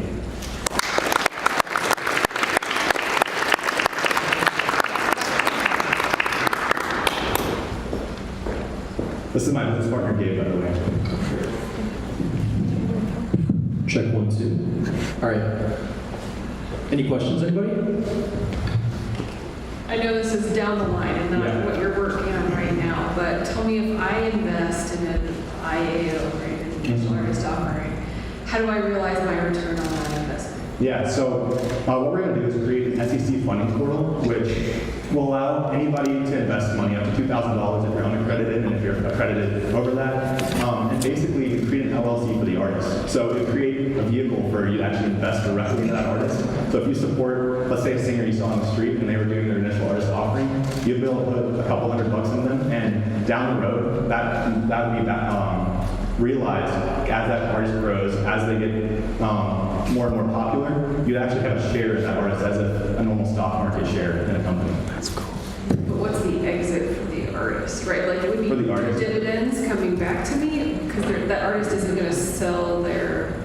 No, the artists won't be able to sell their shares, but it would give them the money they need to get off the ground. Because a lot of it's pretty expensive to go record albums and go on tour and all that. So typically if you go to a label and you have to go sign a deal, it'll sign your life away, right? I get the front end of that. Yeah. Like I'm trying to, besides helping artists, Yeah. is there money coming back to me? Yeah. And in what format? Yeah, in the value of your shares, so you'd be able to actually buy, sell, and trade those shares on the platform. We'd be creating like a secondary stock market for talent. Regarding the SaaS solution, you said that we hope to have 10 clients. So what's a client there? Is it an artist or is it a venue or not quite sure. Yeah, so the clients are the actual industry partners. So labels, we'd be able to minimize their risk in multiple ways. Venues for throwing the shows and promoting. Yeah, our core client is the industry. They're the ones who have most of the money in the market. So we'd be being able to minimize their risk and maximizing their revenue. And the SaaS solution is something that is their portal rather than the web app that the listener, the investor would use. Exactly. Or the artist would use. This is their portal for the career of that artist. Exactly, yeah. It would be their portal to first be able to identify it through our AI predictive analysis. We're going to be pulling APIs from all streaming networks and social medias into one point. And so first we'll be able to flag and give an idea, okay, like here's a couple artists that I might want to look into. And then they'll be able to pull them into our competition side and actually test their assumptions. See how big their fan base actually is, because a stream isn't necessarily a fan. So it allows them to really reduce the risk before they make a move and try to sign somebody. Do you have current artists and would you use customers, like any industry partners? At this point? Yeah. So our two advisors are actually very connected in the industry. They're about one phone call away from literally anybody. And so we've been working with them a lot to really build this out. We do have our first potential client who is Fort Collins Music Association. So they run Washington's and a lot of other venues, and they wanted to do a partnership with us. Actually, last week we had a meeting with them. So they're going to be our first partner, and off that we're going to be continuing to build that risk reduction platform and allow to give them really interesting insights and views on the industry. Yeah. Just picking up on this piece about the monetization. So, number one is, what's the culture here? I mean, is the culture to democratize talent development, or is it more balanced between that and create a revenue stream? And the second part, when we start to talk about that revenue stream, is really what does that look like? Is that built into that LLC agreement? Is there a dividend structure? Is there a share back if that artist?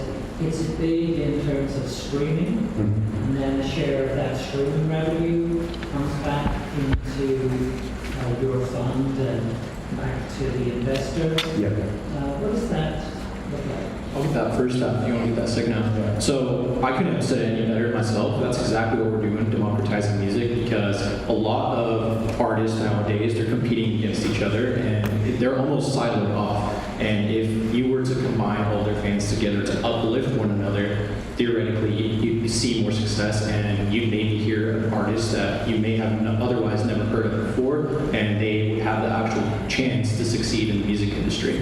Yeah, and then diving into the second part of your question, can you repeat it really quickly just so I can answer the best? Sure.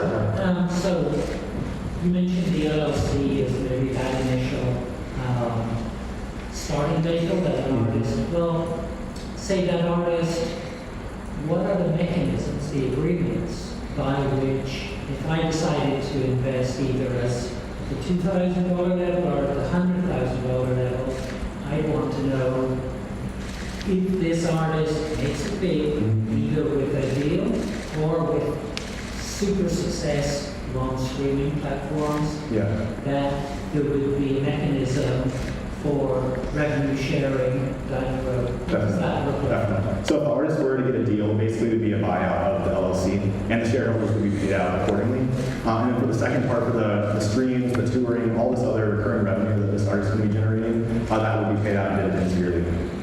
Yeah. Question. Yeah.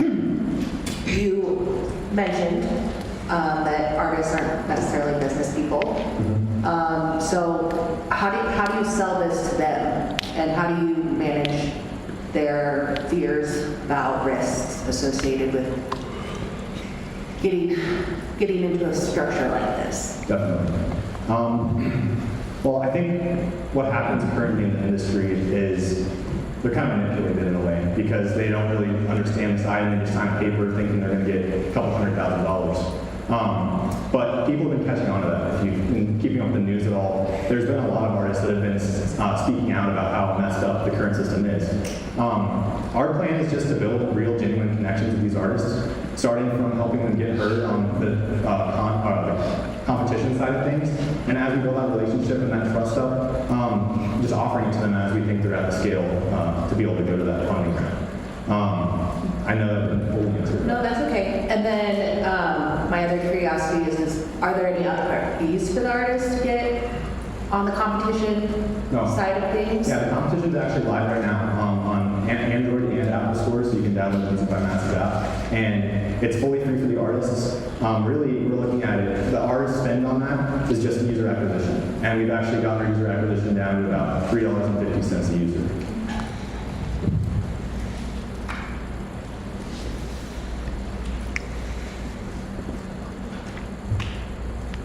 Any other questions? Yeah, so when they're in this competition, the hope is that they're drawing more people to the app to be part of this voting process and drawing more customer or viewers or maybe one and the same into the app. Is that right? Yeah, so I don't think we went too in depth in this, but one of our biggest growth mechanisms has been our internal growth engines, where an artist can refer another artist, or an artist fan can refer one of their friends. So then an artist will then find somebody to listen to their music that would otherwise probably would never have heard of them, unless they were like at a bar or like stumbled upon them on a playlist or something. It's really expanding the reach. Well, basically, the artist will invite their fan base in first. And then we have this piece of the app called the promoter update, which turns every single one of those fans into promoter of that song. So they actually can win money too by sharing that out to their networks. And so we're creating this massive network effect where this one artist's fan base can now be multiplied out on multiple levels, because now each individual fan has a chance to win some money, but they also get to support their artist by sharing it out. And then we've seen just massive results from that. So one person will share it out, we'll get 20 more people in, a couple more of them will share it out. It's pretty cool. Yeah. Well, socially integrated, okay. Yeah. Yeah. So it doesn't use your listen to music for free without Yes. Yeah, you're in there just giving us feedback on what you like and don't like. How does it differ from, say, an outplay? Like SoundCloud or something? Yeah. Yeah. It's very different because you aren't just listening, you're also giving your feedback, which then goes to kind of, first artists can win money. SoundCloud doesn't pay their artists really anything unless they're one of the paying customers. And it also, it allows the fan to become more engaged in the equation. The fans right now are probably the customers in the industry, which they are, but they're really kind of pushed down. And what we're trying to do is give them a voice as well, and give them a way they can actually generate revenue by sharing and listening to music and becoming a person that spreads and influences the music industry. Yeah. Sorry, just one final question over here. I know she doesn't say final. Final for me. If it's social based and you basically can go in and vote or whatnot, how do you guys protect against bots and algorithms, all those things that I know nothing about? So that's something that we've been thinking about since the beginning. So when we first started this developing out our software, we implemented the software with phone capturing. So you need a telephone number in order to make an account. And we have stumbled into some issues where there was fake accounts created, and we're able to track that through our backend currently. And for future developments, we will integrate with what's it called, the App Store, Apple authentication, and same with the Google like linking your Gmail account. Yeah, building off that a little bit, we actually just picked a couple people off the platform because we were able to identify the cheating through IP addresses, and we're actually tracking where the accounts originate from, so we can see okay, this artist logged in and out, made an account, and voted for himself. And so yeah, they kind of wrap themselves out in a way. Alrighty, we're going to go ahead and wrap it up. Thank you to Music by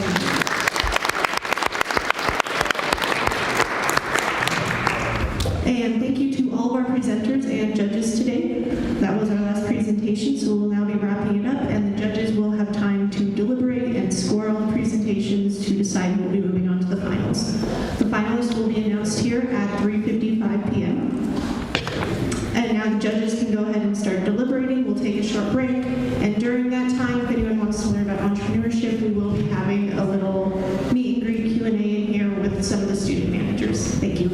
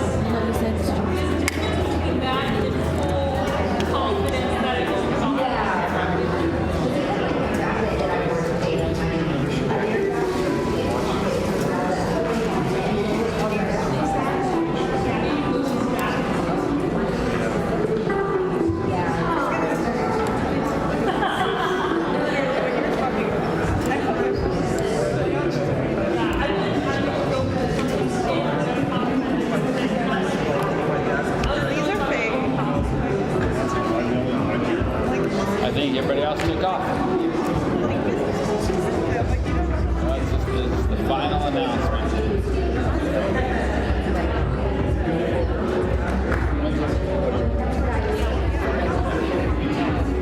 Try to wait till the sun is a little bit lower. Well, I was going to say that. I really tried hard to get her back and forth.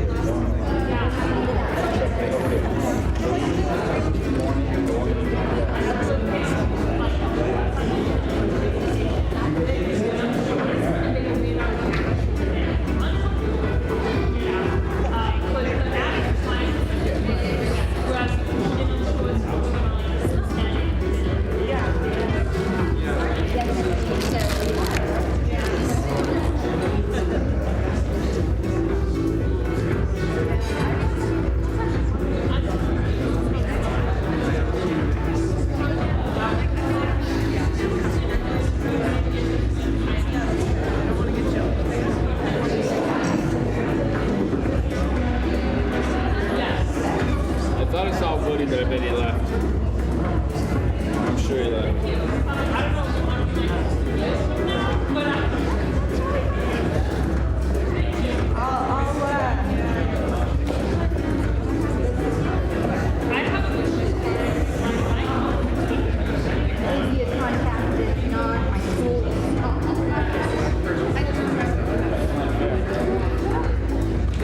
I'm good. Go, rock and roll. It's the black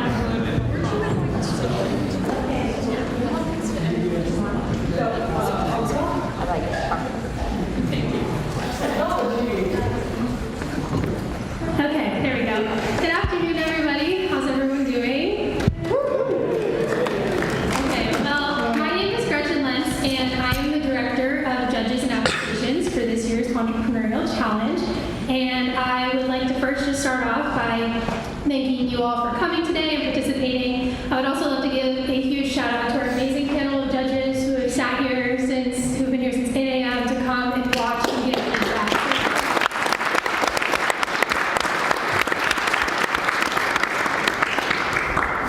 And before I announce the finalists, I would first just like to touch on the Entrepreneurial Challenge as a whole. Here at the E-Challenge, we are an educational-based business pitch competition, and the true beauty of this competition is the educational aspect.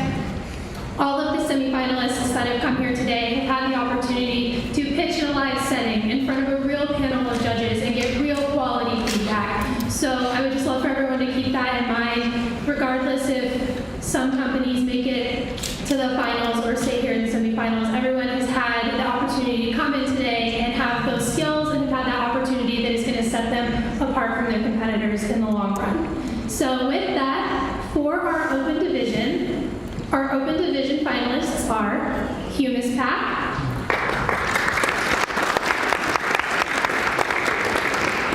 Jobvine, Music by Masses, and SmartRank. For our collegiate division, Chicamonte, Landlocked Surf and Skate, Martian Media,